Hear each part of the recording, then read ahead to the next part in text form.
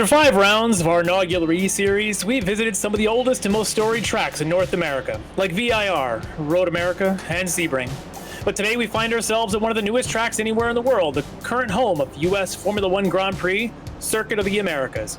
Sitting just outside of Austin, Texas, COTA has quickly become known for its signature S's, long back straightaway, and its 13 stories of elevation changes, including the massive climb up to the hill to the tight turn 1 hairpin. There's also several decreasing radius corners and a few hairpin turns that challenge a driver's skills. But it seems that we travel to Austin, all people want to talk about are track limits. Acres of asphalt runoff tempt the driver to sweep those corner entries and exits. But if you put your tires over that line by just an inch too far during qualifying, your lap won't count. With a long lap of over 3.4 miles and only 15 minutes to qualify, a driver can't afford to step over those track limits too many times, or they might find themselves starting their race from the back of the pack. Many drivers have the speed to be fast enough for pole position today. Will they be able to avoid those penalties and stay inside our track's tough Austin city limits? Welcome to round 6 of the Hoosier Racing Tire SCCA eSports Super Tour. Alongside Greg Ginsberg, Kyle Heyer, I'm Larry McLeod. Later, we'll be joined by Tom O'Gorman. In the first 4 races, Greg, we saw a small group of fast drivers start to dominate almost every race. Names like Allison Drini and Davis and Patry, they were winning while an array of challengers kept trying to take them down. Last week, we saw some breakthrough first-timers. We saw Steve Ray and Mark Shrivastava and Andrew Abbott each taking some wins. But Greg, what do you think? Any of those challengers are going to be able to continue that success? Or do you think we'll go back to the early dominators who will be sitting on top of some of our podiums today? Well, hey, Larry, and great to be back and great to be here at COTA for the penultimate stop on the 2020 Hoosier Racing Tire eSports Super Tour. And as we discussed last week, each track we visit on the Super Tour presents different challenges. Last week it was how to manage the draft, how to manage multiple threshold braking zones, how to maintain speed at perhaps the ultimate horsepower track. And with those new challenges, we saw many new names on the podium, as you said. But it should be noted that many of those newcomers to Victory Circle also had a lot of track time at the real Road America. This week at Circuit of the Americas, track knowledge may not play such an advantage. First, from talking to many of the racers this week, the virtual COTA drives very differently than the real-life COTA, which hasn't held many SCCA events since its opening. And with the exception of turn 20, which brings you back onto the front straight, track limits typically aren't enforced heavily for the real race cars, so it will likely be a huge adjustment for everyone in qualifying. But once the green flag flies and we go racing, all bets are off, and those limits are thrown out the door, Larry. So the drivers are going to need to adjust their lines and it should be easier for them to carry speed out of critical corners during the race. But again, as you mentioned, they're going to have to be very, very careful during qualifying, because if they ignore those track limits, what's going to happen is what may be a really good flying lap is going to be tossed right out the window. Yeah, and you're going to see some of that here as we kind of warm things up and you see the practice on the screen there. You're going to see some drivers who will try and keep their line, and even some of these practice times, you don't know which drivers are keeping it on the track between those track limits and which ones are not. We will know when we get to qualifying, because the driver may look like they're on a fast one. If they exceeded track limits, it's not going to count. They're going to have to start over another lap. It's only probably going to get maybe 5 laps in qualifying. Be lucky to get a 6th one, a real good flyer. If you're trying to draft somebody, those opportunities are very slim.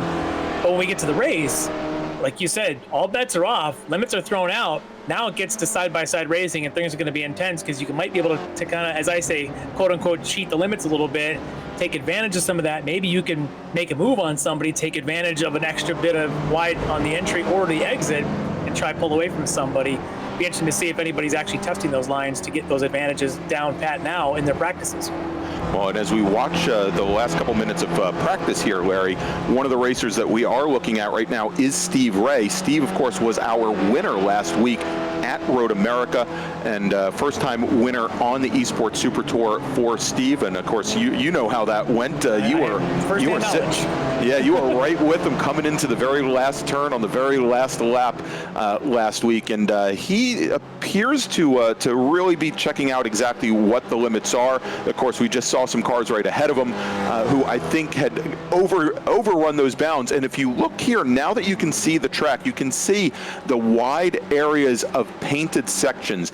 Now here, as they make their run, I believe down into turn 12, that's actually grass over on the sides here, but you can see at the exit of turn 12 here, all of the runoff room there is, and in many different places around the track, you will find very wide painted areas. And if you go and put more, I believe more than half the car off the black surface, Larry, that can account, and there are many different turns where this can be an issue. It can be an issue at the exit of turn 1, the signature uphill turn that is very wide on entry but narrows down. It gets very narrow on exit, and there's a huge tendency for drivers to turn in early or enter that corner from very, very far driver's left, and what it does is it pushes them out on exit.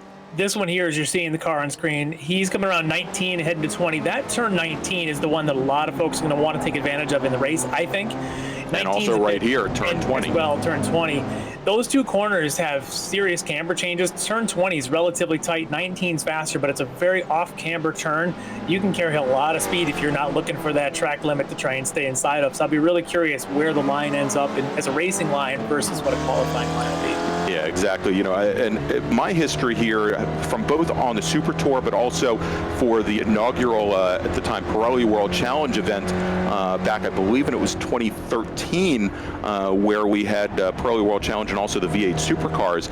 I was there, and we had TCB for the very first time. As a matter of fact, it was the very first TCB or B-Spec race for Pirelli World Challenge, and it was pretty shocking to see how the extent that drivers would go during a race, and at that time even during qualifying, to try and maximize that entry and exit into a corner, and to be able to open up that wheel and reduce wheel scrub as much as possible. That they, on turn 20, coming out onto the front straight, they'd actually let that car come almost all the way up to the grandstands on driver's right. Of course, there's a fence there about 10 feet before the grandstand, but you know, it's very challenging. Now, here's a look over at turn 1, and I don't know if we can get a view of the exit of turn 1 here. Yeah, but the run up to 1, and then you're talking about the exit, the run back down. It's amazing. The elevation, physically standing there down the pit lane and looking up that hill to the top of 1, and then when you get up to the top of 1, looking back down from this vantage point all the way down into the pit lane and then down towards turn 2. It's just amazing, the elevation changes here, and it really makes a huge difference, because when you get to the apex of 1, all of a sudden it's no longer your camber favor. It goes away from you. So it goes away, exactly. Yeah, it tilts away, and again, the track narrows down. You can see in many cases coming up the hill here, and the track is widened just a bit. You can see by the exit of the pit lane coming up the hill as well, that it's not uncommon to see sometimes on starts of races 4, sometimes 5 cars wide going into turn number 1. I can tell you, I'm personally worried about that, what it's going to be like going into 1. We ran our Fun with Cars night Thursday nights. There was a whole lot of bumping going on in turn 1 on Thursday nights. I know that our driver coaches, so to speak, are going to be doing a bit of a drivers meeting in each of the races tonight as much as they can, mentioning that, hey, you know, let's get through turn 1, guys. Let's get down through the S's before we try and sort things out. The other one, as we see on the screen, which is Franco's onboard view here, this is another spot where on the first lap things get bound up, because at this corner right here, this decreasing radius of turn 8, very, very difficult. A lot of checking up that's going to be happening through there. If things aren't sorted out from turn 1, they're going to get sorted out by the time they get through 8. It's going to be a real hairy section right there. Yeah, and that's one of the things that makes this track very challenging. Now, again, last week at Road America, we had a lot of very long straightaways tied together by, in most cases, 90-degree turns, and a lot of the challenge that you had was being able to get the car slowed down in time, and really also, and of course, deal with the draft and worry about how easily cars that were maybe 5 or 6 tenths behind you coming out of a corner might be right up on you as you went down into the braking zone.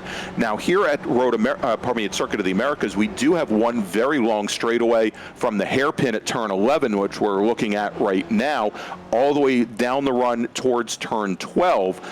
But that's really it for drafting here at Circuit of the Americas, where you have issues for drivers is more a question of flow, that you've got a series of S's as you come out of that turn 1 complex, come down the hill through turn 2. You then have to set up for a series of S's, and you can see it here on camera, and those S's tighten up considerably, and makes it very challenging as you come through, and it's turns 3 through turn 6, and you get it tightened up, and then as you mentioned, as you start to come up the hill through turn 6 and turn 7, that turn 9 exit, well, turn 8, very challenging because it is decreasing radius, and then as you try to carry speed through turn 9 heading into turn 10, great challenge to keep the car on track, to not go wide drivers right, where drivers do many times have issues with those track limits. Yeah. I'm going to head out and go qualify. So Kyle, you guys, you and Greg, have yourself a good time. We'll put on a show, and we'll see how this rolls along. Yeah, let's see how Larry does as he gets suited up, and see if he can stay within those track limits. And hopefully we'll see Larry move up from that 4th place finish a week ago at Road America, and hopefully we'll see him on the podium. So let's welcome in Kyle Heyer from Sim TV, as he does every single week. Kyle's going to join me here for the Spec Racer Ford race. And Kyle, you've had a lot of experience here with a number of different groups that race Circuit of the Americas. It's not always the favorite of drivers, let's say here, because of the challenges and because in qualifying they have issues staying within those track limits. Yeah, Greg, hi, welcome. And this is, again, you mentioned it, one of the tracks that a lot of drivers aren't necessarily a huge fan of. And I think the reason is because of the iRacing service, the track limits here are pretty tight. You mentioned earlier that the limit's about half the car off the racetrack, and you'd be right about that. The way that iRacing calculates track limits is the center point of the car. If you pass the center point of the car over the white line, that is a track limits violation. And in the real world, it's a little bit more lax. You usually get 4 tires over the white line before you'll start getting the attention of the corner workers. So it's a little bit tight track limits wise. This track hasn't been popular because of iRacing's incident limit system, which will not be in effect today, Greg. So at least in qualifying, you have to stay on those limits because that's one of the rules of qualifying. In the race, I don't want to say it's going to be a free-for-all, but it's certainly not going to be quite as strict in the race. So that's going to open up the exits of the corners a little bit. We'll let drivers experiment with tracking out a little bit farther and carrying a bit more speed. Yeah, now, of course, that will open things up on the exits of corners, Kyle, but it's certainly, now, of course, there's a lot of paint here, even to the inside of apexes of corners. The drivers aren't going to be able to go and shortcut corners and take positions. That will incur a time penalty for them during the races, so, of course, they'll have to be careful there. You know, there's always that tendency. I don't think any driver is going to willingly try to straight line a corner and get a position, but that's still something that the drivers do have to worry about. Absolutely, and again, the way iRacing handles that is if you cut below the same track limit that applies on track out with that center line, if you cut on the apex of a corner, it will get you a slowdown penalty, and you have to serve that or risking a black flag. There's Caleb Patri's 198 going for a loop at the exit of turn 15. I find this corner right here, Greg, to be the most technically challenging corner. You're coming in here, you're turning into a braking zone, and it's the tightest corner on the racetrack all the way down to first, maybe second gear at about 40 miles an hour. And this is going to be a challenging corner all day long because of how tight it funnels down before you head over to the carousel here towards the end of the lap. Yeah, it is very tight. Now, a lot of people may think that hairpin at turn 11 is the tightest turn and the most challenging turn, but because of the how wide the track is at entry, and it's fairly wide at the exit, although, you know, great example there, we have a car spinning off right at the apex there. It typically is a corner with these cars that can be carried with a reasonable amount of speed, as opposed to turn 15, as you mentioned there. And there are a number of decreasing radius corners, turn 15 not being one of them. And I think possibly one of the most challenging corners is actually turn 12 here at Circuit of the Americas. That is the corner that you come to at the very end of the very long straightaway here, and it's again very wide at the corner, but great example here is we have a driver going around. That's the number 75 car of Mick Robinson. Not to bring attention to Mr. Robinson here, but he was kind of serving my point. Now that is a great passing opportunity because it is really one of the only very heavy braking corners here at Circuit of the Americas, but again, it's a very difficult corner to keep your eye through, to be able to visualize the exit and to carry speed. Absolutely. So we're going to have a lot of corners tonight that are going to be passing zones. Turn 11, as you mentioned, turn 12 is another one. Turn number 1 on the initial start. We're going to see drivers fan out 2, 3, maybe even 4 wide on the run up to hill. Then you got to get single filed out by the time you get to the S's, because they might be 5 or 6 car widths wide, but the racing line is very narrow through there. There's a lot of passing opportunities on the track for the slower cars. When we get into some of the faster cars, like the big bore race, Greg, I think the passing opportunities are going to diminish to just the hairpins at the ends of the straights. And if you try anywhere else, well, it's going to get really interesting. Yeah, it's going to be at your peril, without a doubt. And I think that you're right, even for the slower horsepower cars like these cars here, I don't think you're going to see anything more than single file through the S's because of the way it tightens up. It really is a one-line track through that complex there. So waiting for some drivers to lay down a time, and not a single person has put down a time yet. That just goes to show you, I think some drivers are struggling to get a clean lap in, as we mentioned, but we have a couple that have come on through. Stevie Ray with a 2:39.835. That lap did not count for violating track limits, but he's putting in a second lap now. We'll take a look at the sector times here, and this is going to be an interesting thing to watch during qualifying, Greg. If the sector time is blank, that means that they had an off track. So Cedar Ray, first sector, a 101.8, that was a legal sector, and he'll come across the line, but his second sector was not legal, and he'll run a 2:32.1. Oh, it actually was legal, so 2:32.1. Yeah, that was legal. top. So we do now finally have some drivers that are setting some legal laps here, and so we have Steve Ray, who is currently sitting up at the top of the leaderboard with that 2:32.186 that he just turned. That is a little bit less than 0.2 of a second faster than Justin Clardy, than James Tibor, Emil Orza, and Miles Crabb have also set lap times, and there's about 1.8 seconds separating Steve Ray, our provisional pole sitter, and now Miles Crabb sitting in with the 5th fastest time. Now again, reminder that Ray was your winner last week. Jackson McLeod, the son of Larry, finished second. Caleb Patry finished in third, and McLeod, who was in second going into the very last corner, finished in fourth. And that was a great battle that we had going on there, not only between Steve Ray and Larry McLeod, but also between Jackson and Caleb Patry, that they were, I believe, only about 0.2 of a second separating them when they crossed the start-finish line as well. So, and we had a lot of very close racing at Road America last week. Definitely looking forward, and as many of these drivers seem to still, after a lot of practice, be kind of tiptoeing their way around here, trying to find the best corner, the best way to set fast laps, as we see both Larry and Jackson McLeod now here trying to figure out who should be the lead, setting the pace here, and as they make their way through the S's.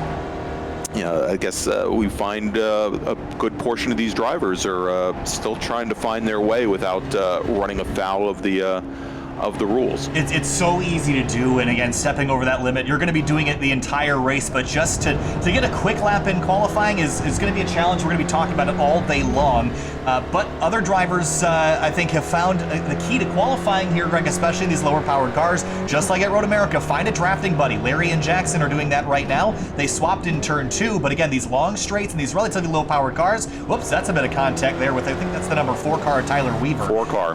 But yeah, that's Weaver. That's going to be the key to qualifying well in these slower cars is get a drafting buddy, and Larry and Jackson are doing that right now. Yeah, and we'll see if Larry can get back in line there as Jackson pulled ahead as they make the run down that long straight over towards turn 12. And so as I kind of mentioned in the open, the drivers that have had experience in real cars or analog cars here at Circuit of the Americas, for the most part, they haven't had to pay as much attention to these track limits even during qualifying. Now, technically, it's a written rule, and you should not be taking the car all the way off, and you can get dinged for it. But the fact of the matter is that you don't have a computerized system that can automatically track where every one of these cars happens to be on track, and it's up to the corner workers to call something in, and typically they're not going to be calling in on each individual lap from each corner. Otherwise, the safety net would be and the flag net would be awash with comments probably for an entire session. Absolutely. So looks like we've got 10 drivers on the board right now. A gap between first and 10th right now is 4.2 seconds. This track is very technical, even in a fast car, Greg. So we're going to see some large lap time differentials between the front and the back of the field today. I think with the additional length of this racetrack as well, the differences are going to be sort of magnified throughout the day as well. Sure.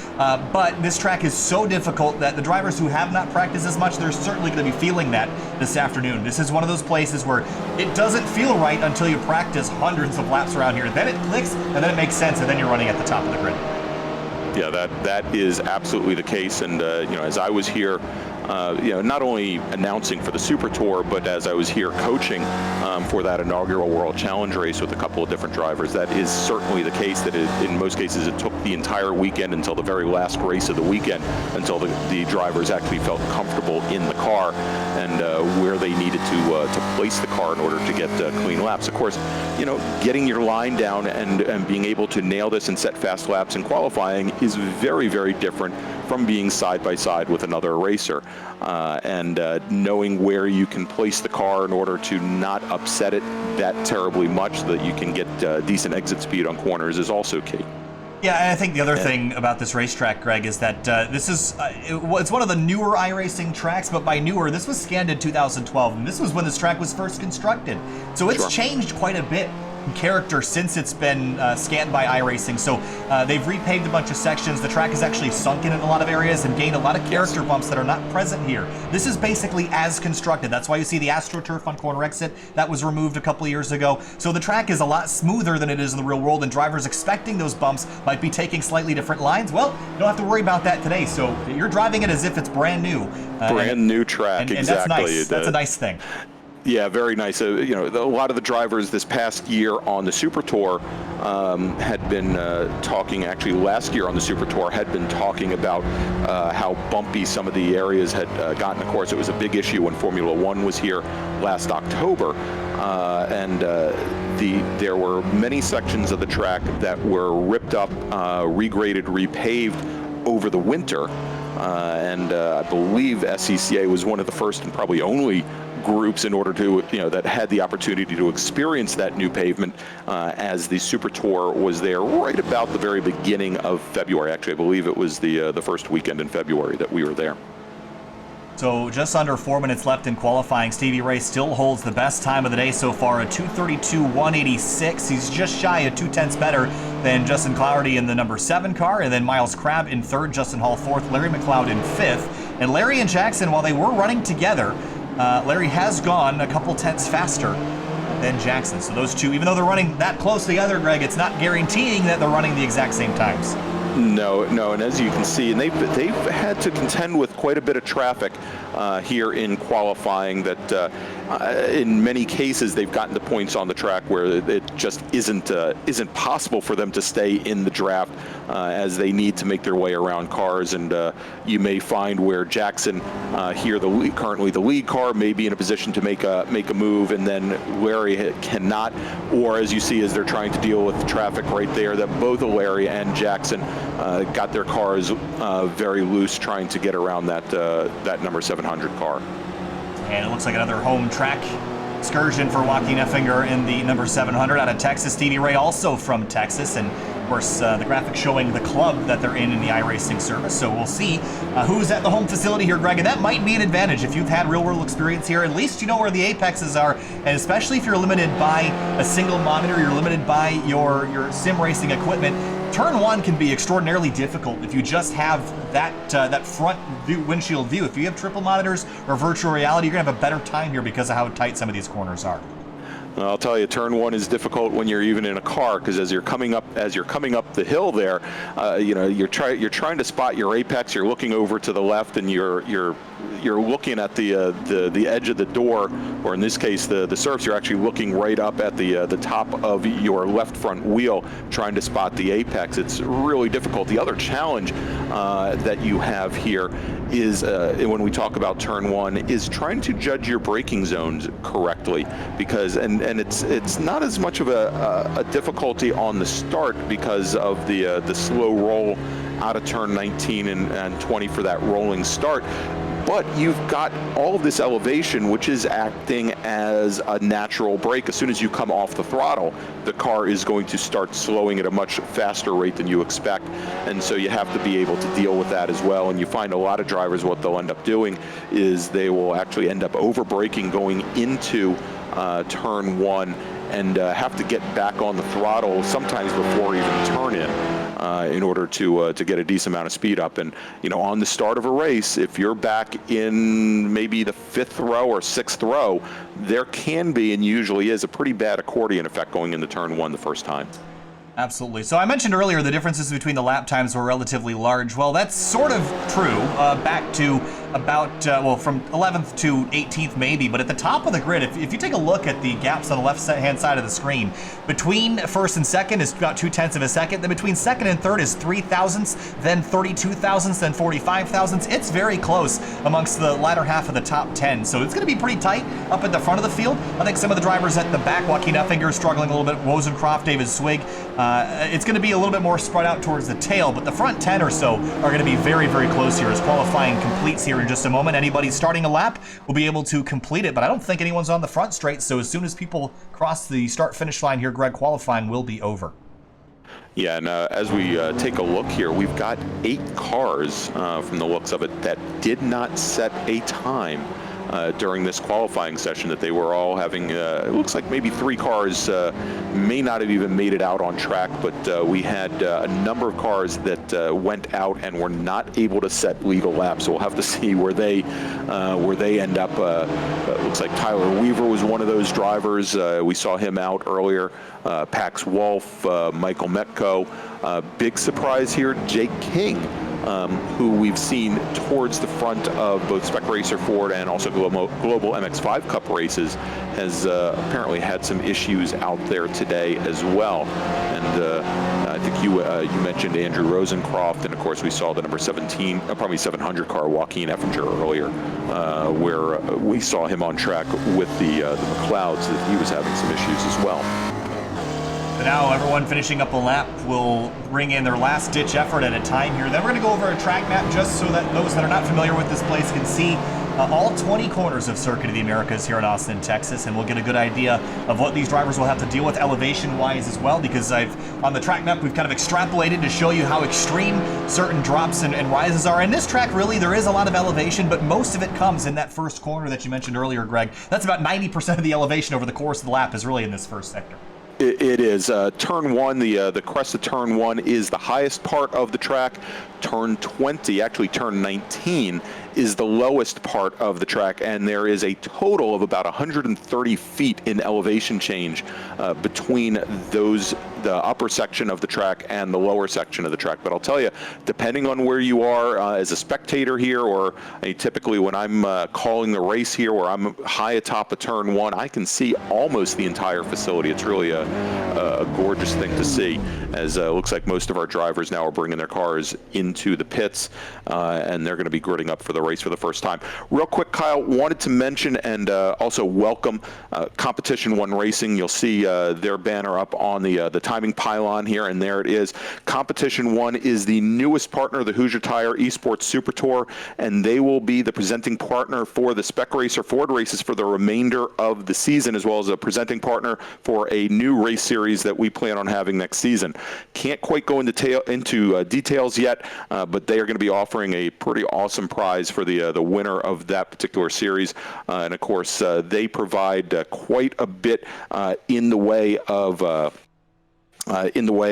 frame-up rebuilds, chassis alignments, basically prep shop service, also arrive and drive. They are also the Central U.S. parts dealer for Formula Enterprises. As a matter of fact, they provided the cars for both the 2018 and 2019 Formula Enterprises 2 national champions in the SCCA, Flynn Lazier and Rhett Barkow. So again, want to welcome Competition 1 aboard the SCCA family. All right, really briefly before we get down to the grid here, Greg, let's take a look at the track map for today's event. Circuit of the Americas here in Austin, Texas, running the full course today, about 3.5 miles, 20 turns, and you'll see here in just a second the elevation climb up to turn number 1, and then the drop down the hill through turn 2 and into the S's. And you're right, left, threading your way between the curbs here, Greg. So it is a spectacular first sector. Then you get down to turn number 11. That's at the top of your screen right now. The run down to turn 12. That's when it gets really, really technical through that arena section. Yeah, that arena section, as you go with that decreasing radius left-hand turn, it opens up a little bit into 13 and 13 alpha, and then we mentioned that really tight hairpin over at 14, perhaps the slowest corner on the course, and then of course things open back up as you get into the stadium section here at Circuit of the Americas, which is a double apex sometimes, depending on how you drive it, even a triple apex, as you run around the amphitheater here at Circuit of the Americas and make your way around for the last two corners, turns 19 and 20, bringing you onto the front straight. That's a lap here at Circuit of the Americas. We'll head back to the racetrack here and bring you your starting lineup here in just a moment. But this is going to be a good one. We'll take a look at the weather here as well and get a good idea of what everyone's dealing with out there on the racetrack. Right now, about 74 degrees ambient, track surface temperature 76. It's about 40 degrees and snowing here in New York State today where I am, so I'm a little bit jealous of these drivers right now. I thought you said it was going to be snowing at Circuit of the Americas, which I've experienced, by the way. I'm tired of the snow, I'll just say that. So let's run through the starting lineup here. Greg, I'll let you take the top 10 and I'll roll off through the rest of them. Here we go. All right, sounds good. Yeah, let's start off, and on the front row, our pole sitter today is going to be Jackson McLeod in the number 133 car.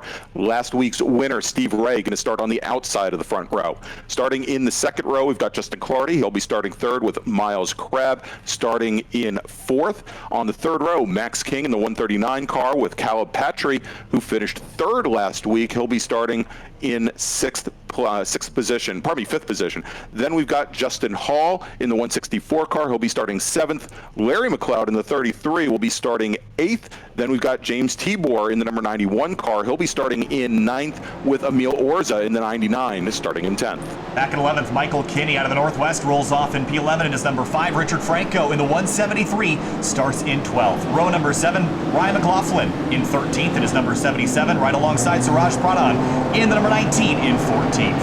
Back in 15th place, Jeffrey Tattersall in the number 23 car starts in 15th. David Swig in 16th out of California in his number 9. A couple more rows to roll through here. Andrew Rosencroft out of California in his 17th place, number 80. Joaquin Effinger in the 700 out of Texas starts 18th. 19th, Jake King in the 30 out of New Jersey. And Charles Junger in the 17 starts in 20th.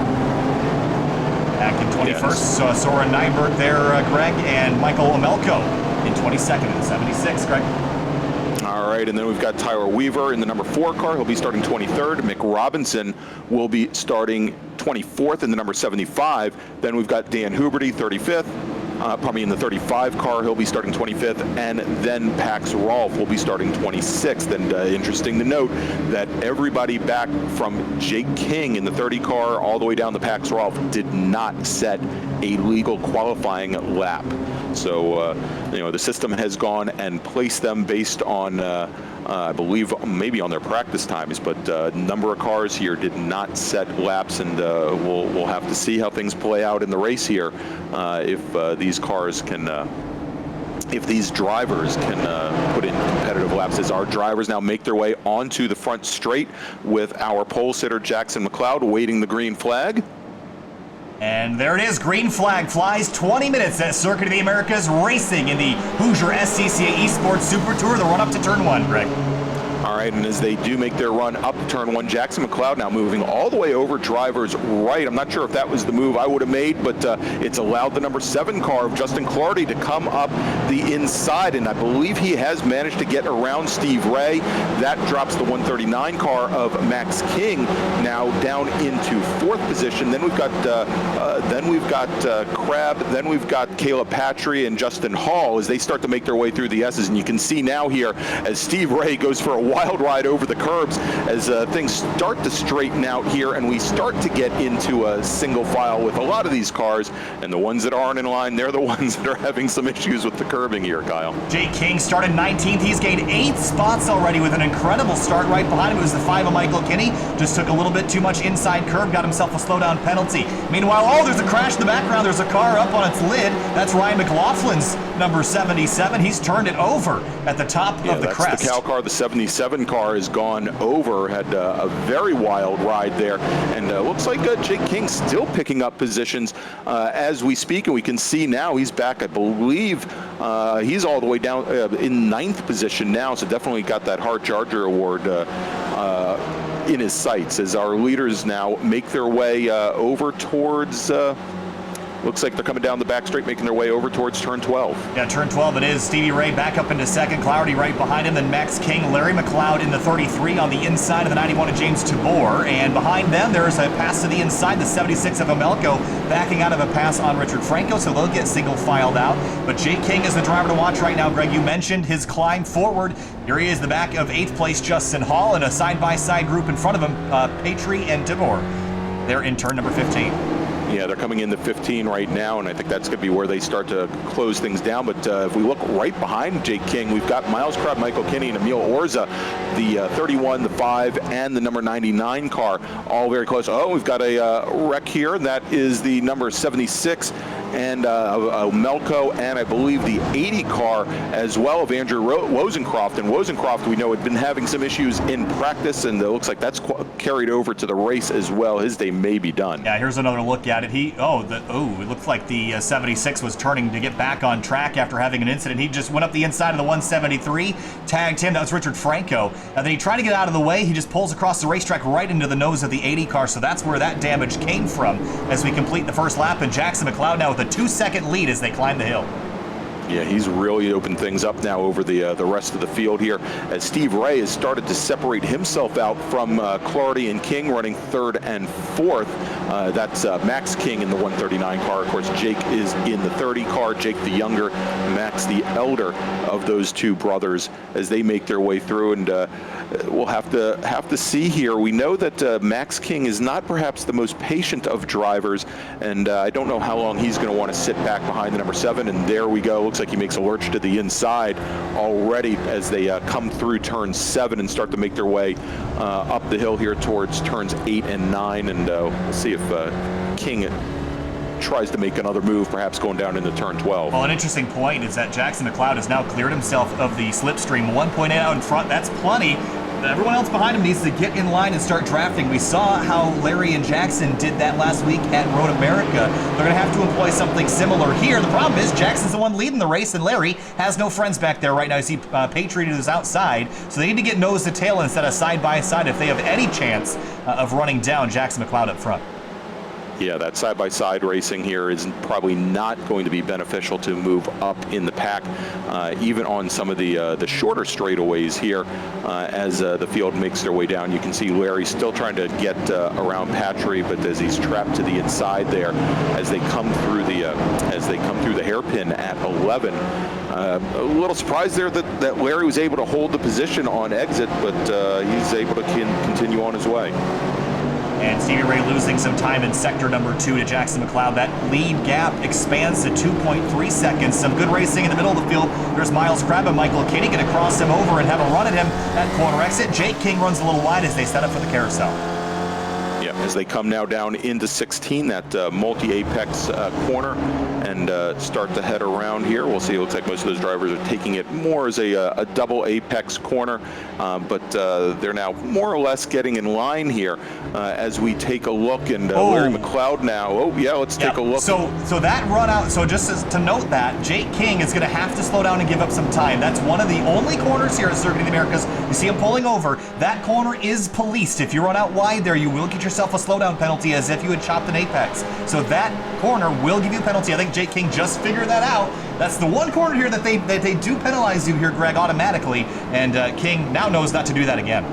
Yeah, and with that, King now has had to give up, looks like 3 positions, so he's now back behind both Miles Crabb, Mike Kinney, and Emil Orza. So a really hard pill to swallow there for Jake King. But here now coming through the S's, Steve Ray might be making up a little bit of ground there on Jackson. Actually, last time by, I think, was actually still about 0.3 slower, as we have a driver that's gone off. And was that Max King that just went off? No, that's the 164 car of Justin Hall. Looks like he may have gotten gotten tapped in the rear there as they made their way through the S's. Here's a look at it here as they came through the S's, and he just maybe clipped this inside curb. Yep, got the anti-cut curb there, and just throws the car sideways, and it's so difficult to recover from that.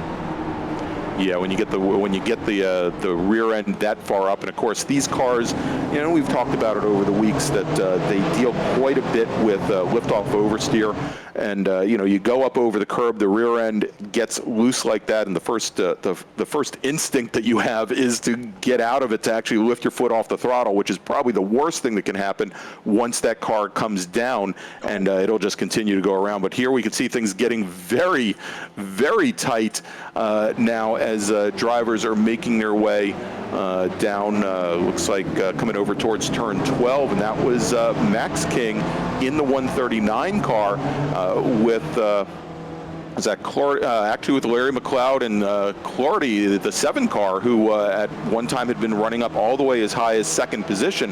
Now Clardy sitting back in 6th. Oh, look at the left front tire dragging on Larry McLeod's car. Too much lockup there, runs a little wide out of 15. But Max King was kind of, some days you're the bat, Greg, some days you're the ball. And it looks like for Max King, he was the ball and kind of got knocked around there on the back straightaway. That was not bump drafting, that was slam drafting. You have to be careful because you can really knock these fiberglass bodies around and damage them, and you'll lose aerodynamic efficiency if you do that. Yeah. Now tell me a little bit about brake balance, because if Larry sees that he is starting to lock up an inside wheel, he can actually use the bias adjuster to move the bias a little bit more towards the rear. Correct? Yeah. And you see Joaquin Effinger go around in turn 15. You can adjust brake bias in these cars, and he can move the brake bias more rearward. The problem is these cars already are very oversteery when you lift off the throttle. So if you move more brake bias to the rear, you're introducing more oversteer into the corner when you're trailer braking in. So this is one thing I would probably leave the brake more front bias and just try to maybe roll the car through the center a bit more and use less brake into 15. You drag your left front tire in pretty much every car. We'll see that all day long, whether you're in a Porsche Cayman or whether you're in a Spec Racer Ford. That's a difficult corner to avoid lockup in. All right, and we're watching Jake King once again coming through the S's through that 3, 4, 5 complex, and Jake is taking curbs everywhere you can imagine. He had also gone up over the curbing right at the apex of turn 1 as well, and I'll tell you, if he had all 4 wheels on the ground, there's a look at the replay there. It might be going a little bit better in a straight line.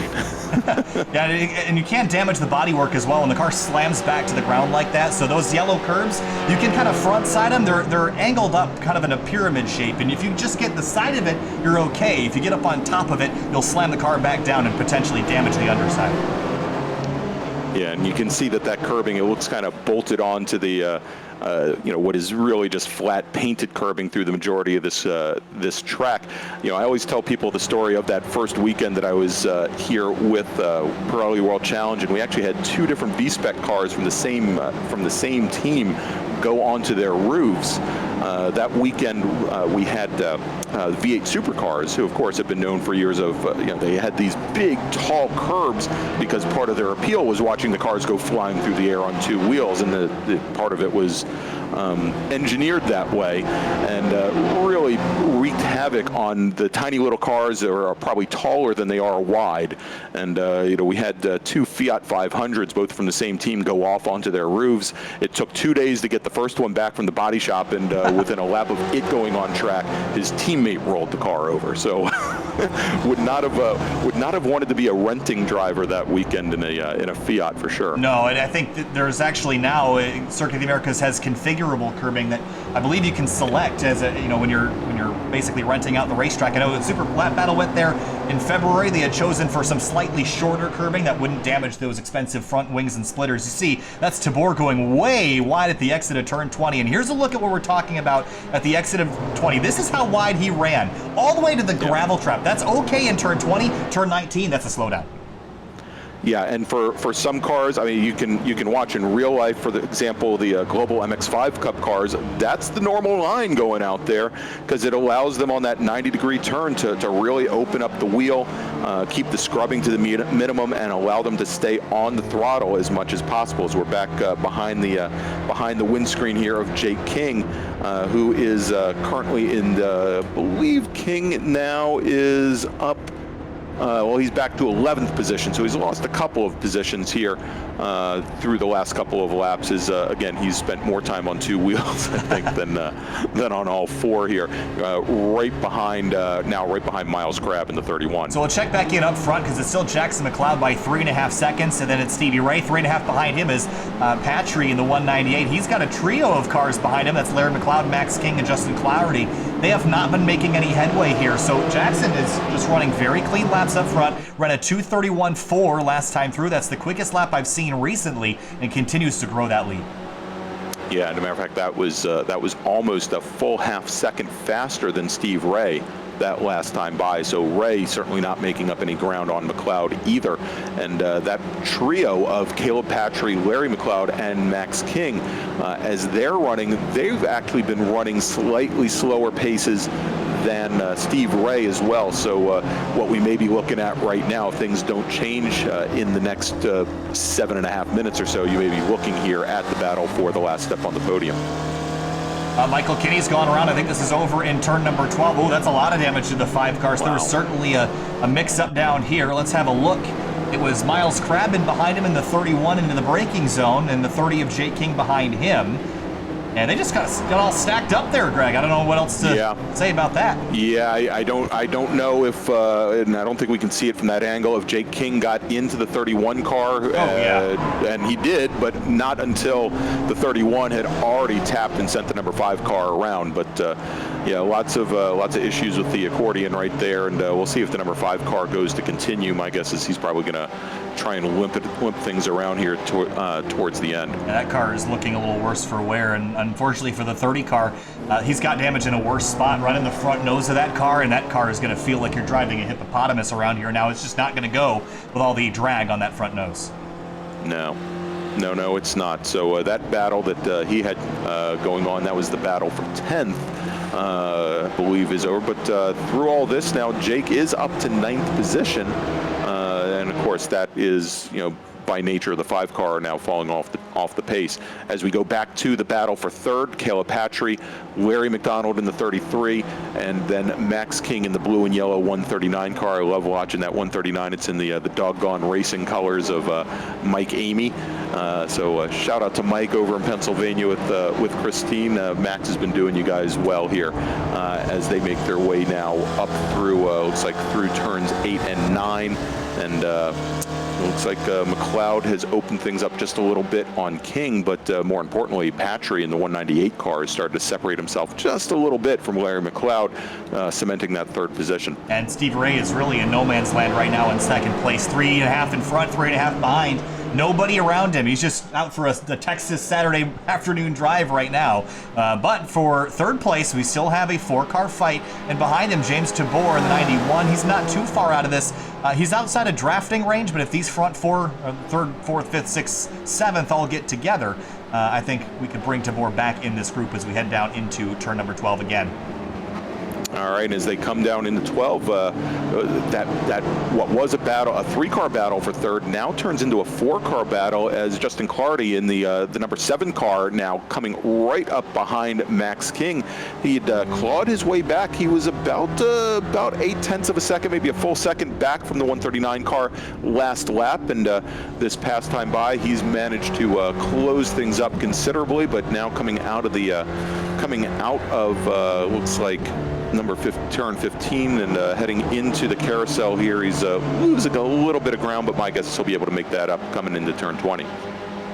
Larry McLeod putting a lot of pressure on Patry now as they come through turn number 19. And Patry's wide. That should be enough. You see him jerk the car back onto the course. He still might have to serve that penalty. We'll see as he comes onto the front straight whether or not he has to move over and give up time. Yes, he does. And he does.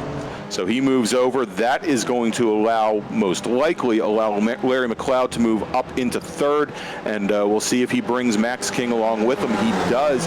Justin Clougherty manages to get by as well, at least temporarily, as they start to head up the hill to turn 1, and you can see here, as Clougherty gets into the back of Max King, under braking going into turn 1, and again, we talked about that, how sometimes there's a bit of a tendency to over brake going into 1, and maybe that, Clougherty, not having been right behind King the last couple laps, didn't really have a good understanding of where Max had been braking going into 1. Yeah, and, thankfully, I think they got away without too much damage on their cars, so I think they'll be able to continue without any more drama than that. But that's certainly not what we want to be doing. You mentioned the overslowing, but it's just difficult to spot your turn-in point as well because the track is so wide. It becomes a real question of should you be all the way on the right side of the racetrack and try to late apex it as much as possible, because then you're turning sideways across about 6 lanes of traffic, or do you keep it tighter and maybe sacrifice a little exit speed? It's a challenging corner. It's there for a reason, but it's not easy.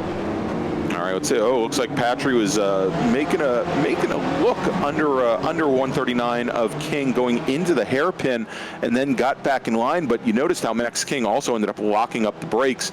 Left front wheel locked up going into the hairpin as they make their way down the back straight, heading towards turn 12. And now here we go. Patry looking to get that fourth position back. He's set up to the inside of King, going into the left-hander decreasing radius turn 12.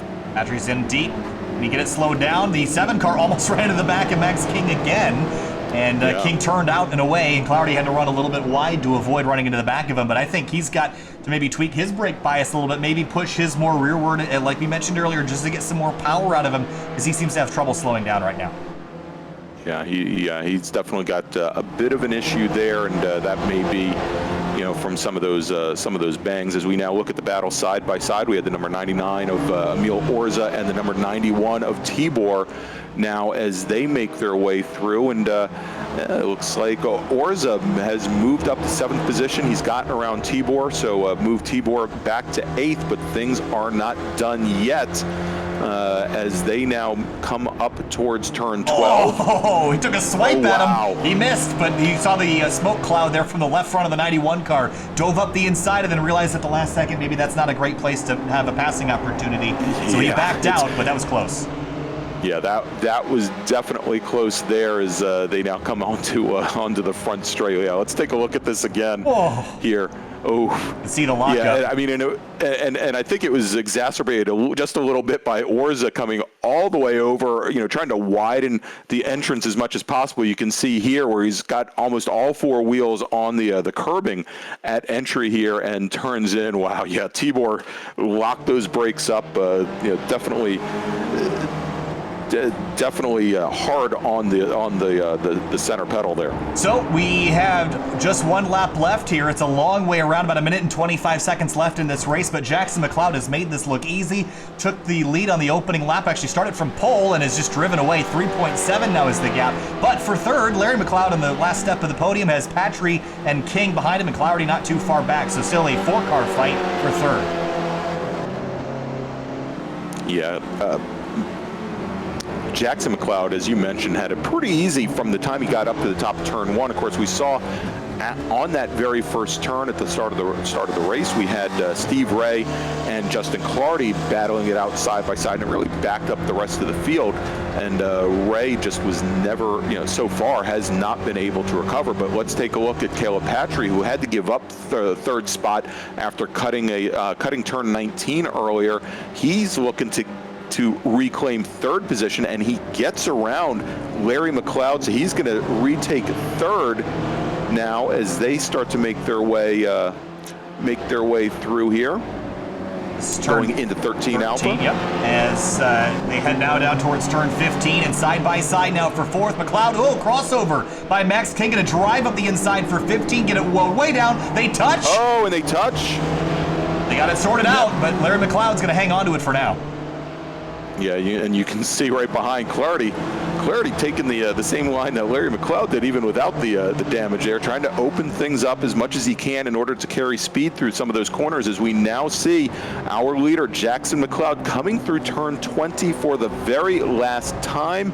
As he comes down, he's going to go to the far starter stand. Interesting thing here on the front straight at Circuit of the Americas, you have the starter stand at the front, and then you've got further down the straight, you've got the finish line, and Jackson McLeod takes the checkered flag. He is your winner for the first race of tonight's eSports Super Tour from Circuit of the Americas. Steve Ray holds on to second. He was last week's winner. He's going to finish on the second step of the podium today. Caleb Patry on the last lap gets around Larry McLeod. So instead of having the father and son pairing on either end of the podium, Caleb Patry with the 198 car comes in third. Yeah, just a small correction. The farther starting line is actually just the start line. The closer one is the finish, so it's vice versa there. So it gives the field a little bit more time to get lined up on the front straight before the green flag flies. Here's a look at the race results. It's Jackson McLeod, the race winner, and then Stevie Ray back in second, Patry in third, Larry McLeod fourth, Max King fifth, as you mentioned, Greg. But a pretty solid race there. But for Jackson and Stevie, that was a walk in the park for them. They just drove away, got out of the draft, and just had to hit their marks. All right, so with that race in the books, let's see if, Kyle, do you think we can get our winner, Jackson McLeod, in for an interview? Currently I see Caleb Patry online, but I don't see... Jackson, but we'll see if we can here pull him in and maybe have a short conversation before we move on to the Group 2 here tonight, Greg. But let's talk to Caleb Patry in the meantime. He finished this race on the bottom step of the podium, and Greg is standing by with Caleb. All right, Caleb, great run today. Way to work your way back up to third position, get yourself around Larry McLeod there on the last lap. Tell us a little bit about your race.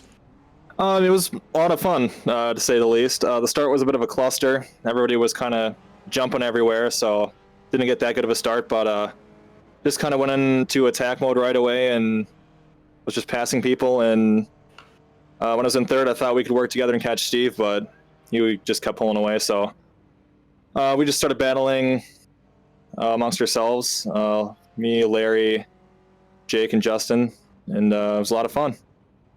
Yeah, it looked like a great run. Now you had a little bit of an issue coming through turn 19 with, I guess, maybe 4 or 5 laps to go, and got a penalty there as we saw you pull over drivers left coming onto the front straight, and you had to let both McLeod by and I believe also Max King by as well. So what was it like trying to battle back around them to move your way back up onto that last step of the podium? It was difficult. I definitely did get the slowdown penalty there. Just a little mistake, ran a little bit wide, but thankfully I didn't lose their draft, so I was able to stick right with them and battle back right away.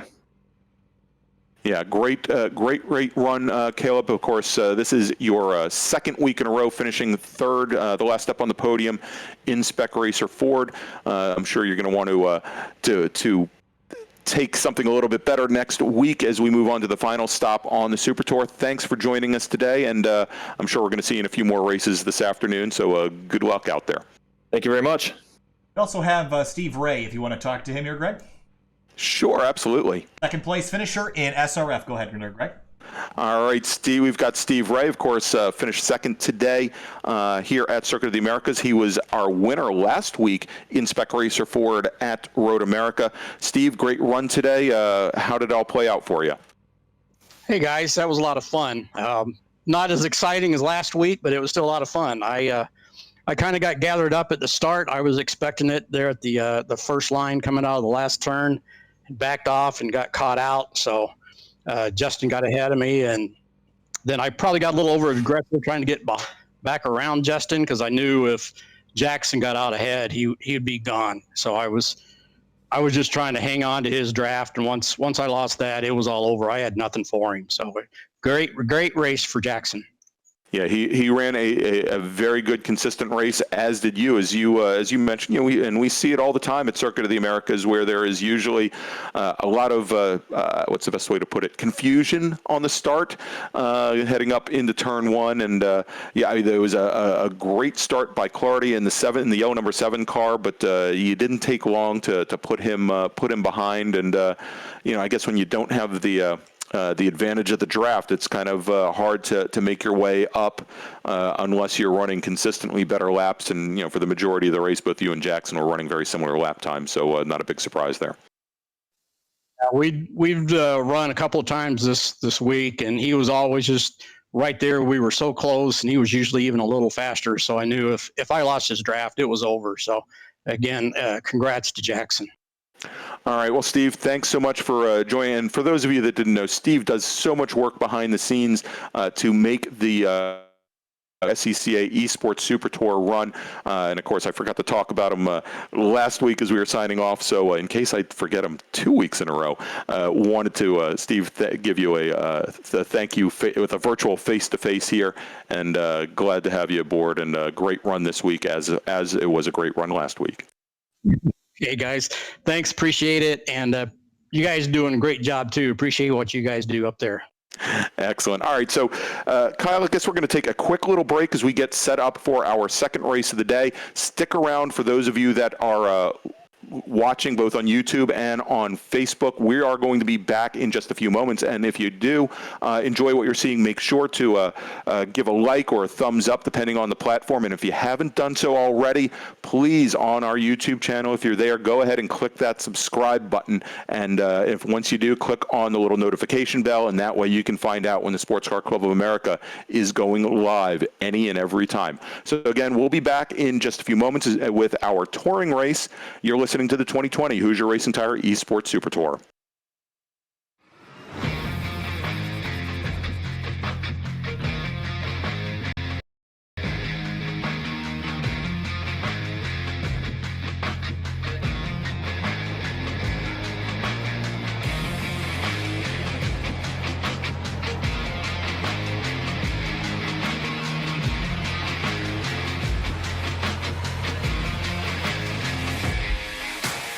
We are ready to go. Beautiful field. Green flag flies.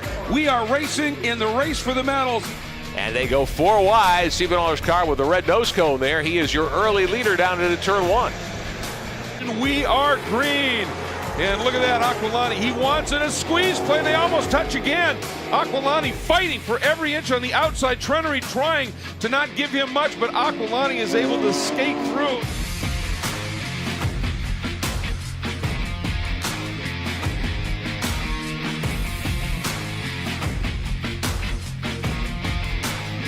Well, we're going to see somebody trying to get brave, not able to get it done. A little bit of lockup. Look at that move by Ayers. Ayers sticking it to the outside. He'll have the inside here in turn number 2. 7 wide down the straightaway into turn number 1. John Black, Mizrandino right behind him. Sherman Chow, Anders Groff, and Greg Guyan now up into that top 5. And he was one of those drivers we talked about making his debut, and had a tremendous season on the nationwide level. We've seen the number 64 of Davis locking up that right front a little bit a few times. He did it in the pass of a body a few laps ago, and coming side by side down into turn number 11. Last of the late breakers, it goes to First Hand, who looks like he's going to be able to take the position. Barnes in the 42 on the outside, Stein in the 39 on the inside. The 87 of Roland tucks in behind the 42. They'll go 2 by 2, brake smoke, tire smoke down into 1 there.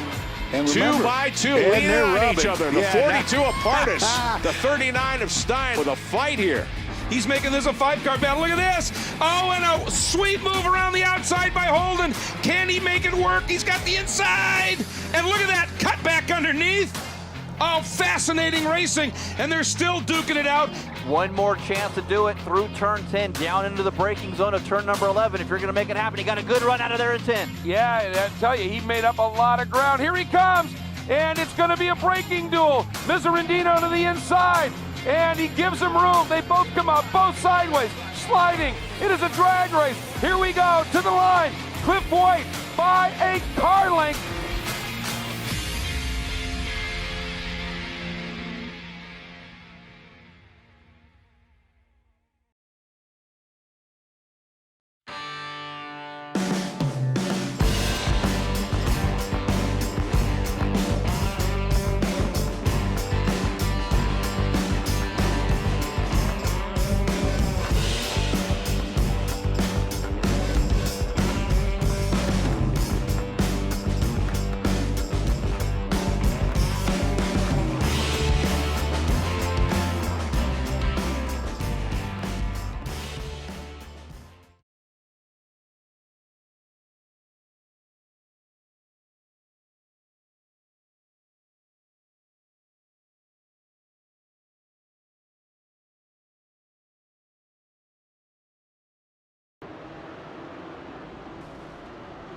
All right, and we are back here at the Circuit of the Americas for the 2020 Hoosier Racing Tire SCCA eSports Super Tour, and I'm rejoined in the booth here by Larry McLeod, who finished 4th in our first race today. So great job there, Larry. Thought you were going to get the last step on the podium for a few moments there until Patrick. Yeah, couldn't hold him behind me. He was quick under braking coming off that long straight. I knew that I was pretty much a sitting duck on that last lap. So yeah, hats off to him. He was quick.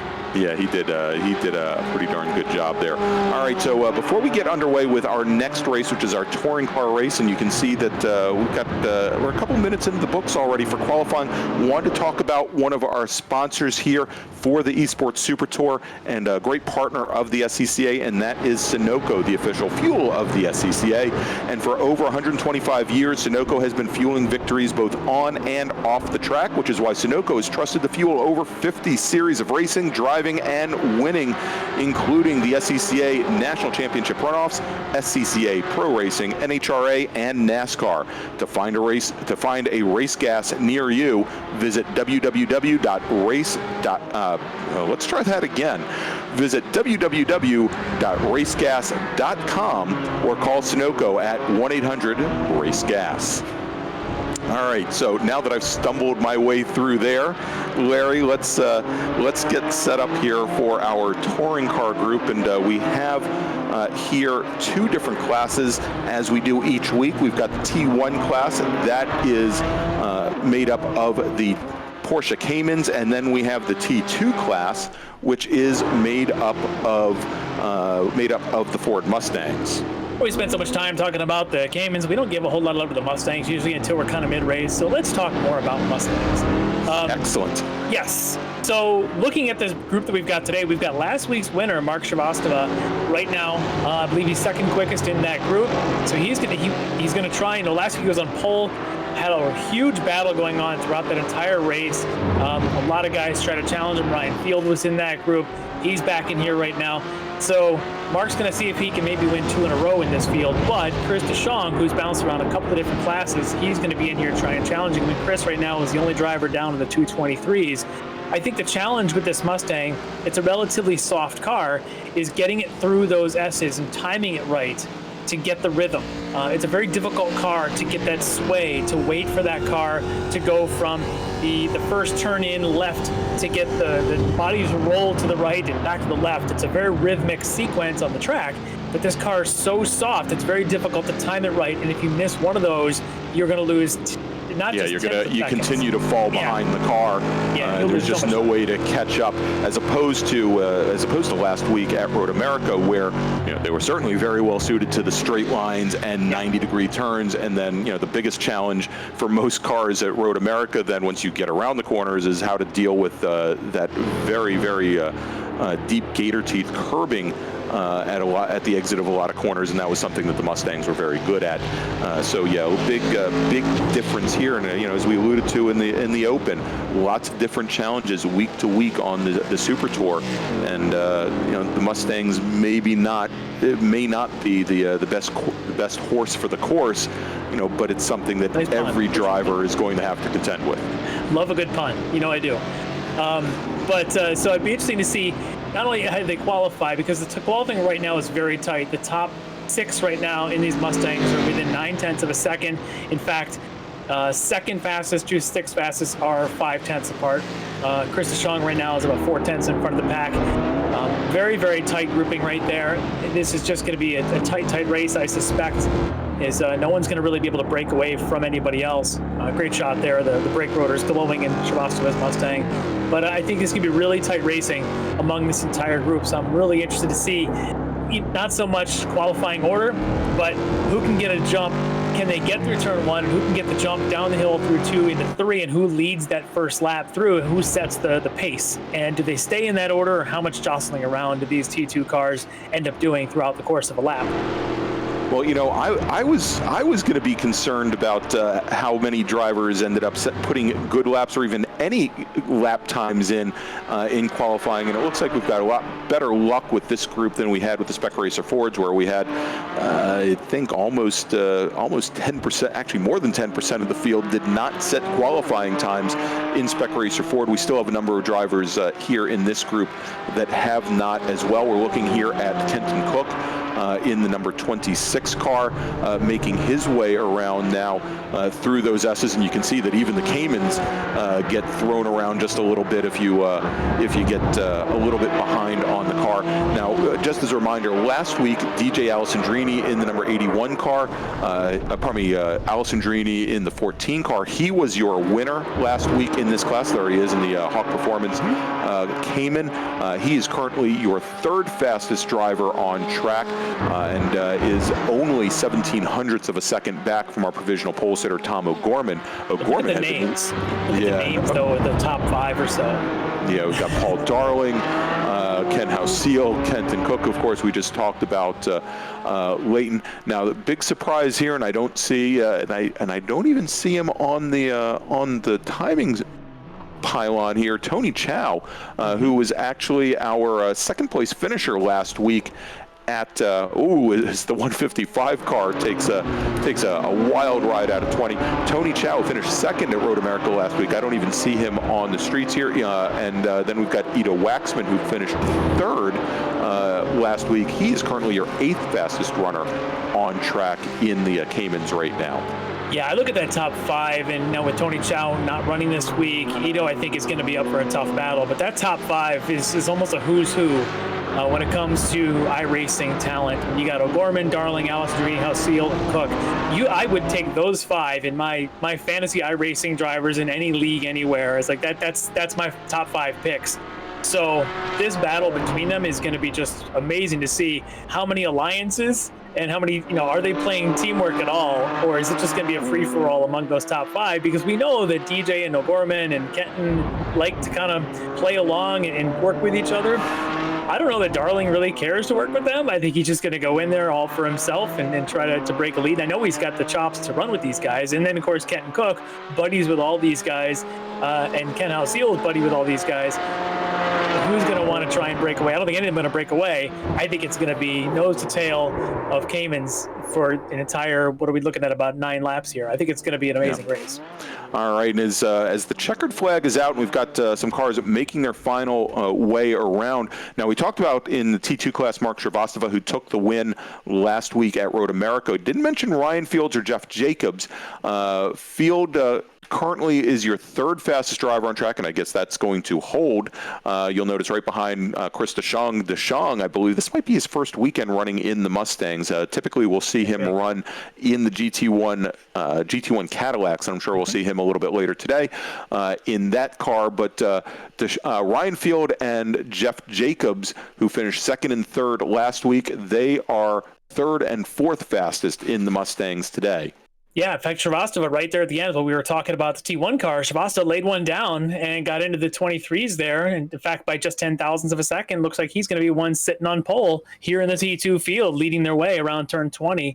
So he and DeShong being down the front row, Ryan Fields and Jeff Jacobs on the second row. This is, like I said, though, I don't know how important it really is too much in this field. The only thing I can say about having run a race here, visually, to be the second car to go the first time through those S's into turns 3, 4, 5 complex, you can't see those marks. You can't see those little yellow curbs at the apexes when you're the 2nd or 3rd car in a train. Right. And you can see them on the camera shot here. You can't see them when you're the trailing car, so you're completely relying on the car in front of you to hit their marks. And during that last race in the Spec Fords, I was following Caleb, and I had Max King behind me. And at one point, Max King actually ran into the back of me and had to apologize on radio, as it was fine, because Caleb missed the mark a little bit, did a little slide. I checked up a little bit. Max couldn't see. He had nowhere to go. He just tapped into me, and no harm, no foul. But that's the kind of thing that happens when you're in these Mustangs, which are much bigger and heavier, and they don't respond as quick as maybe a Spec Ford would.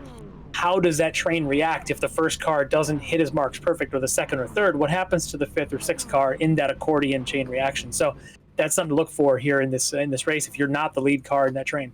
All right, Kyle, let's take a quick look at the weather here at COTA, see if it's changed considerably since the last race. And Greg's favorite surprise, no, it hasn't, as we still have that 74-degree temperature and 72 degrees Fahrenheit. Now, of course, the temperatures in iRacing, they can change, they can vary during the session, which may affect things as the track gets warmer, or in some cases might get cooler.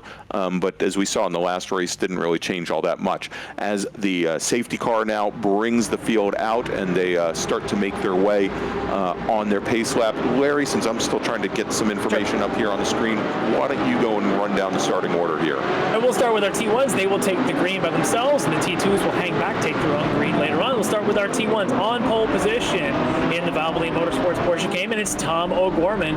He'll be alongside Paul Darling. In the second row, DJ Alessandrini alongside Ken Hausiel. Making up the third row is going to be Kenton Cook, and he'll be alongside Tom Layton. On the fourth row, Ismael Basso alongside David Marcus. Making up the fifth row, Ido Waxman, who was on the podium last week. He'll be alongside Grant Vogel. Making up our sixth row, Mike Leader and Mike Ogren, all Mikes on the sixth row.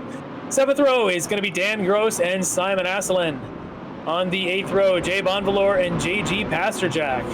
On the ninth row, Don Manning and Marshall Aiken. On the 10th row, Dan Huberty and Jacob Abrams. On the 11th row, David Swig and Pax Rolf gets right out of the spec Ford right into a Porsche Cayman. They drive the same, engines are in the right place. On the next row, Charles Langford and Derek Kulak. And making out the last row, Michael Ryan Johnson and Jacob Bessemer winding out T1. All right, over in T2, our Mustangs, a little smaller field, but plenty competitive here. Our week 5 winner from Road America, he was in the pole and took the win there. He's on the pole this week, Mark Shrivastava. Alongside him, Chris DeShong jumping into the Mustang this week.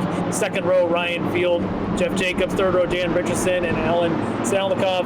Next row, Mike Mihai, Steven Ties, and at the back there, Joaquin Effinger. And it looks like we are green in the Caymans. All right, and we have O'Gorman now running down the front straight here with Darling right next to him, and then coming up the inside is DJ Alessandrini as O'Gorman a little bit later on the brakes. And does Alessandrini touch the rear? No, he doesn't. So as they start to make their way down the hill, it's going to be O'Gorman, then Alessandrini, and Kenton Cook, who started off in fourth position. That is where he will stay in that bright pink Cayman. You can't miss him. And right behind him, it looks like we've got Leighton and Ken Hausiel as well, as they start to make their way through the S's. And much like we saw in Spec Racer Ford, and maybe even a little bit more quickly than in Spec Racer Ford, things are starting to move down into a single file here as the cars start to make their way through the S's. Yeah, Hausiel's the one that kind of lost out there. He had started up in fourth, drops a couple spots. He's now down to sixth early on. But again, they're all going to stay in a pack. Let's take a look at our Mustangs as they are now making their way to those S's. It looks like Shrivastava clean through the first turn 1, turn 2 complex. And already they're playing curves in Mustangs and T2 with he and DeShong. Yeah, he and DeShong in that American flag Mustang. And we've got a couple of cars that have gone around now. Yeah, some contact on the front straight. Looks like is that the number 18 car of Derek Kulak, who's I believe a national champion in T3, and then we had another car go around as well. Yeah, Dan Gross going around as well. So we may be able to check back there. But now heading up into the looks like turn 12, we've got Alessandrini trying to push Tom O'Gorman. But talk about pushing around. Kenton Cook has the rear end step out on him, and he's trying to get back underway without causing too much mayhem through the field. To avoid him. I didn't see any contact, though. That's good. That was a good heads-up driving by everybody around Kenton to make sure they didn't make contact. And even Ismael Basso, who had a pretty good qualifying position. Wow, cold tires, first lap. Yeah, lots of cars there having some issues going through now turn 15, and looks like Cook is still having trouble getting back underway as he tries to make his way through the field now. And now we take a look at the T2 field with the Ford Mustangs, and Chris DeShong really pushing the pace here with Mark Shrivastava, winner in the class. Just get used to this. I think this is pretty much what we're going to see all day. The only thing about this is really where there's that different line between qualifying and the race. You wouldn't have seen that for DeShong during the qualifying. That's that 1X that we're not going to bother counting up. But watch how they wear their tires, and does a lot of extra tire wear by these first two, sort of playing heads up, playing the strategy of someone like Ryan Field. If he just sits back and watches it, maybe he can conserve some tires for late in the race and make a move. Yeah, and I just say both for Ryan Field and also Jeff Jacobs in the 38 car, who's the fourth car in that little train now, as we jump back to the T1 field. And we're looking at now at the 51 of Bonvalor. And Bonvalor is sitting currently in 14th position, as he's trying to gather things up behind him. We had a car go off. I believe that was Marcus. Yeah, that was actually, I think that might have been Jacob Abrams who had gone around, and we'll see how that affects things. But now our leaders making their way up to turn 1 for the start of lap number 3. And things are starting to, I think, starting to settle down here a little bit, I guess. This is the best way to put it. This is actually the back straight, I think. Oh yeah, actually, yeah, that was coming out of turn 7, probably turn 11. Pardon me. Wow, 7-11. It's all the same thing. I know I need a pit gulp right now. Someone got on the radio during the Spec Ford race. In fact, it might have been Pac 12 got on the radio and said, "Hey guys, I just turned onto the back straight. Anybody got a book I can read?" It's that long. In a Spec Ford at 112 mile an hour peak. Yeah. Anyway, it takes a while. All right, so now here and coming up through the field, there is the number 3 of Michael Ryan Johnson, picks up a position on the number 12 car of Juan Vento. So that moves Johnson up to 18th. And here's a battle for the lead in T1. Again, I just wonder if this is like you had said, Ryan Field or Jeff Jacobs back there conserving tires. Deshaun, he doesn't care about conserving tires. He figures, I'm going to make a move. Why not? So he and Shrivastava are going to be just doing this the whole day. Well, you know, Deshaun has had so many issues with getting hit from behind the last couple of weeks in the Cadillacs. You know, I'm sure he'd rather just move out to the front, and if he can open up as big a gap as possible, as early as possible, that's what he wants to do. All right, so now it's turn 1. It's over, under, and under, and over. Yeah, there we go. Alessandrini and O'Gorman. Yeah, as they make their way through now almost side by side, and as things start to tighten up here in the S's, we'll see. And yeah, Alessandrini gives up the point to O'Gorman as our third place runner in the class. Now Paul Darling, the 155 car, that's the UMBC Retriever car, sitting right back behind and waiting to see if these two make a mistake. And you know, if he might be playing the law of averages here, because O'Gorman hasn't had the best of luck in these Caymans the last couple of weeks, so he might just be biding his time. Took it, but he's got the new paint scheme this week, does Tom. So maybe Tom decided to change his luck up a little bit after last week's not so good luck. So, a little wide there as they come off of, I believe that's turn 9. 9. Oh, that was 11. Okay. Yeah, that was the hairpin. All right, so O'Gorman now moving all the way to the inside down the straight here, and you can see both he and Alessandrini trying to decide who's going to have position going into 12. Each one of them now has driven about an extra 80 feet than maybe necessary going down into turn 12 as they come off, and O'Gorman runs a little bit wide, but he's got position going into 13 and 13 Alpha. Here is they crash the curbs, and there's 13 Alpha. I wonder if we should get on the radio and remind these three guys there's actually a big race going on, that they're not in their own private practice session, because that's right now how they're racing, is if they're just in their own private session and kind of don't care there's 35 other cars in the track. Yeah, but how Seal sitting in 4th doesn't seem to be able to make up any ground on them as they're they're making their way through here. So shows you the talent. These guys really have got pace that they can do these kind of antics and do it at speed. It's really amazing. They're so fast, all three of them. And Houseel is no slouch. Houseel is just as quick, but these guys are just mixing it up at pace and showing you that that DRS sign has no business being there. Well, it is a Formula 1 track. It's the first one we've been to where it's perhaps apropos.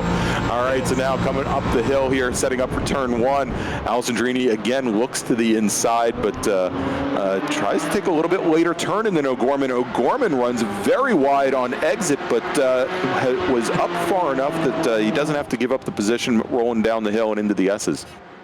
No, again, they're just kind of playing and not making contact. And I wonder at one point Darling is just going to say, maybe I should just do something about this. I mean, they're fast. Again, they're not slow, but I wonder if Darling is just kind of testing it out, watching them and figuring out if he's got any pace for these guys to try and make a move. And I've been watching the T2 race on another screen, and it looks like Deshang, I was spot on. Deshang's really started to open things up on our second place runner, Shrivastava here. As you can see, they're making their way down the front straight. And wow, looks like a bit of damage there for Ryan Field in the shell car. Might have had some issues. And a new player in the game, looks like trying to take over 4th position, is Danny Richardson. Yeah, he's kind of pushing Jeff Jacobs a little bit there and trying to make it a move on him. And maybe with the damage on Fields, maybe Jacobs and Richardson both have a shot to step up on that T2 podium. So we'll have to keep our eyes on that battle as they go along. But this top three right now into T1s are just flying in formation, as they say. Oh, well, maybe it is a formation there, as Alessandrini had the position going into turn 12, and as they come through 13 and 13 Alpha now, O'Gorman, after having pushed very wide on exit at 12, manages to get himself back around. But here, look at this. Finally, Darling starting to show the nose to Alessandrini, but just can't get close enough. But did you see the little green car back in the shot there? That's Ken House-Seal now, just about 2.5 seconds behind this little battle. So he's not out of it yet.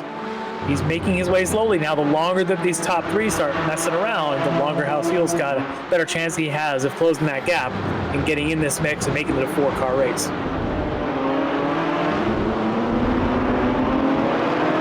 These cars really do race well side by side, don't they? They just mix it up so well. You can kind of pinpoint, precise, throw these cars in, react. And this track being so wide, there's so much room. You can take all kinds of lines.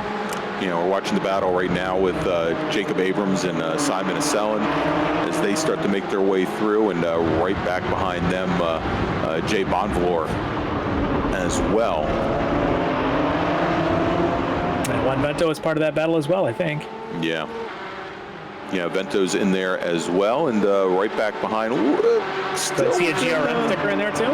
Yeah, I was going to say, a little within shooting distance there with many GRM stickers is JT Pasternak. Oh, look at that. Going up into the wall. That is, oh, Vento. Wow. Yeah, that we just talked about Juan Vento, and as he tries to come up the inside, he gets clipped by, was that Asselin that got into him or Bonvalor? It's the 51. The 51 car? A Bonvalor, maybe? Yeah, I think that was 728. It was 728 of Jacob Abramson, or pardon me, Abrams, that got into him. Abrams came, turned in for turn one, and just, I mean, as fast as Vento was coming up the inside there, I don't think he had any opportunity to turn one's tough because he's got this, 9 lanes wide as you come up to it, but really there's only about 2 lanes worth of usable width when you go through the apex of one. You might be able to go 3 wide, but you're certainly not going to be 8. At some point you got to neck down. I think that's what they sort of ran into there. All right, we're watching now Michael Ogren, currently running 7th, has made up 5 positions already. Ogren, normally an H production Volkswagen Scirocco driver from down south, so still some German machinery for him, but engine's in the wrong place, and he's doing quite well today, though. Yeah, he's got himself right in the mix of this. Yeah, so he's got, I guess, the number 2 of Grant Vogel. Now, that last time by, Ogren running a little bit off of Vogel's pace, but now they're definitely kind of racy as they start to make their way into the stadium section here. This whole right-hand complex here, this 17-18 corner, it just seems to go on forever. And I found nice tight line is about the best, but then you get to this 19 and the bottom just drops out of it. Yeah, completely. It's kind of an interesting technical track that way. So many camber changes mid-corner. Great battles, though, forming all over. And speaking of battles, you were mentioning earlier how a little bit of damage there to Ryan Fields' car. Maybe Jacobs and Richardson had a chance to catch him. Well, looks as though they have. Yeah, they've gotten right up to him, and also looks like Jacobs has gotten back around Danny Richardson to retake 4th position as they make their way now through turn 15 and start to head over towards that stadium or towards the carousel section as well. And things start to spread out a little bit there, but Field in that shell car, even with the damage, he seems to be holding on pretty well and manages to keep up a bit of a gap. Both Jacobs and Richardson haven't made up a lot of ground on him in the last couple laps since we first saw that damage. Yeah, just a little bit. Fields' last lap's a 26.9, just pulled out a 25.8, so he's recovered. Whereas the guy behind him, though, Jeff Jacobs, at a 25.6, and of course Dan Richardson also a 25.6. So they're down to the 25s catching him, and at this point, Field's got to make sure that he stays on point because he can't make even a small mistake like that. Like that right there as the rear end steps out on him as he gets back on the throttle coming down the hill through turn 1. But now you're to the point, this next sequence, there's just nowhere to pass. So if you're Jacobs, you're Richardson, you're just staring at the back of Mustang taillights, waiting to get through, at least through the turn 9 section before you have a shot. And really, you're waiting until you get through 11. There's just no passing here through this whole series of S's, 7, 8, 9.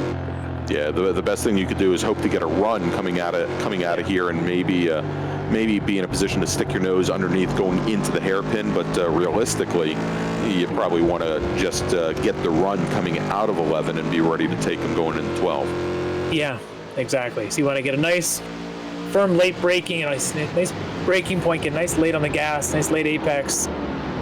Get yourself a nice run, as Richardson looks like he had, as long as he doesn't the back end step out.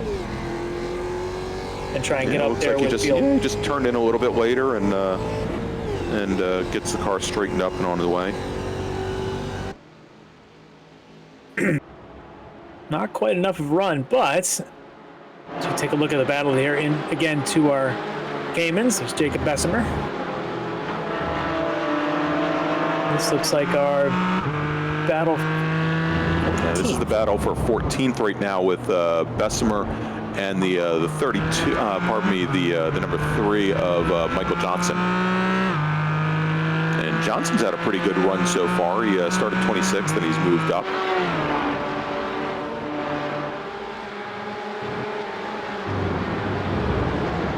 You can see there just, as we have Grant Vogel's gone around. But I was going to say, you look at the subtleties there of O'Gorman having the car, setting the car up on that curbing, almost the entire car on the curbing itself, just to give himself a little bit, wow. Yeah, little replay here. And we saw Jake King do the exact same thing during the surf race. Really tosses those cars around. Oh, his curbs are brutal. You just can't hit those things. They're just any car. Doesn't matter. Like you mentioned, the Spec Fords are here in these Caymans. A big fully suspended car. It does not matter. They will throw anything around. Yeah, and you can see getting back to the point I was making with O'Gorman, really opening up these corners as much as he can, not only on exit, but on entry as well, using every little bit of piece of legal land there that he can as the drivers come out of turn 12. And you can see now he's actually started to open up a little bit of a gap back to Alessandrini now as they make their way around. Looks like, probably about a second or so. Yeah, Ken Hausiel runs a little wide there coming out of 19, loses a bit of ground to our third place, to Darling.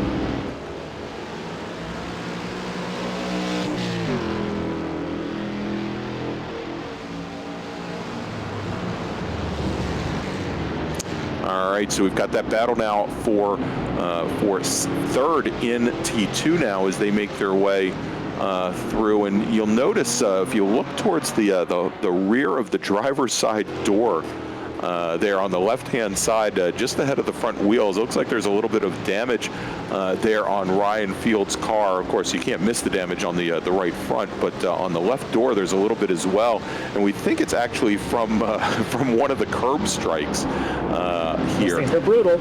Yeah, you could see how the car is kind of crushed in over there. It's almost like it's almost like a bad parking job at in a garage and running into a cement pole there.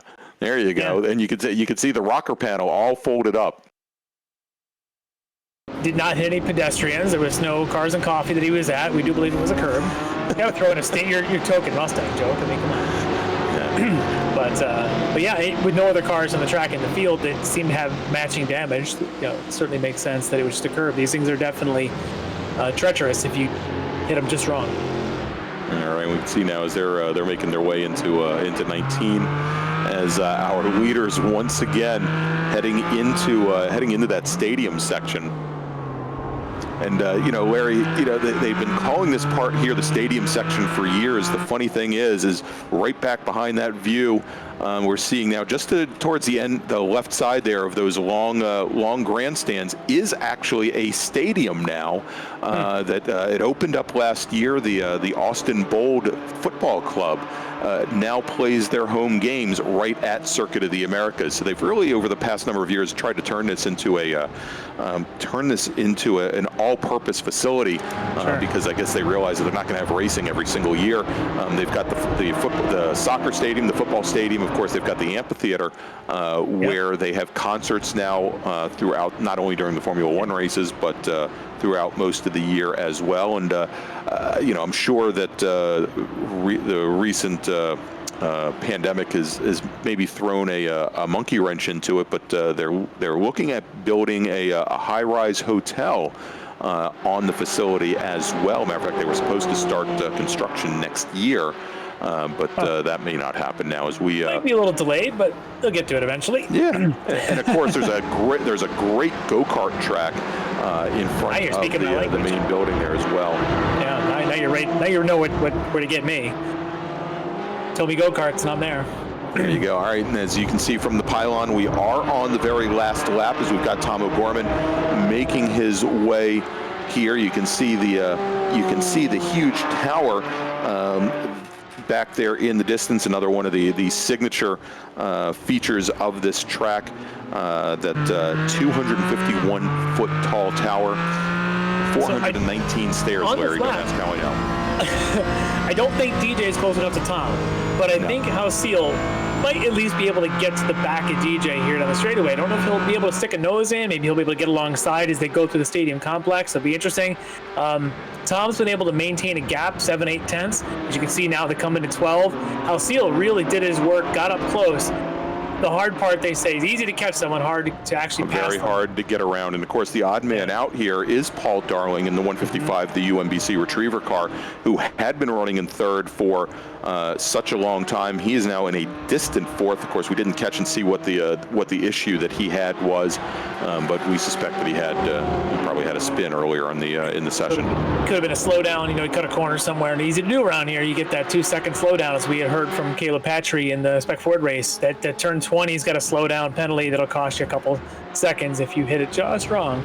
But one person who has not seen to put a tire wrong this entire race, once he got things sorted out with the rest of his buddies there in T1, is our T1 winner, Tom O'Gorman. Yeah, and after, as we talked about, after some really unfortunate problems with this race, and speak about unfortunate issues there, trying to go through that corner sideways is Basso, but O'Gorman definitely had some issues the last couple of races, both at Road America and the week before at Watkins Glen as well, so I'm sure this is a bit of redemption for him as he makes his way to the front, pretty much runs flag to flag. Yeah, great run for him in this car. Certainly some redemption. Loving the new paint job on the car. Oh, look at this. This is the battle for six between Ogren and Basso as they come through. And looks like Mike Ogren in the 17 car is going to pull it out at the line. Basso had been very loose for the last couple of corners, and it cost him his position. Battle here. All these battles are right up to the line. There's Jay Bonvalor finishing right behind Jacob Bessemer. Bessemer, pardon me. That was the battle for, I think, 13th. But one of the battles that is not decided is the last step of the podium in T2. Has taken the win there. We believe should be Chris DeShong, Mark Shrivastava a couple seconds behind him. But this is the 3-4-5 battle here of field up there. You see the shell car, and then we're looking out the front of Richardson, as it looks like maybe Jeff Jacobs had just gotten a slowdown, perhaps? As he just almost lets that Richardson looks like by. that's the case. So, yeah, you can see him letting off the throttle here. So that is going to move Richardson now up into fourth position from fifth. As we see Chris DeShong coming out of turn 20 for the very last time. He takes the checkered flag and the win in T2 with Mark Shrivastava a few seconds behind. It looked like as he was coming through 19, I'd probably put it around 2.5-3 seconds. And now coming out of turn 20 for the very last time, our third place finisher, Ryan Field. And Fields had a pretty good run. Last week he finished second. This week he finishes in third, and Shrivastava took the win last week. Unfortunately, he only finishes second this week. I guess the big surprise, and maybe it shouldn't be a surprise, as we've seen him even on the pole in GT1 before Chris DeShong. He sat there for what, 2 laps behind Shrivastava, and decided he'd had enough, and when he got around Shrivastava, just never looked back. Yeah, made a great move, and definitely shows he's got the pace. Perhaps practicing this car as a good patience car. You really got to lead the car, make sure you line the exits up right, so when you jump into the bigger, more horsepower GT1 Cadillac later on, maybe those same sort of lines and techniques translate very well. So be definitely looking for him to be a strong challenger in our big bore race later on. All right, so we've got our race winner, Tom O'Gorman. Larry, why don't you take it from here? Tom, I know we're going to be hearing from you a little bit as you get to be my co-announcer, but you just put on quite a display. First, you were really dicing it up with your T1 bandmates there. Walk me through that often 3-wide battle that you had going on there with DJ and with Paul Darling. That was a blast. I couldn't be happier to win in my Valvoline Cayman again. Yeah, I guess at the start of the race, I was just I had 2 plans. If I couldn't get away, I was trying to make them fight. And if I could get away, just try to get away. And I couldn't get away at the start. So I was trying to kind of put DJ in an awkward spot so that Paul might attack him a little bit. It sounds like Paul got a cut penalty, so that put him back a little bit. And I was able to build out a little bit of a gap, but then it kind of stabilized. And just I know those races aren't always the most exciting to watch once we were kind of single file for the last half of it, but it's so intense in the car. And it's just you can't put an inch wrong. You can't do anything wrong because DJ's DJ, and you hiccup once and he'd run you over. So, well, I would say we were, especially during the first couple of laps, it looked like just as you said, you were trying to put DJ into a tough position as the two of you, we were watching you with this dance come down the back straight between turn 11 to the hairpin and going into turn 12, where the two of you were swapping sides of the track. I think once we saw maybe 3 different moves from each of you, and then we had the third place car. We had Darling sitting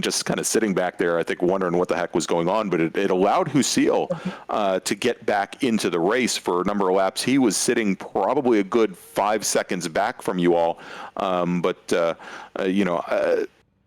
he was able to get there in the end, and I guess was pretty close to Alessandrini at the end.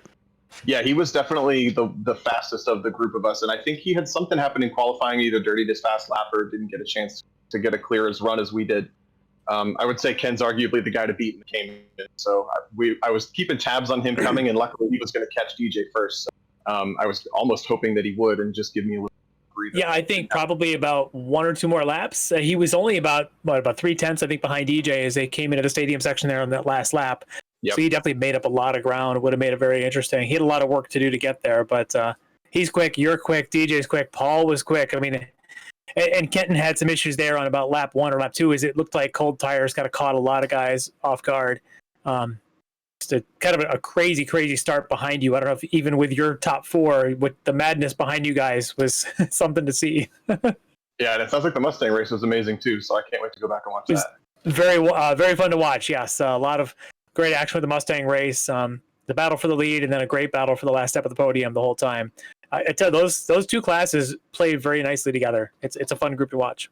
Yeah, definitely. All right, so Tom, we're going to see you back here right as we come out of the break. But Larry, let's take a quick break here so that we can get everything set up for our next race, which is going to be the Skip Barber F2000 cars. And again, for those of you that are watching on Facebook or YouTube, please give us a thumbs up or a like. It will definitely help us in the end. And if you're watching on YouTube, please make sure to subscribe to the channel, and you can also then go and set up notifications so you don't miss future races.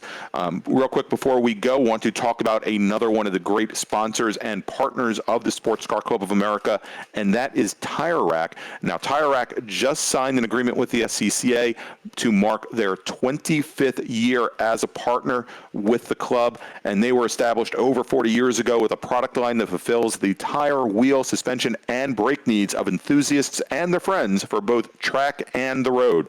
As official tire retailer of the SCCA and title sponsor of the SCCA National Solo Program, Time Trials National Tour, and Time Trials Nationals, TireRack.com, America's leading high-performance tire and wheel source, is able to showcase a broad range of new products in suspension, brakes, and accessories while supporting the grassroots motorsports enthusiasts. So obviously, for whatever your tire, suspension, brake needs, what have you, go see TireRack.com. And with that, we're going to take another quick break. You are listening to the 2020 Hoosier Racing Tire SCCA eSports Super Tour.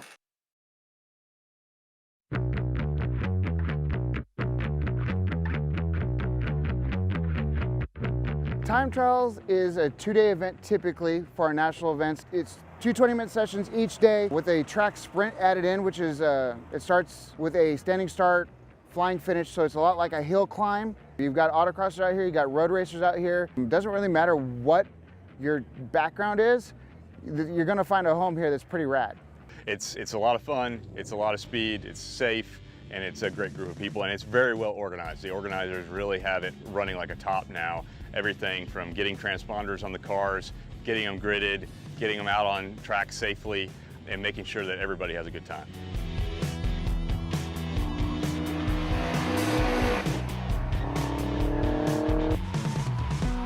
You have to learn the track, you have to know the track, you have to know how your car's gonna behave on track, because really what a time trial is a qualifying lap. I always say if you get 2 solid laps in, that's perfect, because once you do 2 laps on street tires, you're gonna burn them down. We don't grid by class, we actually grid by experience level. So you'll be with like individuals with like skill levels and like experience, and that's part of what makes this program awesome and an easy entry to get into this kind of thing.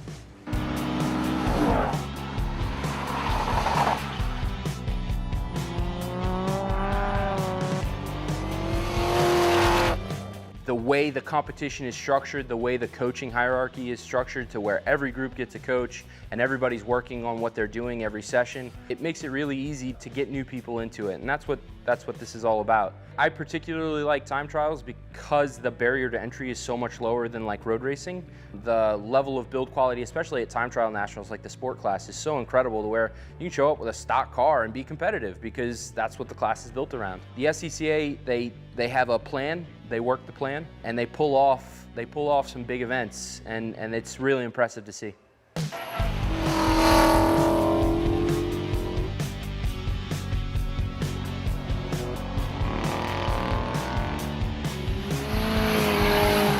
Once you get involved with the SCCA time trials and you get a license and you move up the rank, you get up to advanced, then you can move on. If you wanted to dig deeper and get really into time trials, there's other programs out there that they want to see that license to know where you're at and that you're good enough to run.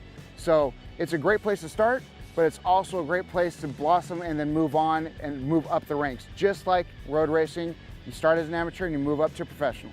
If you've never done it before, just come out and experience it, because the way we set up our time trials, it's perfect for the beginner. We've had people who have never done a track day come out and run with us and have a blast. And I mean, come on, driving 10/10ths on a road course, how can you beat that?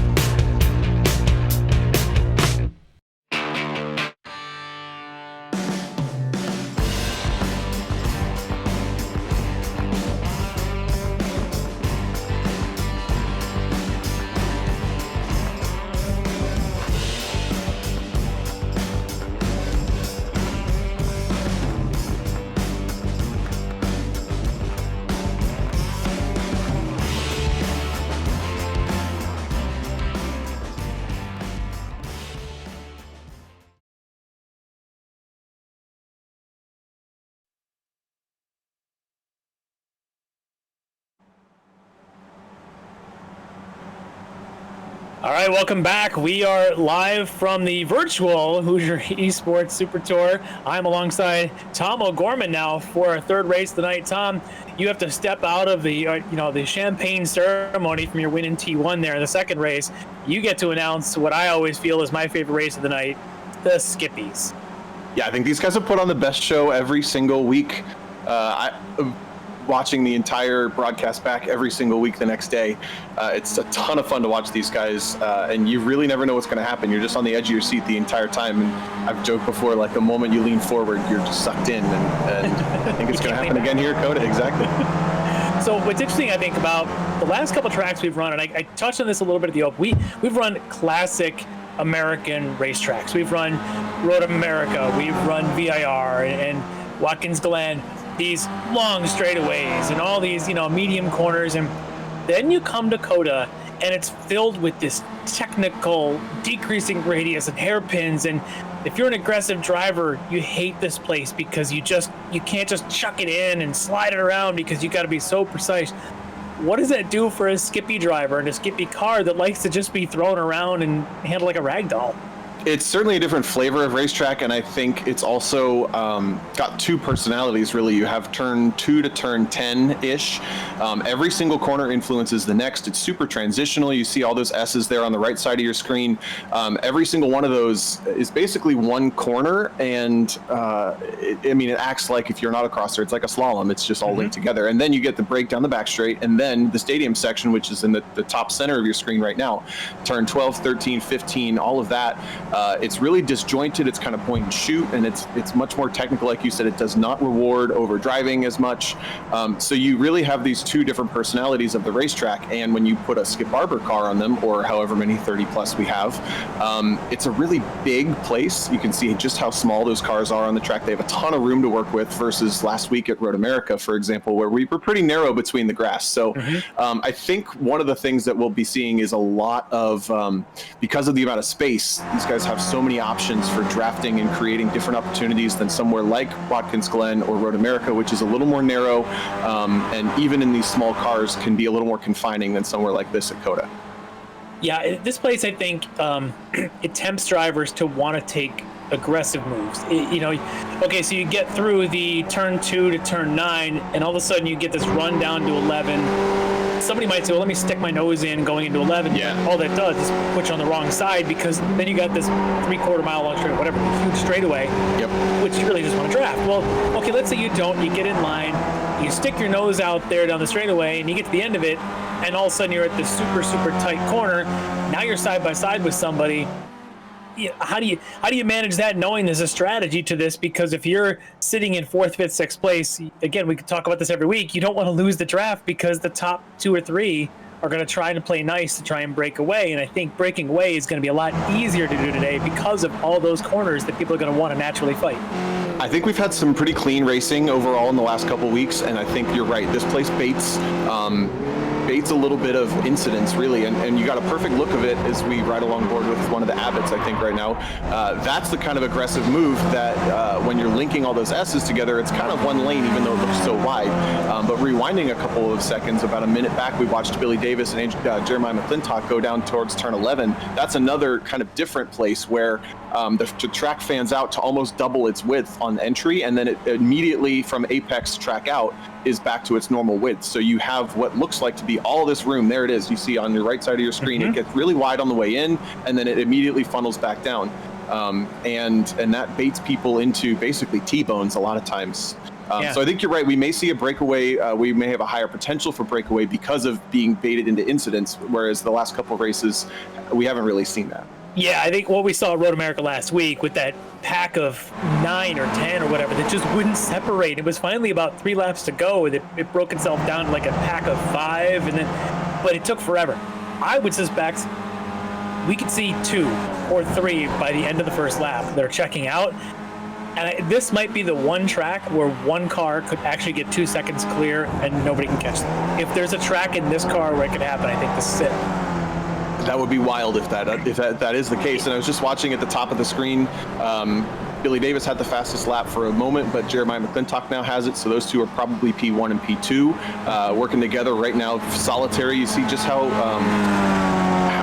big this place is because there's 30 some cars on track and they have the entire S's to themselves. But they're at the top 2, Justin Hilly, Rasmussen, Whitson, Everard, King, Farnham, King, Maloney. I mean, that's like a stacked top 10 if I ever did see one. And all of those guys have battled for wins at some point over the Super Tour. But Billy Davis in P2 is a 4-time out of 5 race winner. Is that right? 3 out of 5. 3 out of 5. 3 out of 5. He was second last week. Billy, I'll get your stats right one of these weeks. I'm sorry. He was second last week, had a shot at the win, and he'll admit he tried to get greedy. Canada Corner last week, and he finally, I'll make the joke, the Sandcastle King finally found his sand pit at the, we always make fun of him at autocross, that he's a bit of a sandbagger when it comes to pro solos. He's a fantastic driver, always leaves a little bits in the can. But last week he left a little bit the sand trap and ended up coming on second. He's going to want redemption. He's got his drafting buddy, and you can see him on the screen there, Jeremiah McClintock. Those guys work well together. Justin Hilly, he's quick. We've seen his pace. Evan Rackison always seems to be a wild card there. Andrew Whitson is in this. Andrew Abbott, who was last week's winner, he's currently up there in the top 6. Like you said, this is about as stacked the top 10 as you're going to find. As Andrew Whitson now just went to the top of the board. This is going to get just fascinating. Now, I worry about with this type of a pack, which one of those wild cards, as they come up to this long run up the hill to turn 1, decides they want to pick up 4 or 5 spots from 8th or 9th through turn 1 and causes a massive pileup. We have more space in these cars than just about anything else you'll see tonight to go as many skippies wide as they possibly can down into turn number 1. And it's a pretty late green flag here. So I actually, just from the previous race, if you were watching, I was driving and I managed to be on pole, and it was disconcerting to wait that long for a green flag because it's allowing the entire field to get onto the straightaway. Everyone's got a perfect chance at a run. And when you're on the front row, you really, really like, you want to get going, but everyone behind you gets a better run at it than you do because of how late the green flag happens here at COTA. Actually go back and watch the Spec Ford race when you get a chance. I started 8th. I think we were 3 or 4 wide when the green lights finally came down because we were all bunched up waiting for those lights to come on. It was intense for sure, to say the least. New pole sitter Reese Everard at the top in the 61 car, and here's another driver that's been really fast in weeks past. Ryan Maloney had an amazing charge, I think from 18th to 8th or 7th last week at Road America. And was up on the podium at Road Atlanta back at our first round. So very, very quick. He'll be right up in the mix, currently sitting in 10th, as you said. Stacked top 10. Jake King, brother Max King, they're currently sitting 9th and 11th. Max just finished 5th in the Spec Ford race a few minutes ago. These guys working well together. The King brothers, we saw them work in the Miatas a couple of weeks ago, working well together. So this top 10 is just going to be fascinating because any one of these top 10 could win this. It's worth saying every week, there's really no way to plan for one of these Skippy races. So yeah, in qualifying, it's great. You can go out there, these two working together, and they have the track to themselves. But once you stack them and stranger next to you, and you've got to kind of, through the body language of your car, and maybe if you're on the right channel, the microphone of the video game, communicate to that person that, okay, now we're teammates, and now we got to go, because it would be in the King's best interest, and it would be in McClintock and Davis's best interest, et cetera, to always work together. But that opportunity doesn't present itself even half the time in the races, I think. Yeah, interesting there. Maloney did put in a really good last lap there, jumped up to 6th right now, as we've still got another minute and a half or so of flying laps counting. But Maloney made the most of his last lap. We'll see if anybody else does the same. Last week's winner, Andrew Abbott, currently 8th. So he's going to have to try and either make a move or at least make sure, hopefully for him, the pack doesn't break up too early and he's got a shot to stick it out. As you see him, he's back already. His laps are ready. He's done. He'll be lining up to the grid here in just another minute and a half. I'm sure you've exhausted this topic, but track limits here at COTA, always an interesting discussion. And I think this will be, what I see in qualifying is that everybody was pretty much able to get clean laps. It can be very frustrating to get a clean lap in qualifying. And that's the only time it really matters, because once we go to the race, we don't really enforce track limits other than corner cuts, which the game takes care of for us. Yeah. But what will be interesting is... Yeah. Sorry, go ahead. Yeah, we talked about that at the Open, how it's so restrictive in qualifying that there's only, especially the pace of a Skippy or a Spec Ford, one of the slower cars in the field, you're only going to get maybe 5 shots at a qualifying lap. And the Skippy, it's so important because of the tire heat issue. Your flying lap has got to be clean. You put a tire wrong at one of these, whether it be turn 19 or 20 or even at turn 1 or something, boom, that lap's gone. But in the race, your line might change, and now it presents side-by-sides that maybe you didn't, think about in qualifying, and you can be a little bit more lazy on exits. It might even be in some spots an advantage, and you've driven here in real life. Where do you think those track limit points are where you might actually be faster by exceeding them? Well, that's the point I was going to make, is these cars are so small, and they make overall, in the grand scheme of things, they're so slow. A lot of times you'll see the faster cars, they can gain a big advantage by opening up the exits to a lot of the corners. Turn 1, turn 9, turn 11, turn 12, it goes on and on. In the lower horsepowered, more momentum driven cars, you enter this interesting discussion that comes up in autocross all the time, which is speed versus distance. And is it faster to use up a ton of extra ton of extra distance leaving turn 12 versus just staying on the track and shortening up the track a little bit? And I think a lot of these guys, what you have to do is kind of practice both and figure out where those spots are. I have to imagine from the Skippies and what I know of the MX-5s, which are going to be a similar style, kind of slower car, going all the way to the grass and gravel traps, running off track limits is not faster in pretty much every corner, even though it's really easy to, like you said, get lazy and feel like you're going faster because the speed is higher. But a couple places that it's definitely going to be faster, tracking out turn 19, which is in the upper left of your corner at screen there. Yeah, all the way out to the basically inside tires on the AstroTurf is as far as you can go without getting in trouble. That place is always faster to track out. I'm trying to think of another. It's always a little faster to use the inside of turn 8. Inside of turn 8, right there on screen, you're going to see the guys all the way down to the grass. So there's a couple spots that even in the skip arbors, as slow as they are, you're going to exceed the track limits by a heck of a lot to gain time. Yeah, and I think the other thing it does is if you make, like, especially in the S's, where you get a little bit out of the rhythm and your car starts to push it wide a little bit, especially towards the end of it. As you get through that at corner 8 you were talking about, in through 9. You get late in 8 and you run wide in 9, you can make that mistake and it doesn't cost you because you don't have to worry about that track limit in 9 now. And I think that's where the drivers that aren't as precise as the front of the pack would be can maybe make up for it a little bit by exceeding those limits. So quick little rundown. I'm not going to get to all of our, where are we at? We're somewhere around 40 cars in the field. 37 looks like going to take the green today, but let me go through the top 10. On the pole, Reese Everard, been quick here. I believe he was on pole last week, if I'm not mistaken. He'll be alongside Andrew Whitson. Second row is the teammates of Jeremiah McClintock and Billy Davis. Next row, he's been quick every week. He'll be looking to try and get up on the podium here. Justin Hilly. He'll be alongside Evan Rackison. Next row, Ryan Maloney and last week's winner, Andrew Abbott. Followed by the next row, Brian Farnham and Jake King. Then right behind them, Jake's brother Max alongside Mike Hinkle. Behind them, Zach Whitson, Jacob LeBrun. We'll go a little further back, Brandon Abbott and Nick Gouliardi. And then we've got Ed Cavalier and Michael Amelko, Siraj Pradhan, Paul Robinson, Soren Nyberg and Robert Dietz, and then John Vogel and John Rappa back there in the 12th row as we are forming up the green. And as you said, it'll be interesting to see how these cars bunch up with the very, very late green that they get after the base safety car here pulls in. We've seen incidents before in a tight pack of even contact in the opening, so hopefully everyone's paying attention to their gaps as everyone, you can see them trying to get heat in the tires. Not a full lap of warm-up for these skippies, and these cars need as much heat in the tires as they can get.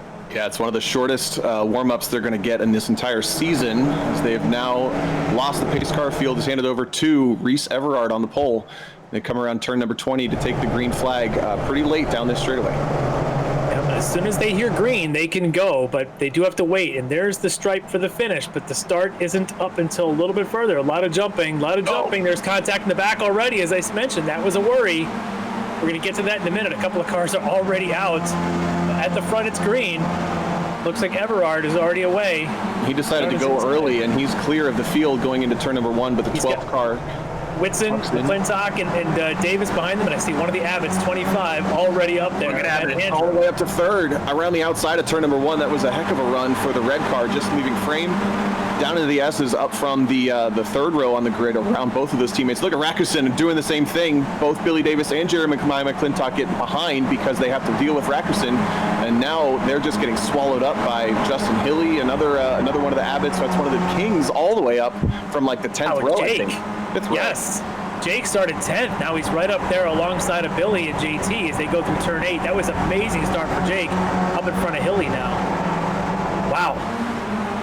But great start there for Everard. Super clean. Whitson as well. The other one, though, as we mentioned, really great start there for Andrew Abbott, our winner last week. I believe that's him up in 3rd, starting in 8th. So he really made all that he could out of that turn 1. Incidents everywhere behind them. We'll try and sort that out a little bit, but there's just too much going on at the front right now. With Everard, Whitson, it looks like then Abbott, and then the McClintock Davis, and we'll kind of sort things out down the order. Rackeson's in there. Jake King, Justin Hilly swapping as they're going to go 4 wide down the long straightaway. Hopefully they sort it out before they get to 12. The leaders have. And that was tight between Whitston and Everard at the front, and now everyone's trying to get as late on the brakes as they possibly can. This is the first time they've had cold tires in a little bit, and you see a bunch of them overshooting, but there's the little bit of kind of wiggle room you have, more contact down into turn 12, and this is all that, like you said, the baiting into these corners. There's such long braking zones, and it's so wide, it's just really tempting to shove a nose in when you shouldn't. Yeah, you just see all that asphalt in front of you, say, I can make this stick, I've got to nose in, but you know, everyone's on cold tires. Everyone thinks they can make that move, and patience. This is it's a longer race than you think. Watch these guys float. Watch these guys float out of the carousel. It's Whitson at the front, Everard, Abbott, and Rakusin, who are all now putting a gap on the teammates of Davis and McClintock, with McClintock at the front of that little pair, and then another gap back from Hilly and everyone else. I suspect that McClintock Davis will swap positions here. Yep. As Davis, I suspect, will be the leader of those two to try and make sure they stay with him. And there he goes. This is planned. Not only to make most use of the laps, to make sure that you're obviously staying as fast as you can, but I really think that JT is going to concede and let Billy be the one that chases down the front pack. But this top 6 now, with Hilly and King trying to hang on behind them, they seem to have sorted things out just a little bit. Farnham shows the nose in the background for 9th on King. It's still at the front. They're single file. Yeah, they're still single. All these Kings. The Kings are going to try and stick together as Jake right now made that great start. He and Max were 10th and 11th, now sitting at 8th and 10th. Farnham in between them. Maloney, though, we mentioned he had that great qualifying to move up to 6th. He's down to 11th right now.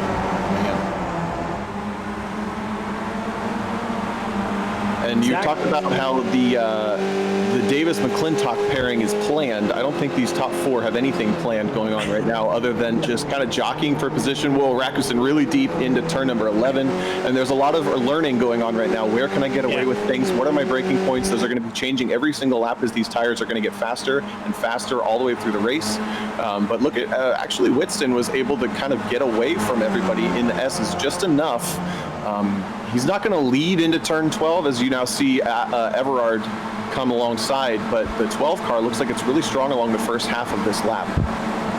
Abbott might go with him. No, thinks better of it. A little dab of opposite lock from the 12 car coming down, and whoa, rack. That is Farnham super deep on Hilly. He's going to take up the position of King. Hilly just looks the other way and said, I hope I can get through this without getting getting T-boned here. But he does. It's all clean. We're good. It's a good thing those mirrors are tiny. He may not have... He doesn't want to see what's about to hit him. Exactly. All right, so Everard at the front is... I'm impressed. I'm impressed with Abbott because he knew we needed to do something. We know he's got pace. He was fast last week. He and Billy just worked together so well to check out. Great onboard here from him. And he made the most of that run up to turn 1, got around some cars, and here he is right in the mix. And now with behind him, Rakusin and then the Davis-McClintock, this top 6, trying to put daylight between them and the Hilly Farnham behind them. And he's driving really clean right now. It looks like he's just using less distance. He's going to rely on the draft a little bit more instead of trying to track out like crazy. All the way out to those extended track limits. He's just going to drive nice and clean and use the draft to stay in touch. It looks like Everard and Whitson did not change positions down the front straight this time, and look at who's back. Davis and McClintock. Whoa, Hilly's might go around. Yep. No, I was just thinking Hilly could maybe take an advantage of what was going on behind him and trying to stay on the back of McClintock, because McClintock had actually kind of become a bit of a draft bridge to the Davis-Rakusin, but Hilly goes and loses under the breaking into 1, and that may have just caused the break behind the Davis-McClintock pairing. Yeah, it's 1.8 seconds right now between the two, so that's really like barely on the edge of you might get a sniff of the draft, but we've talked about it before. It's basically 1 to 1.2 seconds is the sweet spot. And now he's got so much heat behind him, forget it. If even, because he's going to all of a sudden find himself, whether it's on this straightaway going to 11 or after 11 to 12, and he's going to have Farnham and King and Maloney just blowing by him into 12. Unless they have this unspoken agreement that they're not going to pass each other until they get back to the front, which I guarantee they don't. You're completely right. They're basically at this point racing for 7th unless they can agree to work together. But it's still basically the top 14 or so, 15 in that frame. Look at the size of the crowd showing up for a Skip Barber race. This is amazing. Love the people of Austin coming out for this. So enthusiastic. Top 6. It's Rackerson now. He's been the provocateur of quite a few battles in past weekends, and he's the one to take a look this time. But they're going to go side by side at the front too, with Everard going by. That's pretty coordinated. That's good if they're clearing each other. Oh, Davis! Contact the Davis and McClintocks.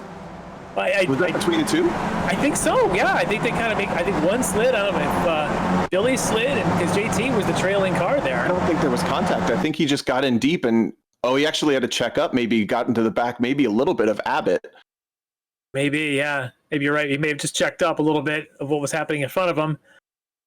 Oh, yeah, he just came in hot, checked up, and had to bail out and lost the back end just a little bit. He's okay. Yeah, he's okay, and they're still pretty much in touch with the front group, so that's not going to be a nail in the coffin. But it has extended the bridge a little bit back to Farnham, so that might bring the entire top 11 back together again. Look at this. That's actually going to be a cut penalty for Everard. He runs outside of the turf, which is not okay. So the 61 car will probably have a cut penalty, and to see if he might duck to the left right here. If he slows down, that's why. If he doesn't, he got really lucky. I don't know that he did. No, he's slowing down. Look at this. They're driving by. Yes, the 12 of Whitston's going to take over the lead. He's got to bleed down probably 1.1, 1.2 seconds right now, and the game will tell you exactly how much time you've got to give back. Whoa, and now contact with Rackerson. Abbott's going to go through, and the 12 car goes around. Whitston goes around. He's out of this mess now. Unfortunately, yeah, that little bottleneck there of having the... was it Everard trying to serve that penalty just kind of threw everybody off a little bit going into one. No one quite knew who was going to be taking the lead, and next thing you know, we got contact, and who's out in front? Looks like it's Abbott, who started this race back in 8th. Now he's in the lead. And whether he planned it or not, Everard bought himself a golden ticket to not lose the front grouping here, because giving up 1.2 seconds of time while not losing the pack that you're in is an art. It's a black art, really. So Rackerson gets away with very little damage on the front of that after contact with the 12 car in turn 1. And now it's, let's see. We saw Caleb Patrick do the entire front group together. Yep. Yeah, top 10 Caleb altogether. Did a really good job of that in the Spec Ford race, where he also got the slowdown penalty, pulled aside. I'd gone by him. Max King had gone by him, but by the time we got to turn 1, he was right back behind me. Was able to not lose more than one spot. You're right. There's a bit of an art form to it, and certainly we just saw with Everard just to a T, and he's going to get his spot back here going down the long straight. Very well done. And as you can see there, that the Davis McClintocks haven't lost anything, and they are right in this as well. Ooh. Oh, misjudgment on the braking. Touch between Farnham and McClintock at the back. No, it was Davis. Davis gets away with it a little bit, but Farnham goes around, and he's going to lose touch with the top 10 as barely makes it past one of the other Abbotts in the field. And now they touched basically a turn in. Farnham was super deep and actually just got in way too hot. Completely just dive bombed in there, unfortunately. Yeah. Luckily for Davis, he's able to keep rolling, but yeah, really just, I think he misjudged the braking considering the speed he'd been carrying in the draft. And because it changes every single time, you know, you're fat. Ooh, that's really tight between Whitston and Farnham. These guys were both at the front, and now they're fighting for down in 13th, 14th. Yeah, back there with LeBron and the other Whitsons. So you got both Whitsons there kind of in the similar boat, but back at the front, Hilly still in this. The pack, I'm shocked. I'm really shocked this year. We're at the halfway point of this race, and we've still got, what is that, about 8 cars within draft of each other. It's the top 9, yeah. Rackerson had dropped all the way back with that contact at turn 1. He's now 9th after battling for 4th. The Kings are doing everything they can to stay together but cling to the pack, and I don't think it's... Oh, Hilly goes around on his own again. Barely makes it without taking Maloney with him. You've driven these cars, and you know, one of the things I see is brake bias. I know a lot of guys try to really get that 52, 50, maybe even a 51% correct. You think he's just running a high brake bias to the rear and losing it under turn 1 braking? It's super weird to see these cars loose on exit, because as soon as you plant your foot, they basically go where you point them, and they don't really power slide on power. They lose it on entry. So unless he's got so much brake bias that they're losing it early, and we saw Davis do it too. Usually these cars are not a spin on exit kind of car. They're a spin on entry, and then when you plant your foot, they That's what I was wondering. I was wondering if maybe it's so much bias he's actually losing an entry, just hasn't recovered. We're seeing the exit, but the car just started the spin earlier. I don't know. Battle a little further back. Robert Dietz up a bunch of positions, battling for, this is 16th, 17th, and 18th. Battles are going to be everywhere. The way this track plays out, the way these cars race, we know that there's always going to be battles. We've seen the top 9 that are playing right now. We know that there's a battle for 10, 11, 12, and then we got this battle here for 18th. And again, here's the front. This is again going to be Abbott and Everard swapping side by side in the 12, and there's McClintock and Davis right behind them. Those two have been very patient to not allow anything to happen to them. They've had their dramas, but they haven't done it to themselves, really. And you said Everard, McClintock, Davis, and... Now we're finally down Abbott, to Everard, McClintock, and Davis are kind of gapping a little bit to Maloney. It's about 1.9 seconds. Yeah. Almost to Maloney. Yeah, right there. The top 4 finally breaking away a little. If this breaks away like this, now we look at previous races, Road Atlanta, where we had a 4-car breakaway, where it was the McClintock, Davis, and then at that point, I believe it was Maloney and I forget the driver's name now, but we had a 4-car breakaway, and they worked really well together to maintain that breakaway. If Abbott and Everard can work well together, this foursome could break away and at least make this something to really be down to the last lap or two before we really see this dicing for the finish. 7.5 minutes left, so we're well past half distance. And we're going to go side by side for third. These teammates coordinating that one. Interestingly, no change at the front. Abbott and Everard. Woo! McClintock is in deep. A little bit of brake lock up there, but they have now successfully put about 1.9 seconds still back to Rakusen. So the top 4 comfortably clear, and look who's back. It's Rakusen challenging Maloney after dropping back to 9th. He's up to 5th. He's not afraid to race. That's for sure. Big curb hop for one of the Kings, a 39. That's Jake. Yeah. These things, the first time you touch one, you might get skipped around, but if you hit it just wrong, you will destroy the front end of one of these skippies hitting these curves. Looks like a little bit of damage on the front left wing, but that's probably not going to hurt him, especially as he's in draft. A little bit wavy there, but yeah. So I think the damage you don't want in these things, obviously there'll be suspension damage, but if you damage the rear wing and you get out of the draft, the thing will just completely stall on the straightaways. They just don't like rear wing damage. But these top 4 look like they're surviving.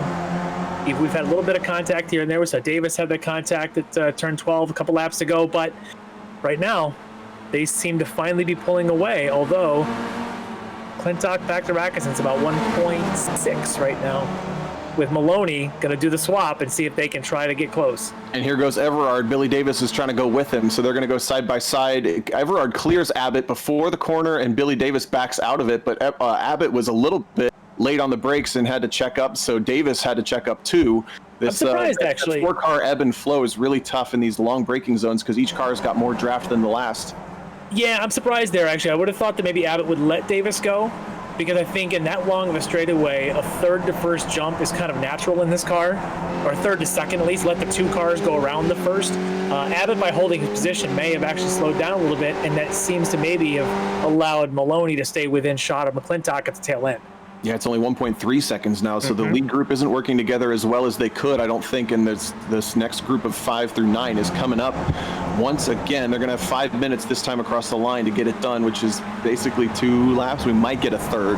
Yeah, and seeing 3 laps perhaps, and seeing the names of Maloney and Rakusen in that group, to me, they have been our wild cards. They are the ones that don't necessarily, I don't want to say don't play with ice with others, but they certainly will throw a whole lot of wild card into the mix every time they get up there. We've seen it already in this race. They will make moves. And if they can catch the McClintock Davis, they will shake this up right away. And right now they are front. Everard trying to go around the outside. And I've actually been surprised. You said it's more natural to go from third to first down that longest back straightaway. I've been pretty surprised. It looks like it's not even easy to get by somebody up the front straight if you're not perfectly in line and get a good run off of 20, let alone down the back straight. We haven't seen people jumping a ton of positions. So the draft isn't actually as strong here maybe as I would have thought. We'll have to keep an eye on that. I believe we're going to be working 2 laps to go and then this one on top of it. So maybe 2.5 laps left, and Abbott's been able to stay at the front pretty much the entire last lap and a half at least, even though Everard's been challenging. Right, so now if you're the top 4, if you start thinking, all right, well, they are 1.2 ahead of Maloney, so they might get caught. McClintock might end up being the sacrificial lamb out of that top 4 to just take the bullet to allow the top 3 to not get overrun. But if you're the top 3, you start thinking position. You're going to figure out this lap, and then all of a sudden it'll be 2 to go. Where do you want to be? When do you want to be? Because I'm not sure there's a lot of places to pass is after turn 12. You can try them, but they're dive bombs. I don't know. Yeah, I was going to say, I don't know. They're definitely dive bombs, and these cars don't have to slow down on a whole lot. Whoa, Davis is in super deep on Abbott. They're going to come back single file. Now the teammates are stuck side by side. Look, McClintock backs out of it, so those two are still working together. And what I was going to say is this is a passing opportunity, this little run between 13 and 15, and it's a really janky section of track that you see just how wide they float the entry open. That's a big invite to shove a nose in, and then turn 20 is very similar as well. So if you can get a run out of 19 and shove a nose into 20, you can get a position because there's not a long run between the exit of 20 and the start finish line. It's a pretty short distance. Yep, and look who just caught McClintock now is Maloney. He's 7, 8 tenths behind him. He's well within draft. Rackeson's right with him, and then you get the Kings, and we've got ourselves a full-on draft train again with 2 laps to go. Yeah, back to 9 cars at the front. Justin Hilly is the last car in that train, and he came from nowhere at Sebring to be in the challenging. I think it was Sebring, came out of nowhere and was challenging for the lead. Finished second at that race, so there's still a little bit of a gap. It's every time McClintock lifts to protect Davis, that little pack of 5th on back comes up closer. But now finally at the front, they're side by side once again. Abbott's going to go through on Rackerson or on Everard this time. One of the Kings grabbing a ton of curb. This time it was Max. But I think that's what the term you just used is protect.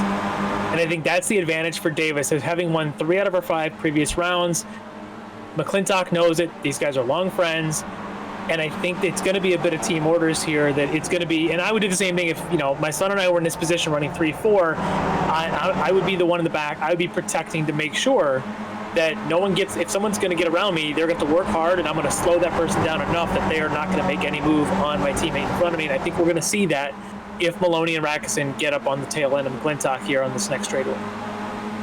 Abbott looks strong through the S's. He's got a couple car lengths on the field coming down into turn 11. There's the gap. Closes up under braking, and it's going to be nothing by the end of the Brack straight. I think Everard will still get by. But let's just see what you're talking about is with the what you're talking about, easy to pick up multiple positions from 3rd, maybe 4th. I haven't seen that happen yet. I don't know that right now, like Billy Davis, I don't know that he'd have the opportunity to pass for the lead from 3rd. Well, he's got to make one move if he's going to do it here, so that he can make a second. There he goes. Yeah, he did this time. So they're going to go 3 wide down into 12, backs out of it. He doesn't really want the position super hard right now. He's not willing to fight tooth and nail. They're going to go 3 wide again on exit. Over under for Abbott, up to the inside. And they're 3 wide for 3rd as well, 4th. McClintock's trying to make them 3 wide. He's trying to slow that pack down to protect the top 3. You can see him. He's trying to make everybody fight. See how he's doing this? And Billy Davis is still side by side with Abbott at the apex of 15 and finally gets the position. No, Abbott's going to take the run into the carousel, and all the meanwhile, Everard is pulling away. Davis right now should slip in and try to make a run up into 1 so he can be in 2nd place going into the S in the next lap. Not necessarily fight here, because all he's doing is further behind than of Everard. But JT is trying to do everything he can to make Everard and Rackeson fight. I don't know that it's enough. But right now, Everard, he's still a sitting duck even at 7 tenths. Yeah, and we're going to get the white flag with 6 seconds on the clock. So barely another lap for the top 9 here, battling it out. Interestingly, after all that spat, Davis didn't pick up any ground. He's going to make a move. He has to make a move here. He can't make 2 moves. Can't pass 2 cars in 1 lap. He's got to do 1 here. Abbott, defensive. Big brake lock up. They touched. And now he's got no opportunity down into the S's to sweep around. But look who's now lost a bunch of time is McClintock, Maloney, and Rackerson, who are both, like you said, not willing or not afraid to show a nose. No. They're here to throw a grenade into this one. Top 5 now, battling. Yeah, and they are each filling up a mirror for Davis. Our 3-time winner has got all he can handle with 1 in front, 2 behind. You can see Maloney right there in his mirrors.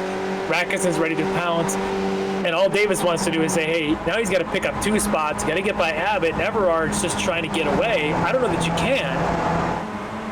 The key for me from watching last lap is Billy Davis came up the inside from third and didn't force the issue on the brakes down into 12. He didn't want it that bad. So now it's the last lap. He wants it that bad, and we'll see if he can force the issue much more down that inside. If he gets the opportunity in the same position, I think he can actually take it. He just kind of tested it last lap to see if he could get there. Not close enough. No, he's not close enough. The problem run. Yeah. The problem is the battle's in front of him. He's got a battle for Maloney. He's going to be on the inside, but he can't get Abbott or Everard. Everard are going to fight for the top two. Maloney's going to push Davis all that he can. Davis is going to be lucky to win out for a podium position at this point. Ooh, he's really shallow, going to show up the nose of inside of Everard, but Abbott is now in the position to bring this one home if he's mistake-free. Great move there for Abbott to try to make sure he had the position coming through 12. Now he's just got to make sure he doesn't get taken to the inside. This is where you start making tight lines through 15, 16, and everyone's right in line. The only move left is going to be a dive bomb going through 19 or 20 is the only chance you've got. I don't know if Everard's got it in him to try and make that move. No, and again, these cars don't have to slow down a whole lot for these corners, so the braking zones are super compressed. Just a drag of the brake right here. Billy Davis trying to open up the corner as much as he possibly can, chucks it through all the way to the edge of the track limit. I just don't think anybody's going to make a lunge. Maloney thinks about it. It's not going to get there, though, and now Abbott, for the second week in a row, is going to put the power down at a 20. There's the finish line. Wow. And flies for the 25. Well played from 8th on the group. Amazing. Set up by his incredible start, picking up 5 positions on the first corner, and then works very well with Everard. Didn't push around, but certainly didn't get bullied around by Billy to make sure he wasn't giving up spots. Great run by Abbott. His brother Brandon, not so coming across the line, limping a little bit. In fact, his left front tire is not even on the ground. But Andrew, back-to-back wins, going from Road America down here to Circuit of the Americas. Well-deserved win. Reese Everard coming home in second. Billy Davis, in fact, Billy right now living in Michigan, so all 3 of the top podium finishers, Michigan residents. So a great day for those guys down in Texas. But what a race. I mean, what do we have? The top 9 finishers finishing within 2.5 seconds of each other. Throw out what those crazy announcers said about 25 minutes ago, how the top group were going to break away, because they were so wrong. They. No, yeah, I totally agree. Not the race we would have predicted. Honestly, one of the calmer Skippy races, a little more calm and calculated in general. Yeah, so I think we just brought in Reese Everard. Reese, yeah. Wow, you were right there in the mix, on the pole, in the mix the entire way. You and Andrew and Billy basically swapped positions several times in there. Going the last lap, it looks like you had the lead, Andrew had the lead, and then going on the back straight. Walk me through a little bit. What's going through your mind? Where and when were these moves going to happen? So it seems like I just get too into this. I never remember how many laps we're doing. So I did not want to be in first on the last lap, but no one ever does. Yeah. So I was just trying my hardest to get a gap, getting up to the straightaway. Maybe I could have enough where I could block him on the inside. But I tried. I moved all the way inside, and he just breezed past me. So I just tucked back in because I didn't want Billy to capitalize on it, and thought maybe in the last couple turns I could get a run. But Andrew just did such a great job, same as last week. He's a good driver, fun to race with, super clean. It was a lot of fun. Yeah, it looked like it. I mean, you guys just put on a show. In fact, even from the opening, your top 4 or 5 just boom, completely in line after turn 1. Yeah. No issues there. Behind you guys, it was crazy from 6 on down to about 15, kept swapping side by sides all over the place. And at the end of the day, within 2.5 seconds, I don't know if you know this, there were 9 drivers, 2.5 seconds in a line. Oh, that's awesome. I'm glad we could put on a good show. It's a lot of fun to do it. It was a heck of a show, but you were never, I don't think you were ever lower than second in this field. You were very fast the entire time, almost controlling the race. And whether Andrew got by you, Billy was in your mirrors there. Fantastic race from you. You were on the pole last week, weren't you as well? I actually missed last week because I had something I had to be at, but at Watkins Glen, yeah, I was. That's right. So yeah, you've definitely had pace in these things. So it's great to see you holding that pace. And this is a tough track. So you definitely got the speed. Yeah, thank you. Appreciate it.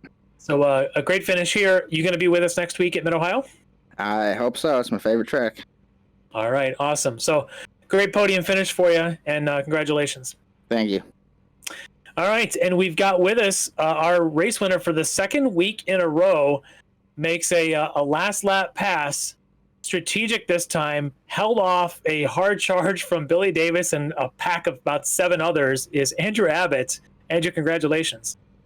Thanks, man. That was one fun race. I'm sure it was fun to watch. It was a battle.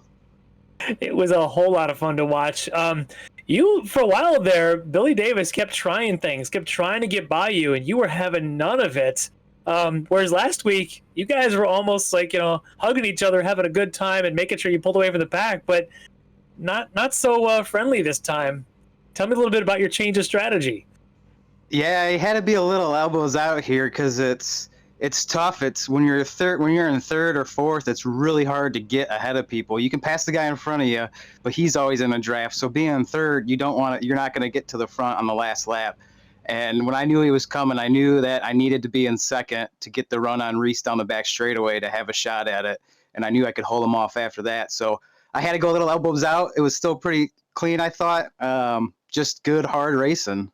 Yeah, it was the second to last lap when you guys, all three of you and Reese and Billy, went 3 wide down towards 12. And Billy was on the inside, but yeah, obviously couldn't quite hold that line. And you and Billy were kind of jostling there for the entire 12 through turn 19, it seemed. I wasn't sure because you had said no one really wanted to be third or even wanted to be in the lead in the last lap.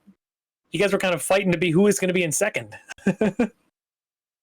So it was interesting to watch. Yeah, it was a lot of fun. And again, I mean, I got to thank SCCA for putting these on, Hoosier, Extreme Brand Products, Carl Liner, the entire Abbott Motorsports family, everyone for tuning in. They jump in and love watching them.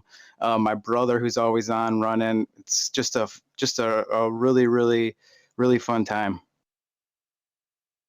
Yeah, in fact, tell your brother, we just had a shot of him there as he came across the finish. His car was not in nearly as good a shape as yours. So condolences to his car. His crew is going to be working a little harder to put his back together. That's my crew too, so Yeah, well, you're going to be helping a little bit. He only had 3 wheels still on the ground at the end there. But anyway, yeah, it's really a great atmosphere, and I'm glad you can keep coming out. And a great win. I mean, you're showing now you're on a roll here. 2 wins in a row. Congratulations. Great run for you. Thanks. Yeah, I'll be looking forward to Mid-Ohio. Hopefully we can round this out. And again, thanks for you guys doing the broadcast, doing the killer job. I can't wait to go back and rewatch it. Yeah. Well, thanks, Andrew. Good job. And congratulations on the win, and we'll see you next week. All right. So with that, thank you, Tom. As Tom has now stepped out, he's going to go jump into the next race. And we'll be back in just a few minutes for our big bore race and for our 4th race of the night on the Hoosier Tire SCCA eSports Super Tour.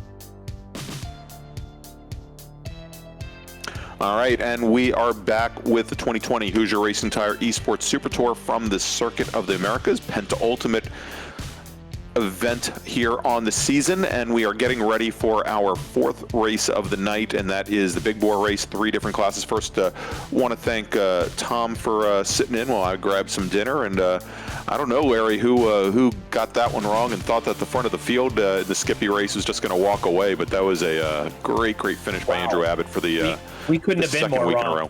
We couldn't have been more wrong. And every time we thought, okay, finally, these 4 are going to break away. Nope, they could not break away, as Maloney and Hilly or not Everard, but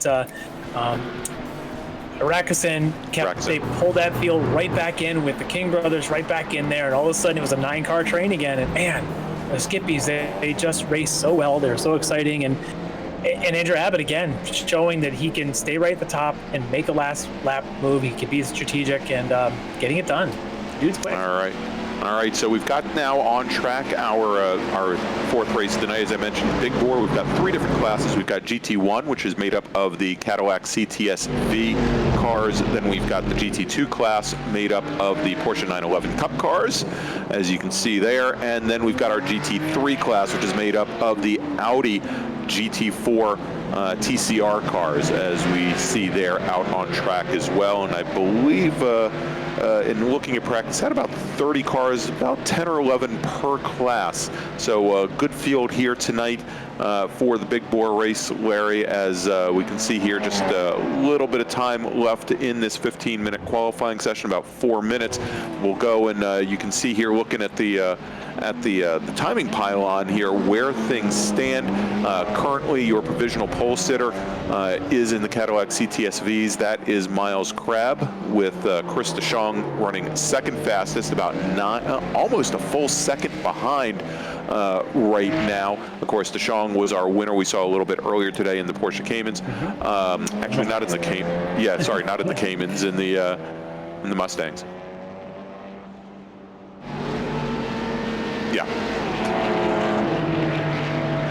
Yeah, and then we've got sitting at the top of the Porsche 911 field, the GT2s, currently DJ Alessandrini there. You can see him in the Grid Life Porsche 911. That's the number 29 car. He's got a fast lap of a 209.243. Chris Paez is currently your 2nd fastest driver, and he finished 2nd last week at Road America. He is currently almost, looks like just about 1/10 off of Alessandrini's times. Alessandrini with a 209.243, Paez with a 209.339, and then 3rd fastest we saw earlier today as well, Caleb Patry with a 209.501. So not all that far off the pace of Alessandrini and Paez. And then in the GT3 class with the Audis, fastest driver on track currently, Jeremiah McClintock in the number 121 car. He's got a 219.939 in the books. Billy Davis in the 199 car. Didn't we just see Billy about 2 minutes ago? We just saw these guys a bit ago, and they jump out of Skippies and right into Audis. Yeah, there we go. Well, he was the 2nd fastest driver for a moment there, but Max Kittleson, who finished 2nd last week, he bumps Davis down to 3rd fastest. Kittleson now with a 228.70 is about 93 hundredths off of McClintock's time. Then we've got Billy Davis, who is the 3rd fastest driver, and he is 1/10 off of Kittleson. So pretty tight running there. And as we take a look through the rest of the field here, things are pretty tight through a good portion of the field here. We're looking at Mike Tracy right now, trying to find his way, try to make that big Cadillac, make that thing stick. We saw that was a flying chicken. The caddy chicken. Yeah. I think this is, we talked about some of the other classes, but I think as you get into these more higher horsepower cars, certainly in the Porsche, but as well as in these Cadillacs, a lot more of a beast to handle around this track. It's not like the Skippies or even the Spec Fords where it's the draft and all that. These things are just about handling this monster through these S's and how precise can you be with these cars, so not to make a massive mistake, but get the power down in these monsters. And I think that it is limiting your mistakes. Sometimes race car drivers talk about how perfect is their lap. Is their lap a 1 mistake, a 2 mistake type of lap? Well, I think as you go through the course of a 10-lap race, as we might see here, can you make your entire race a 10 mistake race, or can you get it down to an 8 or 9, or are you in that 15 to 20 mistakes? Because if you're into that, you're making more than 1 mistake a lap, you're going to be losing spots and you're going to be losing positions. You might even be spinning and crashing because it's that kind of a track that will bite you if you're making those kind of mistakes. All right, we're looking at Tom O'Gorman in that Valvoline Porsche right now, trying to make his way around here and pick up time. Currently fourth fastest of the GT2 drivers on track with a fast lap time of a 2:10.148. That puts him 1300ths out of third currently in class. Of course, Tom got a late start to the session after having been in the announce booth with you, Larry, but obviously he's already had some time on track today already. Had the win in the other Porsche earlier tonight in the T1 Caymans, so a little, it's not necessarily an advantage, but certainly he's not a stranger to this track, having run the track in real life as well, running in his days of many levels of racing. So it's okay if he has to cut his practice and qualifying time a little short. I think he can handle it.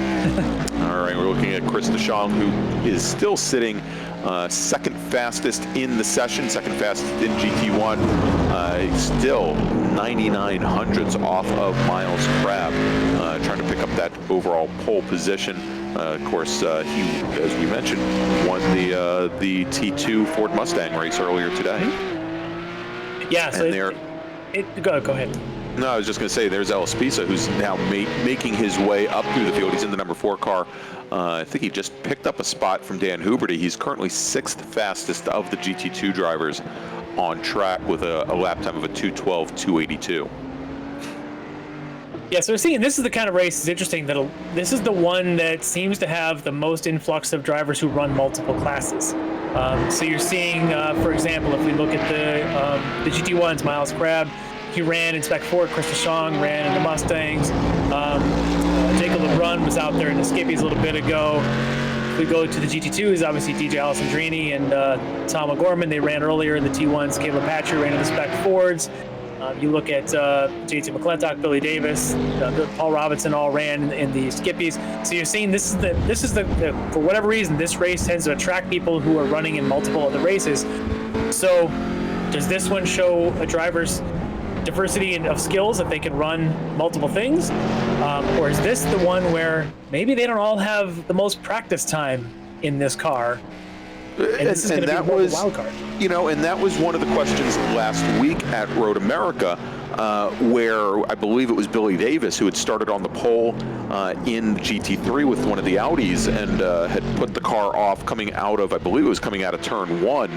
And stacked a number of cars up towards the start, caused some issues. And, you know, he apparently hadn't had a ton of practice time with that car during the week, obviously spending most of his time in the Skip Barber cars.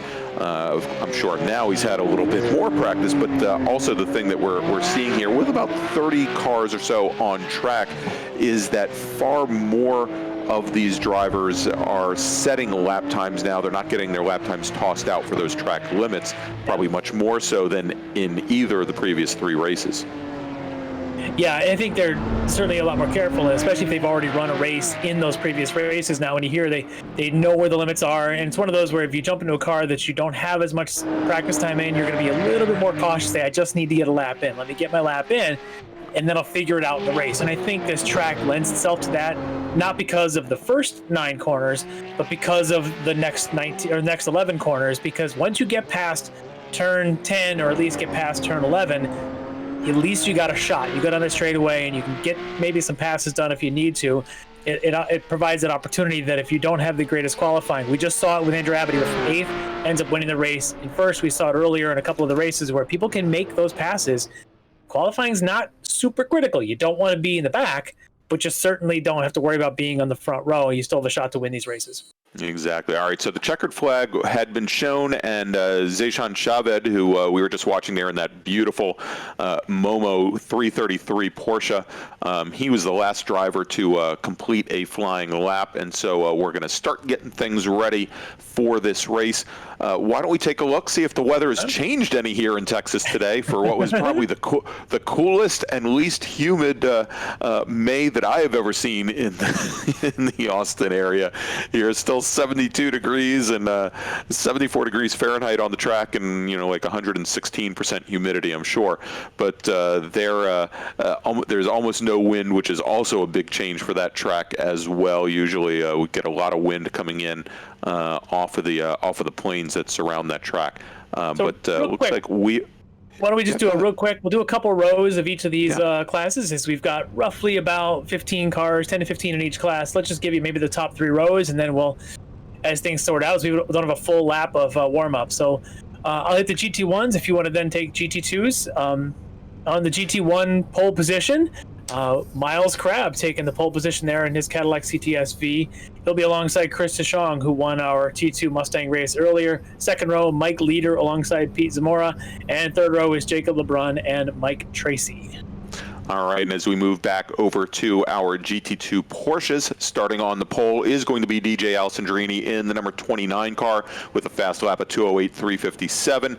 Caleb Patry in the 198 car. He manages to leapfrog Chris Paez in qualifying. He's going to start on the outside of the front row, moving Paez back to third, with Tom O'Gorman starting on the outside of the second row in fourth in the number 94 car. And then starting on the third row, it's going to be Jake Bassimer in the number 41 car. He's going to have Ellis Spisa lining up right next to him, starting in sixth. Oh, so we've got intermixed gridding, which means that we don't have these separated for some reason, but that's just the way it goes. So our Cadillacs, our Porsches, as you can see, we got a couple of Porsches right there on the second and third rows. That's how it's going to go. This will be interesting. Yeah, so why don't we, as they're still running through here, let's look at things the way they're going to be. I think we've got still Miles Crabb and Chris DeShong on the front row. It looks like starting third is going to be DJ Alessandrini with Mike Leader next to him. Then we go and it looks like Caleb Patry with Chris Paez. And then right behind them, it looks like we go back to the Cadillacs. So Zamora and LeBrun. So that should make up. 4 Porsches have snuck into the top 7 here. So that's where the way they make speed will be how this is interesting. Real quick, though, in the GT3s, which are at the back because they can't run the same pace, GT3s, pole sitter Billy Davis alongside his buddy Jeremiah McClintock, second row Max Kittleson and Chris Harp, as we've got a almost green flag for our GT1s. And we are green. And here we go, green flag. And those TCR cars, they are all starting together in the same group based on their lap times here, as our first car up into turn 1 is the number 31 car of Miles Crabb. Then we've got Chris DeShong following him through, and we'll see if some of those Cadillacs can get around the Porsches coming down the hill here. Doesn't look like it, so slotting into third is DJ Alessandrini with Chris Paez right behind him, and then about another 5 car lengths back from there, we've got Mike Leader in the number 53 Cadillac with Caleb Patry and Tom O'Gorman. So Patry and O'Gorman already kind of losing out to the start here, with Alessandrini and Paez getting the benefit of those Cadillacs sitting right between them. Yeah, that really tends to break up that field kind of unnaturally when things get mixed like this. If you were sitting there thinking, okay, I'm on the third row in the Porsches and I'm just going to be running the back of Paez and O'Gorman, and suddenly there's a mess of Cadillacs between you, or vice versa. If you're on the second row, you're Tracy and LeBrun in the Cadillacs thinking I'll be right behind Leader. No, all of a sudden you got a whole bunch of Porsches between. It really breaks those races up. Unfortunately, I was going to say, coming out of the hairpin, we see Patry trying to get around that 53 car, and for a moment there, looked like he was going to be able to get back up to the lead pack in GT2 and get up to Paez, but of course the Cadillac had the advantage going down the long straightaway here at Circuit of the Americas, and so now Patry has to deal with Tom O'Gorman as they start to come through the stadium section here, and O'Gorman takes over the spot. He's your new third-place runner, is Zayshan Shaved in that Momo car who we followed around before. He goes around now, and he's going to drop a number of spots. Yeah, that's unfortunate there. As again, David Sprague also having a bit of an issue there, and this whole stadium section is just so out of rhythm. It's very, very difficult to find a line that works. There is no straight braking zone once you get into it, and you can see there, Zayshan Davis is having a little bit of issue there on that tight line, trying to just stay clean at this point. But if you can get a run out of there, you can get by a few people. Spencer Patterson showing there on the inside.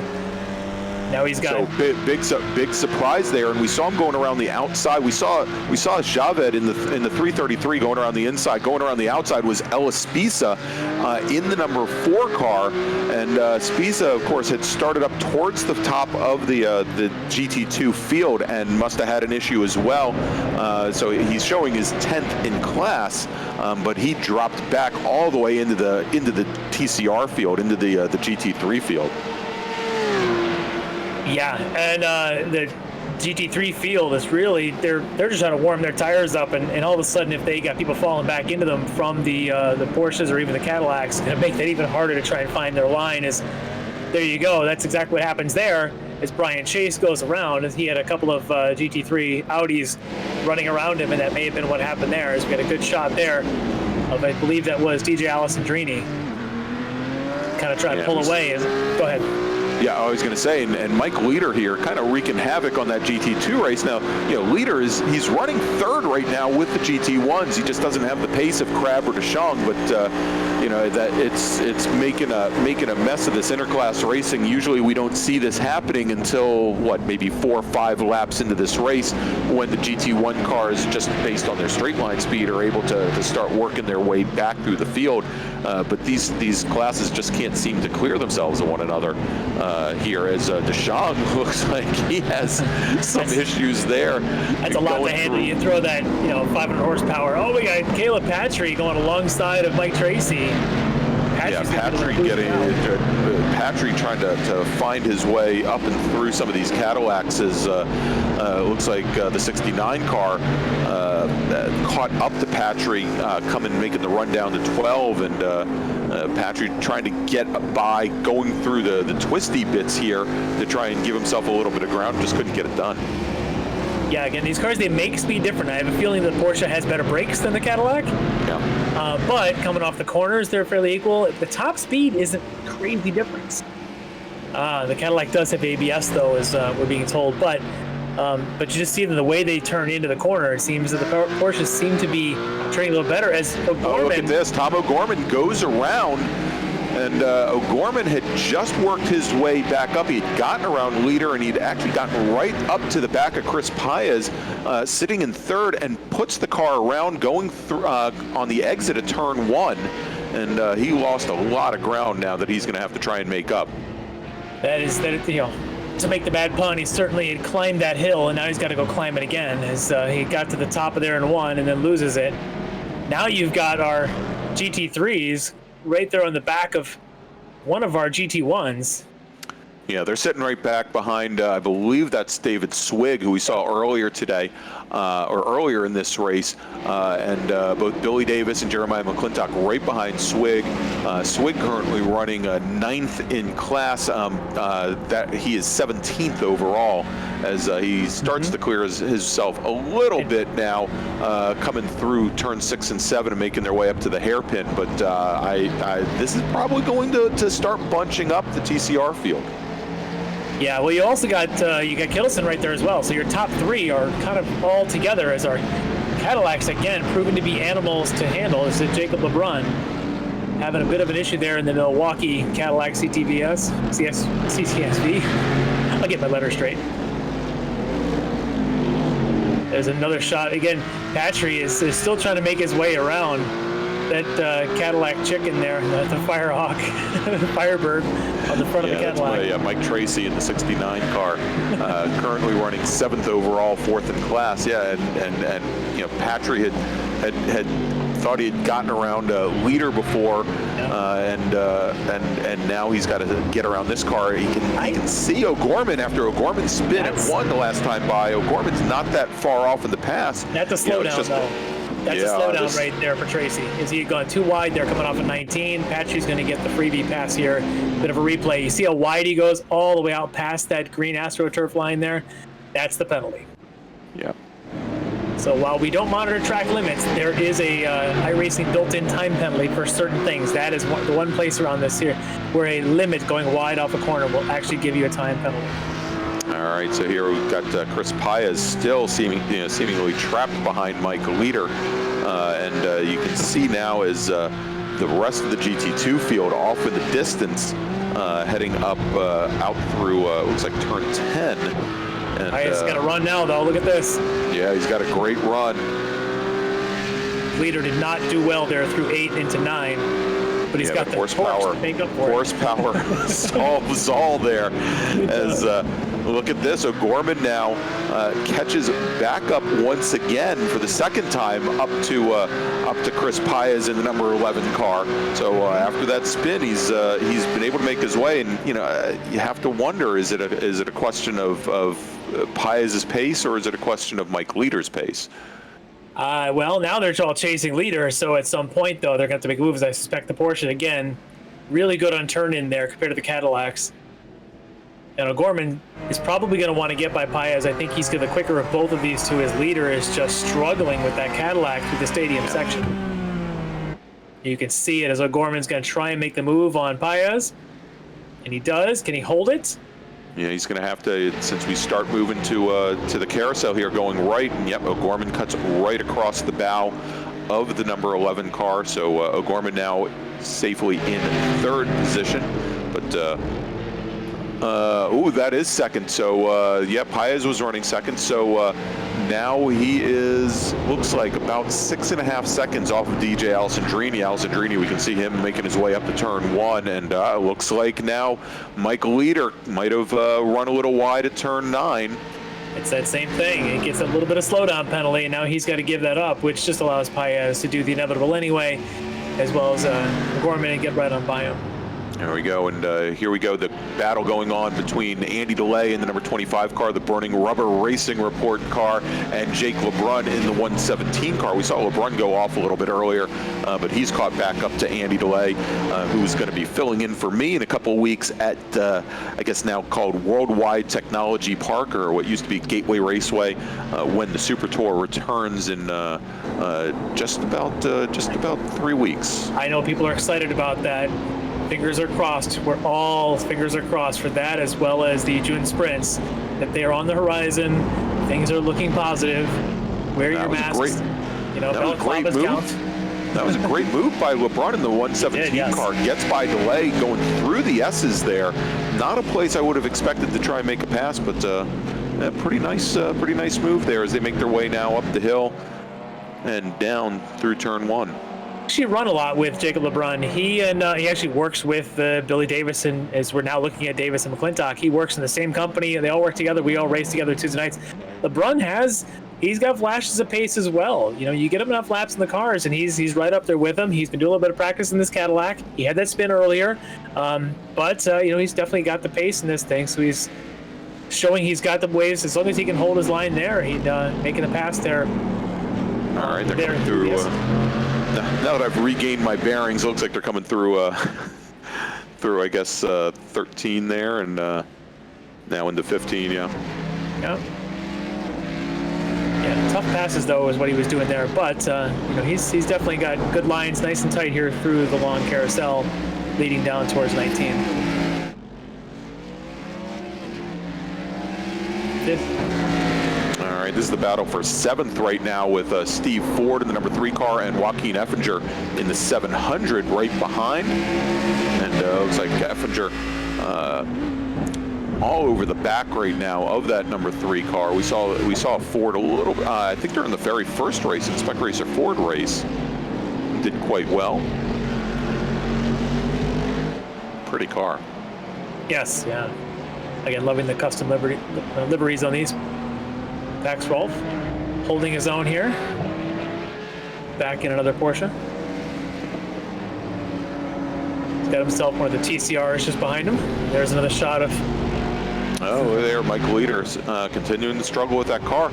We say he's struggling. I mean, he's still running 3rd in class, but there he goes as he went off wide, gathers it back up. He's now running 7th overall, but still 3rd in class. But I'll tell you, every time he has an issue, Mike Tracy gets a little bit closer. So we'll see. Tracy's currently running in 4th in class, but still about 3 seconds back. Those little yellow apex ramps, as they are, they will launch a car hard. We saw it earlier in the touring race with the Mustangs. They hit those, it'll break the car. Here you just see the Cadillac just go for a heck of a ride. Oof.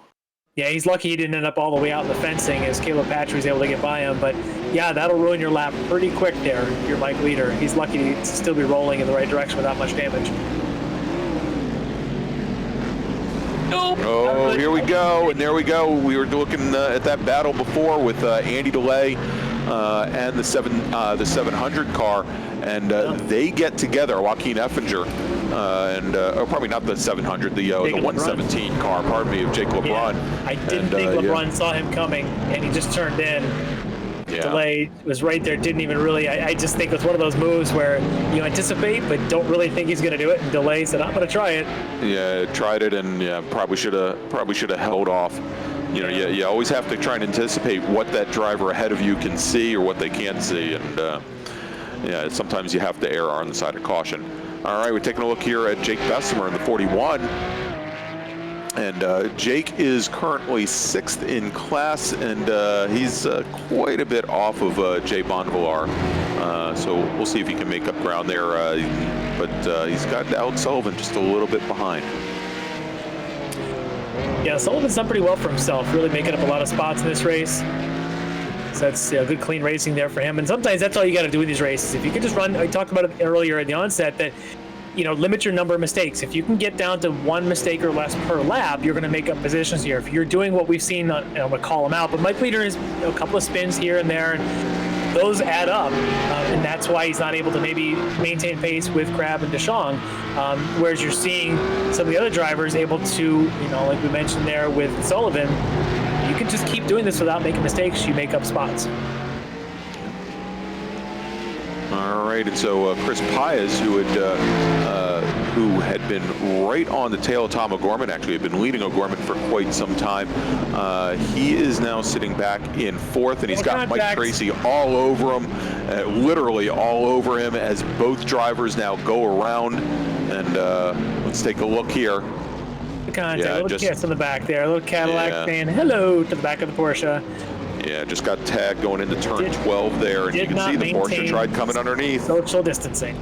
Yeah, and and interestingly there, if you took a look, when you look at the 69 car, he actually ended up straightening out quite a bit. He might have had an angle into the apex, but he straightened out the car at the last moment and ended up almost driving straight into the tail there. Some people might call it net code, but we're not going to use that term this week, as it was defined this week as to what that is, and I don't think it applies. So we're going to go with he just ran it over. He ran it, yeah. Yes. Yeah, definitely. All right. So one battle I was watching, and Kyle, maybe we can jump to it, the battle between Scott Angelo and Felix Bordati. This is actually the battle for 8th in GT3. They've been running pretty close in the last couple of laps. I think Angelo's kind of had the measure of Bordati, but Bordati's had a couple of laps where he's been able to make up some ground.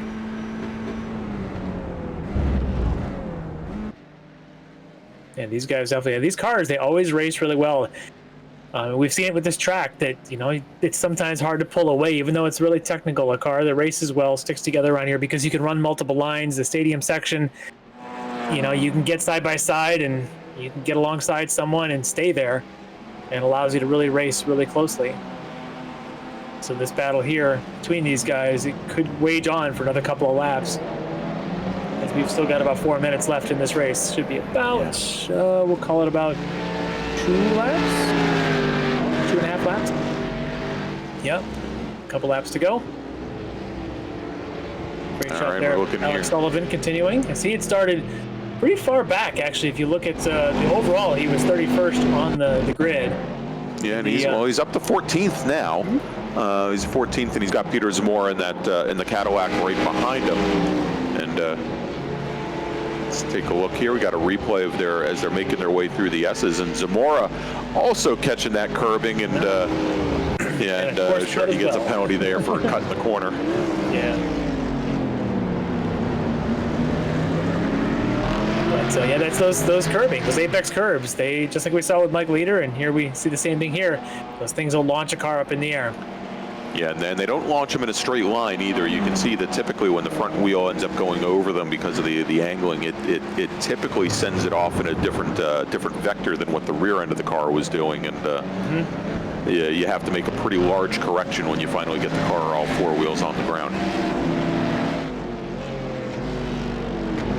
So our GT3 race, I know that Billy and JT had sort of started out together on the front of that field.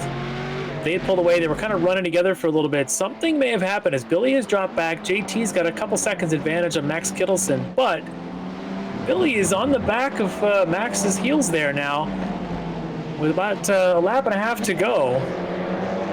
Yeah, Max is going to be doing everything he can. Yeah, now Kittleson came in second last week. He had been leading the race going into the very last lap. Darren Treacle ended up pulling out the win on that last lap with a great move. I think it was actually down near Canada Corner when he got around him. But let's take a look here. I wonder if Kittleson's got the cell phone number of Andrew Abbott and kind of call him up real quick, say, hey, you got any tips for sticking elbows out on Billy Davis going into 12?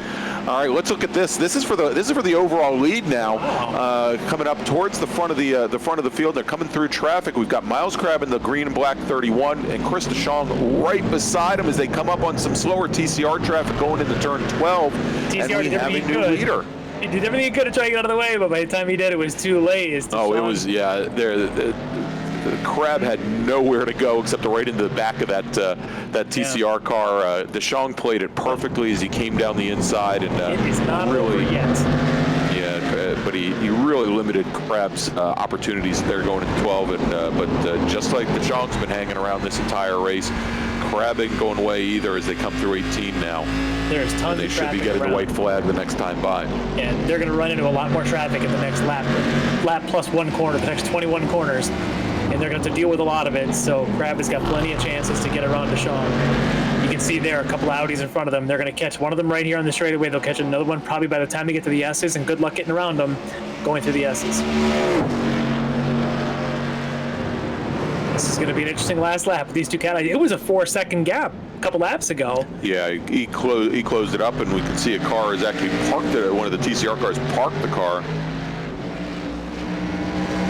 Yeah, Mike Fox parked it on the exit curbing over there. All right, so we are on our white flag lap. So don't see much traffic in front of them. As Fox may have just kind of pulled off, and our Cadillacs may have actually got free reign. So Crab's going to have to do it on his own if he wants to catch the DeShong, the leader now here in GT1. Stick with him, stay close. Again, these things don't need a lot of draft, but everything does help. If he can get a good launch off of 12, maybe he's got a shot off of 11 and have a shot to make a move going into 12. And here we go. Oh, a little too far back to make the move, but definitely later on the brakes makes up a bit of ground there coming into 12, but just as he made up ground going in, he loses it coming out. DeShong trying to break the draft a little bit by going left. That was out of 11, pardon me. Yeah, you can see, and DeShong now moves back over driver's right to try and maximize that entry into 12, the decreasing radius left-hander. Crab, does he have any kind of move here? I mean, there's moves to be made if you want. If you want to try sticking your nose in there. And these cars we've seen, they are a handful. It's not easy to go through decreasing radius corners in the horsepower and weight that these Cadillacs have. Right there, see a bit of a slowdown. Crab may be able to come up inside, but nope, DeShong able to get out of there. Now he's going around our carousel. It's only 2 more corners to make a move, and you can see there that Crab has some issues coming out of the carousel as they come through turn 19. And they got a little traffic ahead, but I don't think it's not gonna be a worry as they come onto the front straight. And there you can see the start-finish line, and taking the win is Chris DeShong. Oh, second win for the Knights, a great win for him. Right behind them, DJ Alessandrini getting the win there in our GT2 Porsche Cup cars. Yeah, Alessandrini not all that far back from DeShong and Crab, and now coming across the line. Oh, we've got that battle, and we've got that race with the TCR cars. Actually, we see Mike Leader in 33 car coming across with Calipatri as well. The other battle that's going on right now is actually the GT3 battle. McClintock seems to have got a pretty substantial lead, but Billy did make his way around Kittleson, but this is far from over. As you can see Kittleson there in the white Audi behind the orange one from Davis as they go up through turn 9, heading on down to the hairpin at 11. Kittleson's going to have to get a heck of a run. He's kind of fallen back just a little bit. Quite over yet, though. McClintock's up the road about 6 seconds in front of these guys. Barring any mistake, he should take the GT3 win. Max is going to have to get a little bit of draft help. Closing. And he's closing, but still a little bit far back as they make the long run here. These cars, I've driven these. They're very, let's just say, interesting under braking. For a front drive car, they kind of have a lot of rear bias. He's able to close the gap, but again, now it's very tough to find a place. We just saw with the Cadillacs, tough to find a place to stick your nose in. So you just end up seeing a whole lot of the other guy's bumper all the way through this stadium section here through, 13, 14, 15, 16, and then around the 17, 18 right-hander. Yeah, you can see he makes up a little bit of ground under braking, but not a lot. So while that's happening behind them, McClintock seems to just be steady as she goes with Pickle Rick there on his left front of his bumper. He's got what looks like one corner to go off at turn 20. All he can see is the checker in front of him. No flagger in the stand this week to make fun of. And McClintock takes the win in GT3, and right behind them is Buddy Davis taking second with Max Kittleson on the third step of that podium in GT3. All right, hey, what? Yeah, let's jump back. Take a look at the finish for in GT3, and I believe this is the battle for the fourth position. Yeah, battle for fourth. We could see how close this is between the 462 car. Yeah, as they're all coming out. We were watching this battle earlier.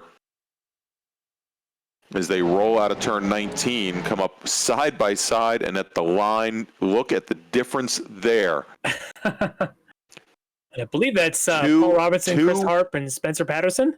Yeah, yes, and the margin of well, I won't call it the margin of victory, but the margin between them, 0.02 of a second. Oh, that's amazing. It's just a matter of getting a little bit better run. Yeah. Not much at all. And I'll tell you, as much as he pulled to the inside there, driver's left, if he'd actually come right up alongside the door, it might have even been closer. I'll give a little shout out to Paul Robinson. He had a bit of a glitch happen to him during the Fun with Cars race on Thursday night. He was running in the Skippy race. Sometimes in the sim, you get a meatball flag for what the sim thinks you've got terminal damage, but it's just a flag. And sometimes you can ask the moderator to remove the flag. A mistake was made, and rather than just eliminate the flag, Paul Robinson was accidentally booted from the session. Oof. Yeah, not thrilled about it. So, Paul, sorry that happened, but congrats on the fourth place. Tough finish there to win by a couple thousands, but good race, Paul. You made up for it. Alrighty, so let's go run down the finishing order here by class. As we saw, Chris DeShong with that, not last lap, but with 2 laps to go, takes the lead from Miles Crabb, and the win. Crabb finishes second. Mike Leader finishes third in GT1. Mike Tracy fourth, and Andy DeLay finishes in fifth. In GT2, DJ Alessandrini takes the win. Tom O'Gorman finishes in second. Caleb Patry finishes in third. Chris Paez fourth, and Jay Bonvalor finishes in fifth. And then finally in GT3, we've got Jeremiah McClintock taking the win. Pretty convincing win there with Billy Davis and Max Kittleson finishing second and third. And then you saw there what little difference there was between Paul Robinson, Chris Harp, and Spencer Patterson finishing fourth, fifth, and sixth. So a great run there. And let's see, do we have anybody that we can to bring in here, Kyle? No. All right, so looks like we're not going to have anybody interview, but I want to make a quick notice for those of you that live in the Austin area and may be listening to this. The Circuit of the Americas is teaming up with the Central Texas Food Bank tomorrow, May 10th, from 12 to 5 p.m. Central Time. And if you want, you can either go to circuitoftheamericas.com/donate and donate online, as they say that even $1 can help produce up to 4 meals. Or if you have donations of food or money, you can bring them out to Circuit of the Americas tomorrow from 12 to 5. And if you donate, they will let you take not your race car. Oh, I almost jumped it there. Probably don't want to tow your race car out there, but they'll let you take your street car out on track and run it around the Circuit of the Americas course. Now, you won't be going nearly as fast as these guys were, but it is a great cause. So again, if you're in the Austin area, if you go to circuitoftheamericas.com/donate, you can get all the information about the COTA Food Drive benefiting the Central Texas Food Bank. That's an awesome charity. I hope folks down there take advantage of that tomorrow. It really is. It's a great cause and a great opportunity to take a street car out on the track. I certainly would if I was within a little closer than the 20-hour drive that I am. If you start now, you might make it. All right. All right. So let's take a little break as we get ready for our final race of the evening, and that's going to be the Global MX5 Cup race. But before we do, Kyle, back there in the back, let's talk about Hawk Performance, the official brake products of the SCCA. For over 25 years, championship-winning drivers and teams have demanded Hawk Performance Motorsport brake pads. Now you can have their advanced technology on your daily car, truck, or SUV with Hawk Performance Street Friction products. With the improved HP Plus pad for that hybrid street and track feel, or Super Duty pads for tow vehicles, or the new Talon Street Rotors, Hawk has all your braking needs covered. Visit hawkperformance.com and like them on Facebook to learn more about Hawk Performance Advantage. Hawk Performance, what's stopping you?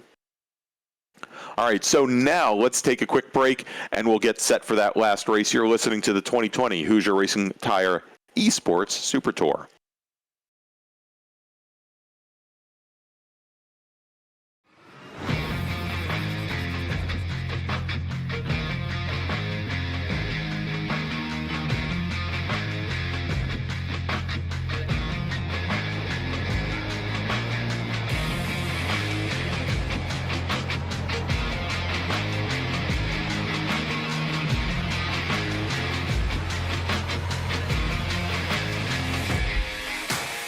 We are ready to go. Beautiful field. Green flag flies.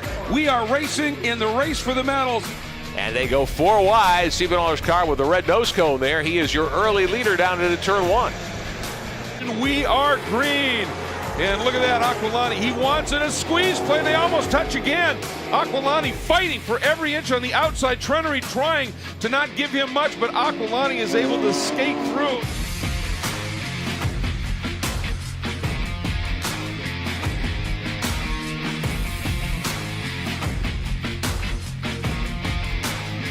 Well, we're going to see somebody trying to get brave, not able to get it done. A little bit of lockup.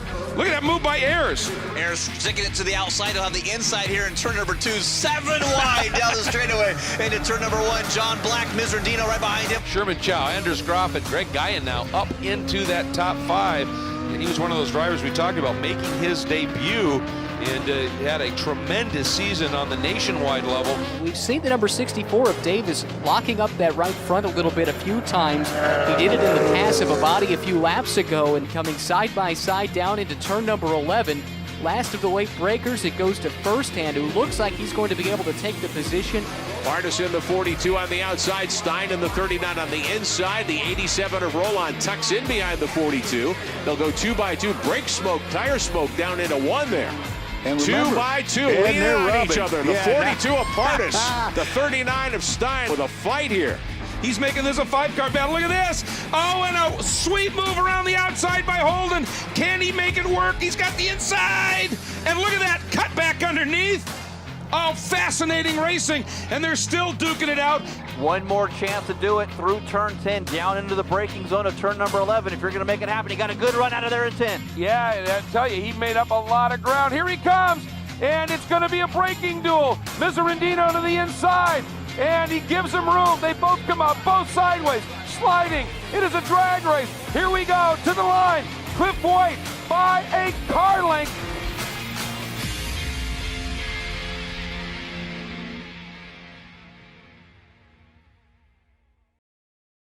When the finish line calls, we answer. Hit the road with insurance protection from Haggerty. Whether you drive a built racer, sports car, or exotic, and save an average of $264. Get a quote today at Haggerty.com.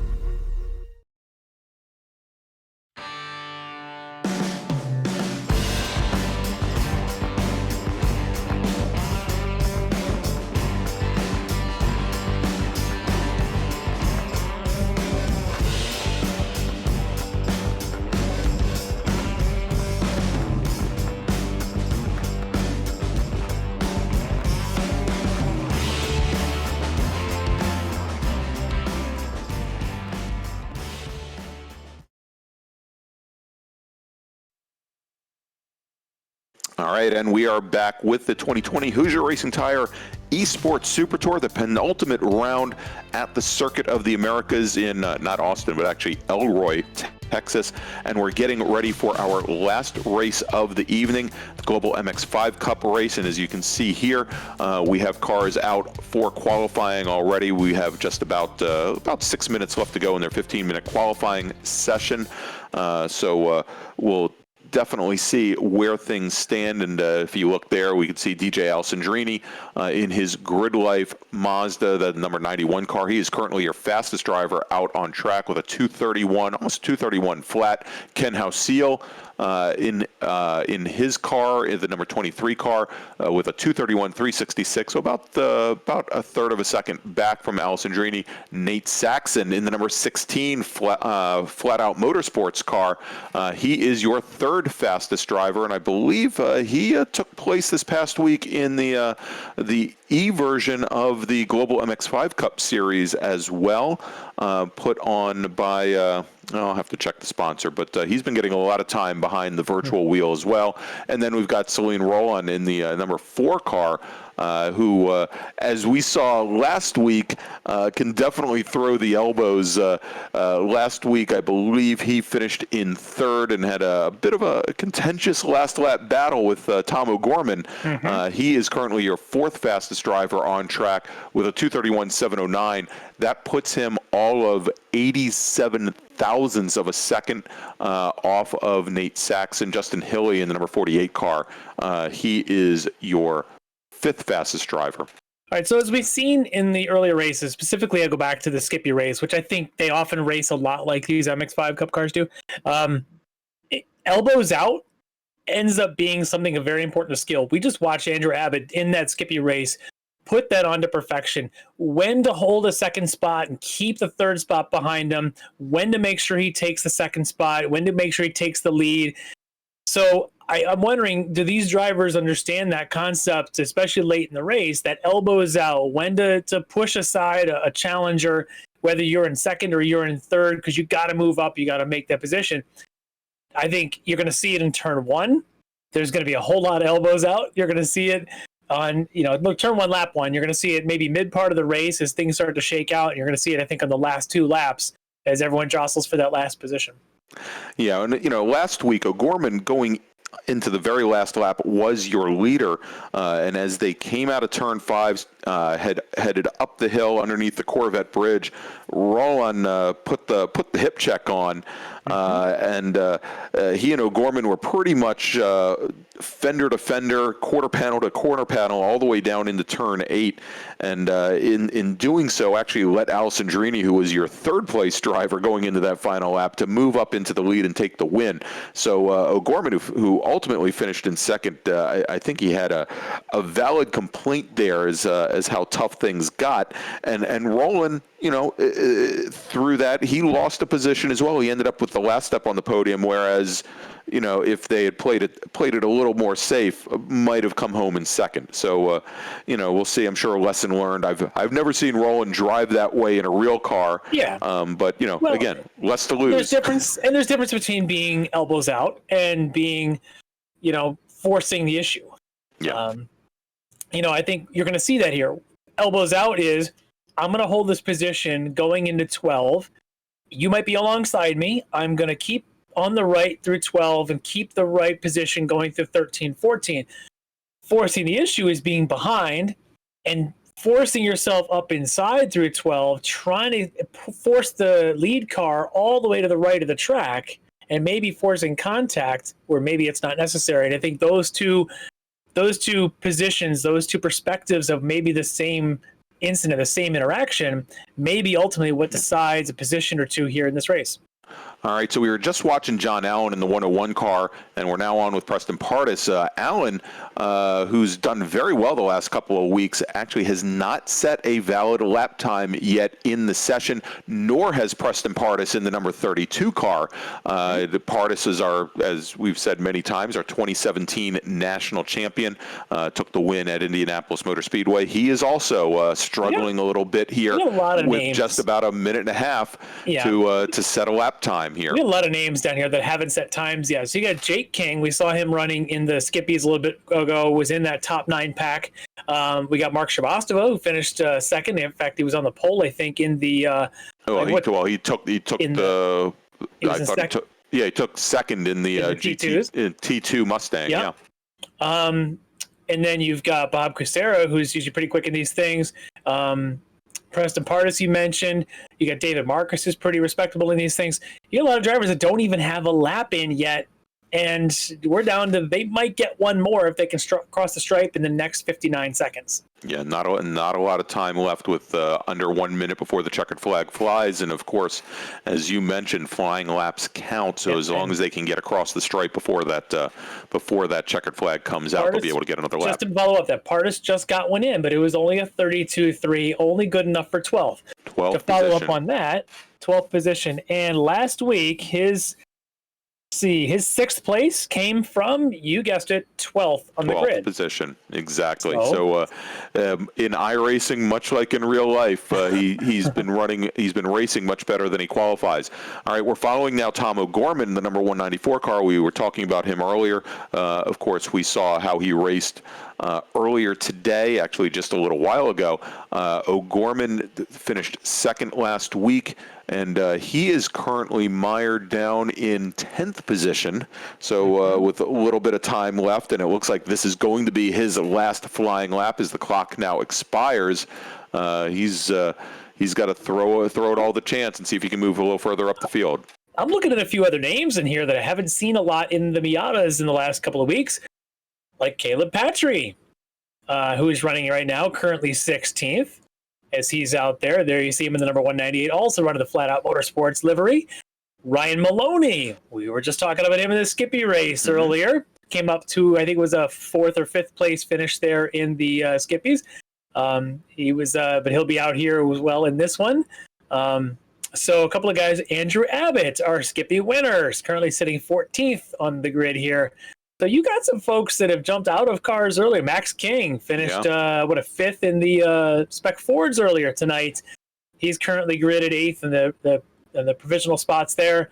So you got some folks that maybe don't always run the MX-5s are going to be dicing it out here. Some folks that have had success in other cars, going to be very interesting. Sure, but we've seen the Kings race very well. We saw a great race from both Max and Jake at Sebring just a couple of weeks ago. We were talking about Ryan Maloney in the 31 car. Maloney, I saw just last night racing with the WDCR, Washington, D.C. region of the SCCA, their league as well. So, and they were at New Jersey Motorsports Park for their race, and I'm sure Alan Olson, the Olson Vest guy, is very happy to see Maloney doing well, running his livery on most of these cars. Yeah, so as we get these flying laps in, we'll see if DJ's time can hold up. Right behind him is Ken House-Seal. It just popped up a second, and Tom O'Gorman with that Valvoline livery. Third. Yeah, it jumped from 10th up to 3rd on that last lap, turning a 2:31.557. So we said he only had 1 lap to go and 1 lap to put in a good flyer, and he does, moving up in the order. Nate Saxon, who's been running up towards the top of the field. He is sitting fourth fastest in the number 16 car. Looks like he's finished up his laps already. And here we're looking at Andrew Wozencroft. Now, we saw Wozencroft earlier today, had some issues I believe, was he in, I'm trying to remember if he was in one of the Mustangs earlier, or which car we saw him in, or maybe it was one of the Caymans, but looks like he now crosses the stripe, and he is going to be starting 28th. Actually, we saw him, that's right, we saw him in the Spec Racer Fords in the very first race. All right, Zach Rubin, we've seen him try and mix it up in the pack. Yeah, and he comes across the stripe. He's going to start 11th, and yeah, I'm sure he's looking for, and he's had hasn't had bad luck the last couple of races. If you remember, towards the start of the Super Tour, he had some very poor luck. I think springing to mind immediately was coming out of the chicane at Sebring on the very last lap, as I think he was looking for a podium finish and ended up taking the car into the wall on that on the back straight there. But he's had some good runs of late, so hopefully he can work his way up. He's going to be starting, I think, what did we say, in the 11th car? He's down in, got him. Yeah, he's going to be starting 11th. Yep. Just ahead of Mark Shrivastava and Preston Pardis back in 13th. So he's got some, and Elio Mendez right in front of him. So you've got some pretty tough competition right stacked around Zach Rubin. Not going to be easy for him. Andrew Abbott just a couple rows behind him. Yeah, there's a lot of names there. But do you want to go through our grid? Because again, we only got a short run to the green. So yeah, let's we'll start running down the grid here, and actually let's take a look at the weather real quick. See if it's still 72 degrees outside. Hey, look at that! It's still 72 degrees with 74-degree track temperature, and still just a 2 mile per hour wind. Kyle's going to mix that thing up, and he's going to throw it in Celsius for you. Yeah, it's going to pop up and say that it's like 26 degrees and something like that. It's going to really mess with you. Yeah, and with just these 2 mile per hour winds, I wouldn't be able to smell all the great food coming from Wild Bubba's Wild Game Grill up the road there. So look at you all prepared with your snack shacks. Oh, well, actually, unfortunately, I'm not, because I got the word that I think Wild Bubba's may have closed down due to the current conditions, which would be just a little shame. Talk about a little shack, but absolutely the most amazing burgers, and they call it the Wild Game Grill because it was more than just beef. It was a lot of great stuff there. I'm definitely going to miss them. All right, so let's go. We'll run down the grid here. Starting on the pole today is DJ Alessandrini. Starting next to him in second position on the outside is going to be Ken Husil in the number 23 car. Starting on the second row in the number 194 car, Tom O'Gorman, and he's going to have Nate Saxon right beside him in the number 16.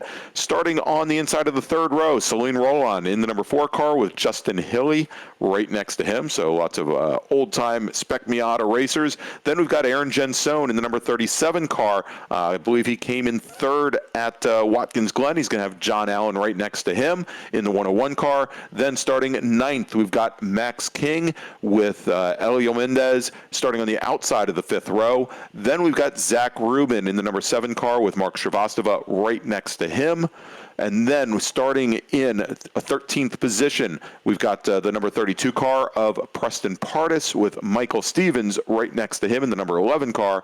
Then we've got Andrew Abbott, who is our winner in the Skip Barber Racing cars. He starts in 15th position in the number 25 car with Joe Boyd right next to him. Then Caleb Patry and Evan Gobble. And Larry, turn it over to you for the rest of the field. All right, beyond them, you've got Trevin Renson in row 10 along, or row 10. Yeah, row 10. Alongside David Staub. Behind them, Jason Cavanaugh alongside Ryan Maloney had the great run in the Skippies earlier tonight. Behind them, you've got Christian Cecil and Vinny Barada on row 12. Row 13 will be Bobby Blankenship III and Donald Manning. On row 14, Dan Huberty and Andrew Wozencroft. Row 15, Charles Vaccaro and Dustin Crooks. Row 16, Pax Rolfe and Joaquin Effinger.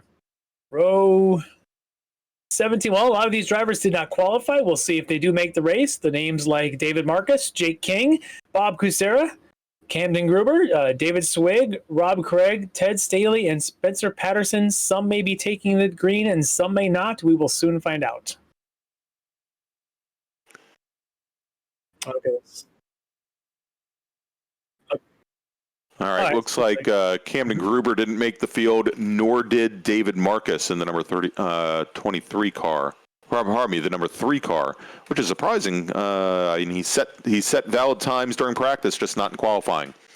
All right, and the green flag is in the air, and DJ Alessandrini and Spencer Patterson start to make their way. Probably Ken Husil start to make their way down the field. Oh, they are 6 wide already as the lightweight green. Everybody anticipates, but now they bottleneck. Yeah, and you can see Max King coming all the way down the inside, takes to the pit lane to try and get some room there, and he looks like he might have made up a couple positions. All over the tile floor with their M&Ms. Now you got to go clean them up in turn 2. And they have. Look at this. Yeah, they're still side by side coming down through 2, but looks like things have straightened out quite a bit here as DJ Alessandrini leads the field now through the S's. He's got Ken Husil is a little thrown by the bright red number 23 there, but Ken Husil right on his tail, and Tom O'Gorman, the number 194 Valvoline car, not all that far behind with Saxon right on with him. One of our flat out cars. Yeah, Preston Pardis, and looks like another car goes flying. It looks like Pardis in the 32's got a lot of damage, and then we had another one of the flat out cars. Not Nate Saxon, but further back in the field, went for the wild ride. Let's take a look here. Here's oof. That's the 00 Spencer Patterson, or probably the 79 of Patterson. And it was the 00 of Dustin Crooks that went around, I believe, into the wall. Well, Charles Vaccaro in the number 9 car. We talked about this earlier, right? This is that huge wide entry into 11 that's so enticing for everybody, and then it just tightens up on exit. All right, but front of the pack going through 12, they seem to have sorted it out. This should be DJ and Husil and O'Gorman, and Nate Saxon following right in behind as well. These guys have played together a lot. Saxon's going to roll right with them, rolling back there. King a little further back, but not out of this yet, as this group all now understands the meaning of single file. Yeah, and I'll tell you, I'm still wondrous of that start by Max King in the number 29 car, probably 28 car, because he came all the way up the inside as far as he could, and when the pit lane opened up, he took to the pit lane as well and didn't move over until they were just about the turn-in point for turn 1. I think he made up about 4 positions on the start. Yeah, and sometimes you have to. You just got to make your way around some traffic and dodge a couple of things in front of you. And yeah, speaking of dodging, Celine Rowan doesn't quite dodge the DRS sign there, drives right through it. That DRS sign is so amazing. It just withstands hurricane winds. It'll withstand MX-5 cars and Cadillacs and everything else, and it just springs right back to life. Yep. All right, and you can see here how much ground O'Gorman and Max King a little bit further back take. King managing to still hold off John Allen in the 101 car, and Zach Rubin in the number 7 right behind. King looks like somebody tried to break into his trunk and steal his golf clubs there. He's got a little bit of a gap. He is from New Jersey. Hey, I'm glad you said it, not me. I live there too, but I know people. I would never accuse the fine people of New Jersey of stealing anything out of my car. At this point, they have to try and find a way to get me in Charlotte, so. I guess they'll have their chance at Labor Day at Summit Point. I have too many former colleagues there that might know how to find me, and I'm not going to accuse them of anything. Anyway, back to the front as DJ and Husil and O'Gorman go roundy round again with King and the Brewdog behind him of Allen. What a run there for Rubin, though. Rubin's going to be right on the back of Allen by the time they get up to turn 12. Yeah, but if you take a look, it's not just Rubin. He's got Shrivastava and he's got Aaron Jensone right with him as well. And, talk about taking advantage. Jensone, if you remember, he was in 6th position on the very last lap at Watkins Glen and ended up moving all the way up and taking the last spot on the podium. So, he's kind of where he needs to be here as as DJ Alessandrini, I'm starting to wonder if he thinks it's that GT2 race again, as he's making his way around, and Husiel's just kind of letting him pick different lines, and Husiel just seems to be right in the middle of it. Husiel said, I'm going to try going on your inside, DJ. Look, I'll be on your left, and then I'll be on your right. And he did, and this time, instead of O'Gorman being in the middle of it, O'Gorman started doing what we had seen Paul Darling do before, which is just sit back and watch it. And wait, yeah. Yeah. And I'm sure he'll mix it up here in a minute, or maybe it'll be Saxon end up being the role of Paul Darling and watch the three of them do what they did in the T1s. And this is not going to turn out. Oh, look at this now, side by side. We've got that's Max King, who had already lost positions to both Ruben and John Allen, and actually Allen lost ground to Zach Rubin as well. So Rubin's made up 2 positions. Now move him up to 6th, Allen back to 7th, and Max King back to 8th. I would have thought there'd be a slowdown, but he's not giving anything up. No, so I don't know if there's a different contact going out there, but he's right in the mix. Oh, look at this! As the 48 car gets into the Shrivastava's car, the 37, and so Shrivastava now goes around. Oh no, I'm sorry, that was John Sohn, the 37. Shrivastava's the 87. That's right. So let's take a look. So everything I said about John Sohn being right where he wants to be, not so much anymore. Shrivastava was able to get by, but who was one of the Abbotts there is Andrew Abbott just taps him right there, coming out of the corner, had nowhere to go, unfortunately. He's rolling again, though. But the cars take a beating. Oh, so much drifting and sliding. Wild slide there from the 31 car. Contact. Need some help. Yeah. That's Ryan Maloney. We talked about Maloney before. I'm sure Alan Olson isn't going to like watching that. All right, as he gathers things back up. Yeah, these things are definitely a lot of contact there. A lot of movement, a lot of lateral movements through the corners on these cars. I don't see anybody having a partner and playing nice in this race at all. This is elbows out from the drop of the green flag.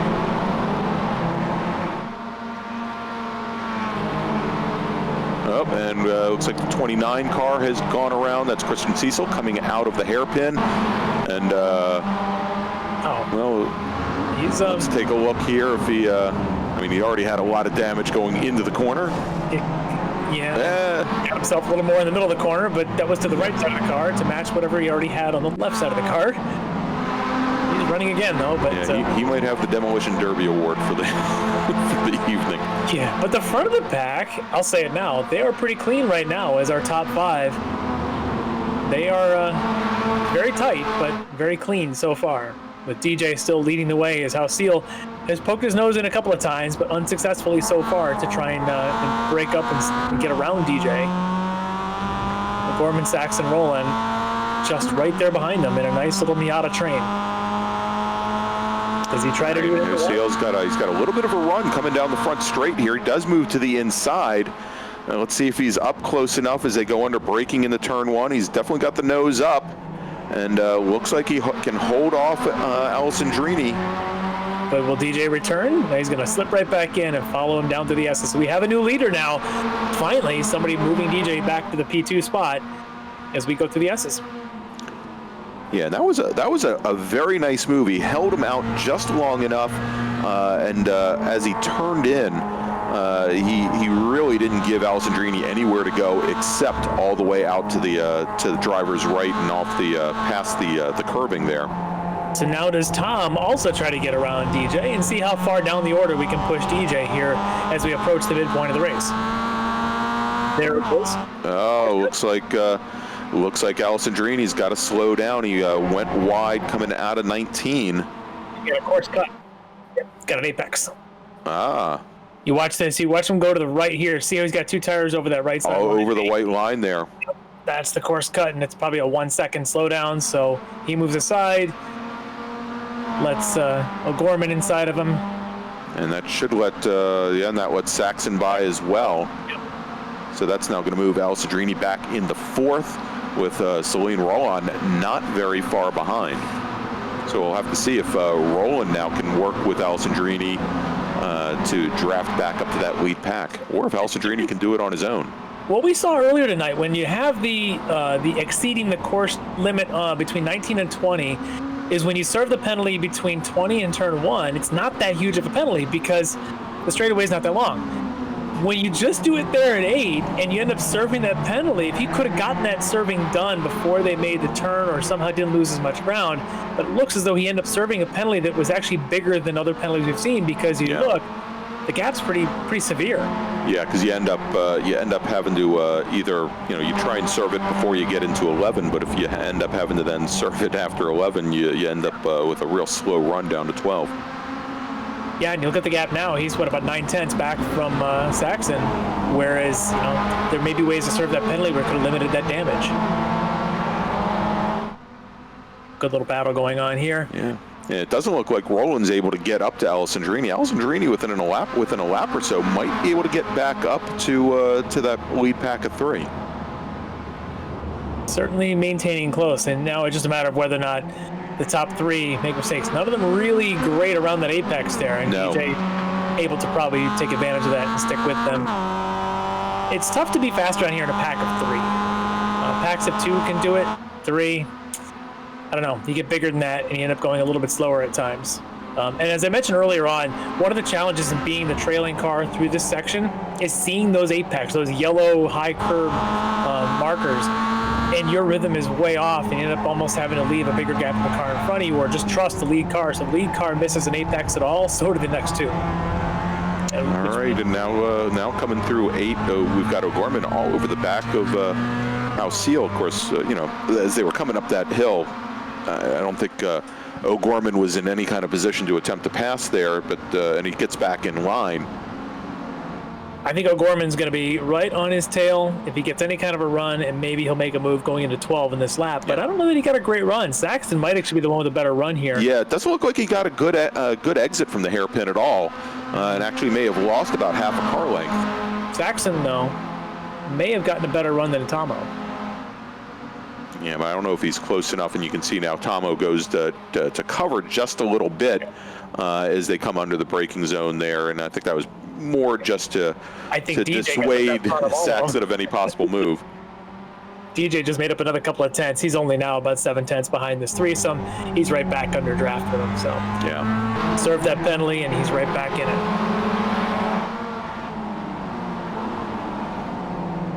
Look at that. It's now back to the chess match. It's where do you want to poke your nose in, collect some data, figure out where the car in front of you is fast. Alceel's very quick in this car. We know the names like O'Gorman and Alessandrini. Saxon we haven't heard a ton from. You had said he's showing some speed in some other series, so clearly he's got the chops to be in this mix. Alceel, though, we've seen him mix it up. Really interested to see if he can. I think they're right. They can stay on the green. I don't think it's a penalty yet, but they're all taking max to the limits there. Yeah, they're not. They're kind of close there, and it doesn't look like any of the 3 had to give it up. But it now you've got Alessandrini. He's just now only about 2.5, 3 car lengths off of the lead pack as they roll up the hill into turn 1. Alceel's getting really good runs off of 20. You notice that O'Gorman had no chance to really get up under him, whereas earlier when Alceel made that pass on DJ, he really made a great run to make the pass. Alceel might be the best one of these guys at getting a run off the 20, which takes a passing zone away. Now, who gets the run off of 11 is the real passing zone. We've seen DJ already do that. Now DJ's got to make 3 passes, though, to take the lead. All right, we just saw Joe Boyd, number 20 car. He picked up a position from David Staub. That moves Boyd up to 13th. And we jump back over to our leaders now as they make their way up out of turn 9 and start making their way over towards the hairpin.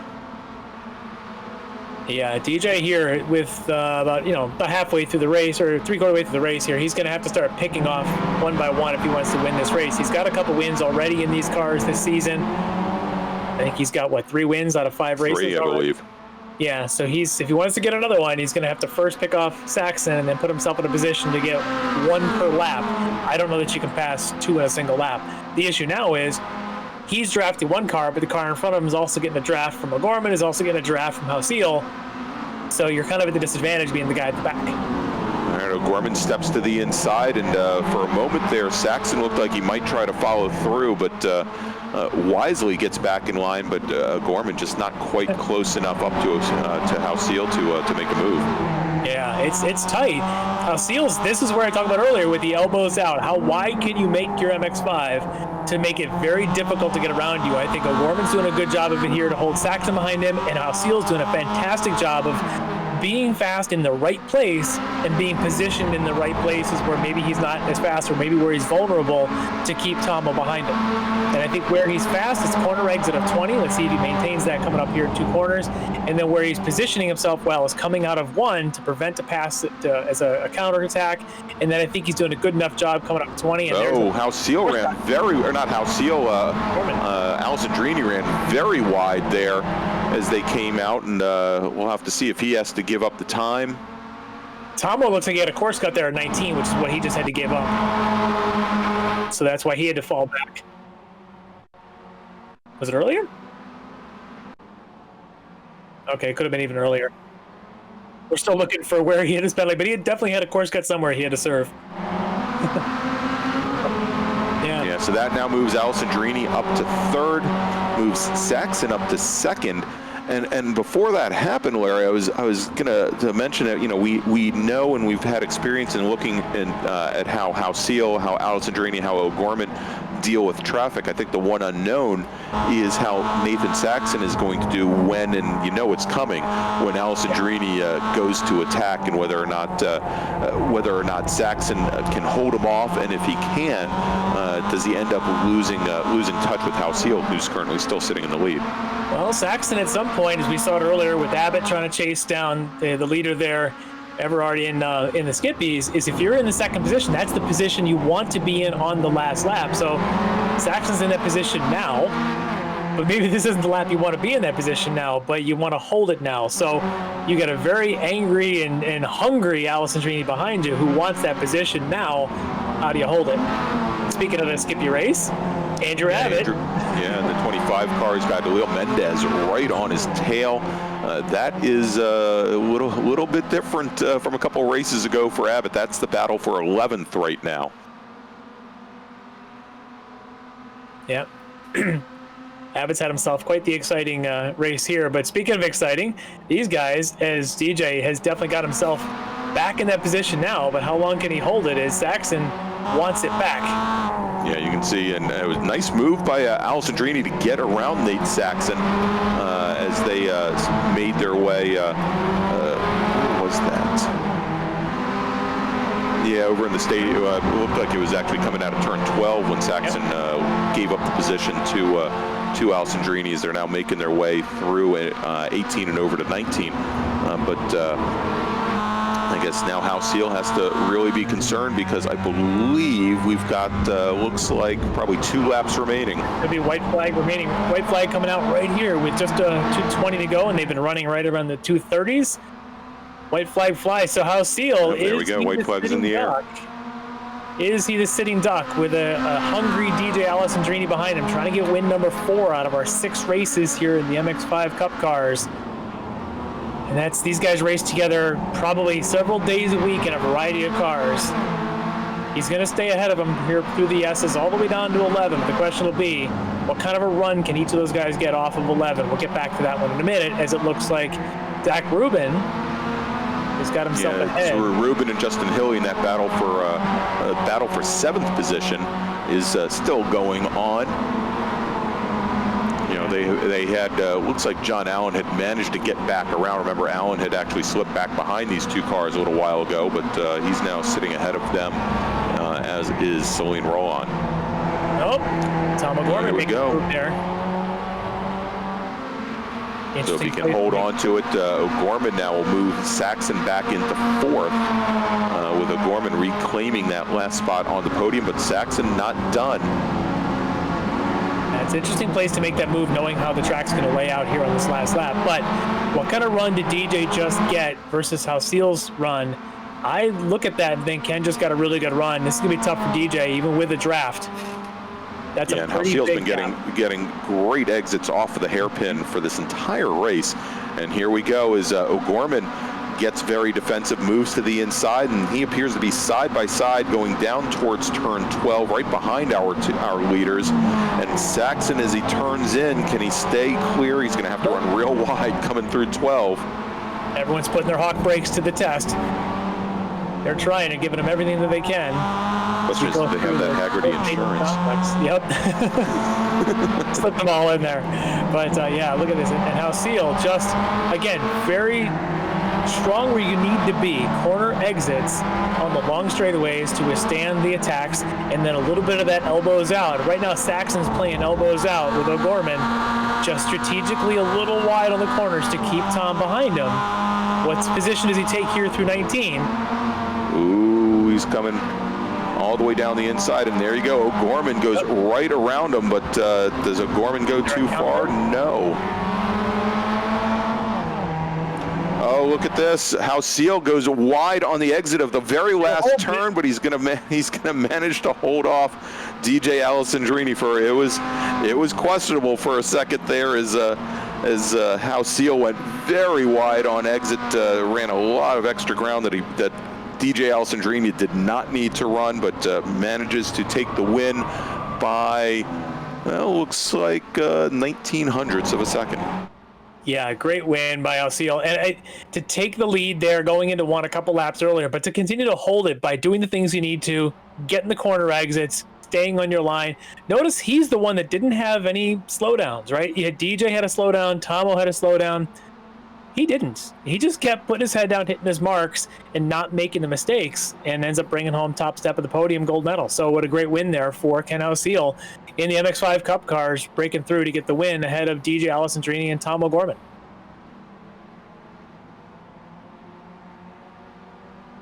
All right, well, let's see if we can get one of our podium finishers here, Kyle. Hopefully we can get Ken Hauseil. Hunt him down, but further down the order, we definitely had a lot of really good battles in this race. Again, a lot of our big names. There was a lot of, spirited driving and some sharing of colors and paints early in the race. Yes. Everybody wanted to make sure that they spread the love around a little bit. But behind O'Gorman there on the podium, you had Nathan Saxon, a good run for him. Started fourth, came home fourth. Dylan Rowland, another one, came home fifth, starting fifth. John Allen ended up sixth. Zach Rubin pulled himself up to seventh. Justin Hilly in eighth. Shrivastava came home ninth. Max King in 10th. Elio Mendez 11th. Andrew Abbott, was a very interesting race there for him. He was up, he was down, ends up finishing in 12th. So really good run there. Big mover in the field. Jake King started 34th. I don't even think he had a qualifying time. Ends up No, he didn't. Yeah. Bob Kucera, another one, didn't have a qualifying time. Ends up 19th. So, what some of those drivers can show, if you could just stay clean, you can win it. And look at this. This is a little replay here of the start as they are 6 wide going down. Yeah, there you go. Watch Max King in the 28 car all the way drivers left as he starts to make his way, and he ends up picking off, I think, 3 cars just with that one move there. Yep. All right, so we've got a race winner breaking through to get the win in the MX-5 Cup cars, Ken Hauseil. Ken, extremely hard-fought race. You were excellent from what I could tell. Corner exits off of 20 that got you the pass. Corner exit off of 12 to hold that lead. Walk me through some of the pressure that Tomo, as well as Saxon and DJ all put on you. Yeah, it was at the beginning. I didn't really want to be behind DJ. I felt like I could be a little bit faster. So I'm like, okay, I'll push a little. And then we battled and everybody packed up. So that was, take some chances. But the second time I got past him and then Tom was following me, DJ got a course cut, unfortunately. So he had to make that time back up. And then same thing happened to Tom. So everybody kept putting pressure on me, and then they'd have a mistake. And then at the end, man, I screwed up the last corner. That made the finish. We definitely saw that. We saw, wow, this could be another one of those where if that finish line's another 100 yards up the road, maybe the finish is a different order. But thankfully for you, the line was nice and close. You're able to hold off DJ and take that win. Great race. I mean, you mentioned it. Keep the mistakes to a minimum. Don't get the course cuts or the exceeding limits, as both DJ as well as Tomo had suffered some of those. And it paid off for you to stay clean. So some great racing in this race. I mean, we're just watching the replay at the start here. It looks like behind you guys are about 6 or 7 wide going up into turn 1. How late does that green flag come down for you guys? How much anticipation is there while you're waiting for that? It's hard to describe. The guys behind me were antsy. I was getting 0x little bumps from behind the entire way up to the green flag. It's like, oh, be patient. And then they apparently weren't so patient in turn 1. I heard lots of crunching noises. But once we separated out, it's the guys that we were running with up front, nice and clean. But man, 7 wide. I'm gonna have to watch that race. Yeah, it was a pretty crazy start, but you guys at the front, you top 5 or 6 or so, really sorted yourself out early, and showed that you guys have kind of done this before and really know how to battle when it counts near the end. And for yourself, great to get the win. I'm sure to finally break through and get the win here in the series is kind of a nice feeling. I'm sure maybe going into Mid-Ohio next week, maybe you can follow it up and get back-to-back wins for you. Great. So, congratulations, Ken, and we're looking forward to seeing you next week. And we've got, why not, the man, the myth, the legend in his own mind, DJ Alessandrini has joined us for a few minutes. DJ, you almost, if that finish line's a couple hundred yards further, maybe you have a chance for a run there at the finish. Yeah. I was joking around with Ken. I said, hey, don't mess up the last corner. And then he came in a little hot and got sideways. And I almost felt so awful. We saw you and Tomo both suffering course cuts. Yours was what, turn 8? Is that where yours was? Yeah, turn 8. I was just a half inch off. And that's the problem with the track and iRacing is in order to be fast, you have to flirt with those limits. And sometimes they bite you. Yeah. Where did you end up serving that? Were you able to serve that before you got to 11? Yeah, I jammed on the brakes because I didn't have a clean sector through there, so the time was just going up like a lot. It was by miracle that I was still able to hang on to the draft. Yeah, because we had seen all of a sudden you were about a second and a half back, and luckily able to make it up because the guys up in front kept jostling with each other and got yourself back in the mix. And Tom turns out ended up getting his own penalty later in the race as well. So Ken seems like he was able to avoid those, but great racing again by all you guys.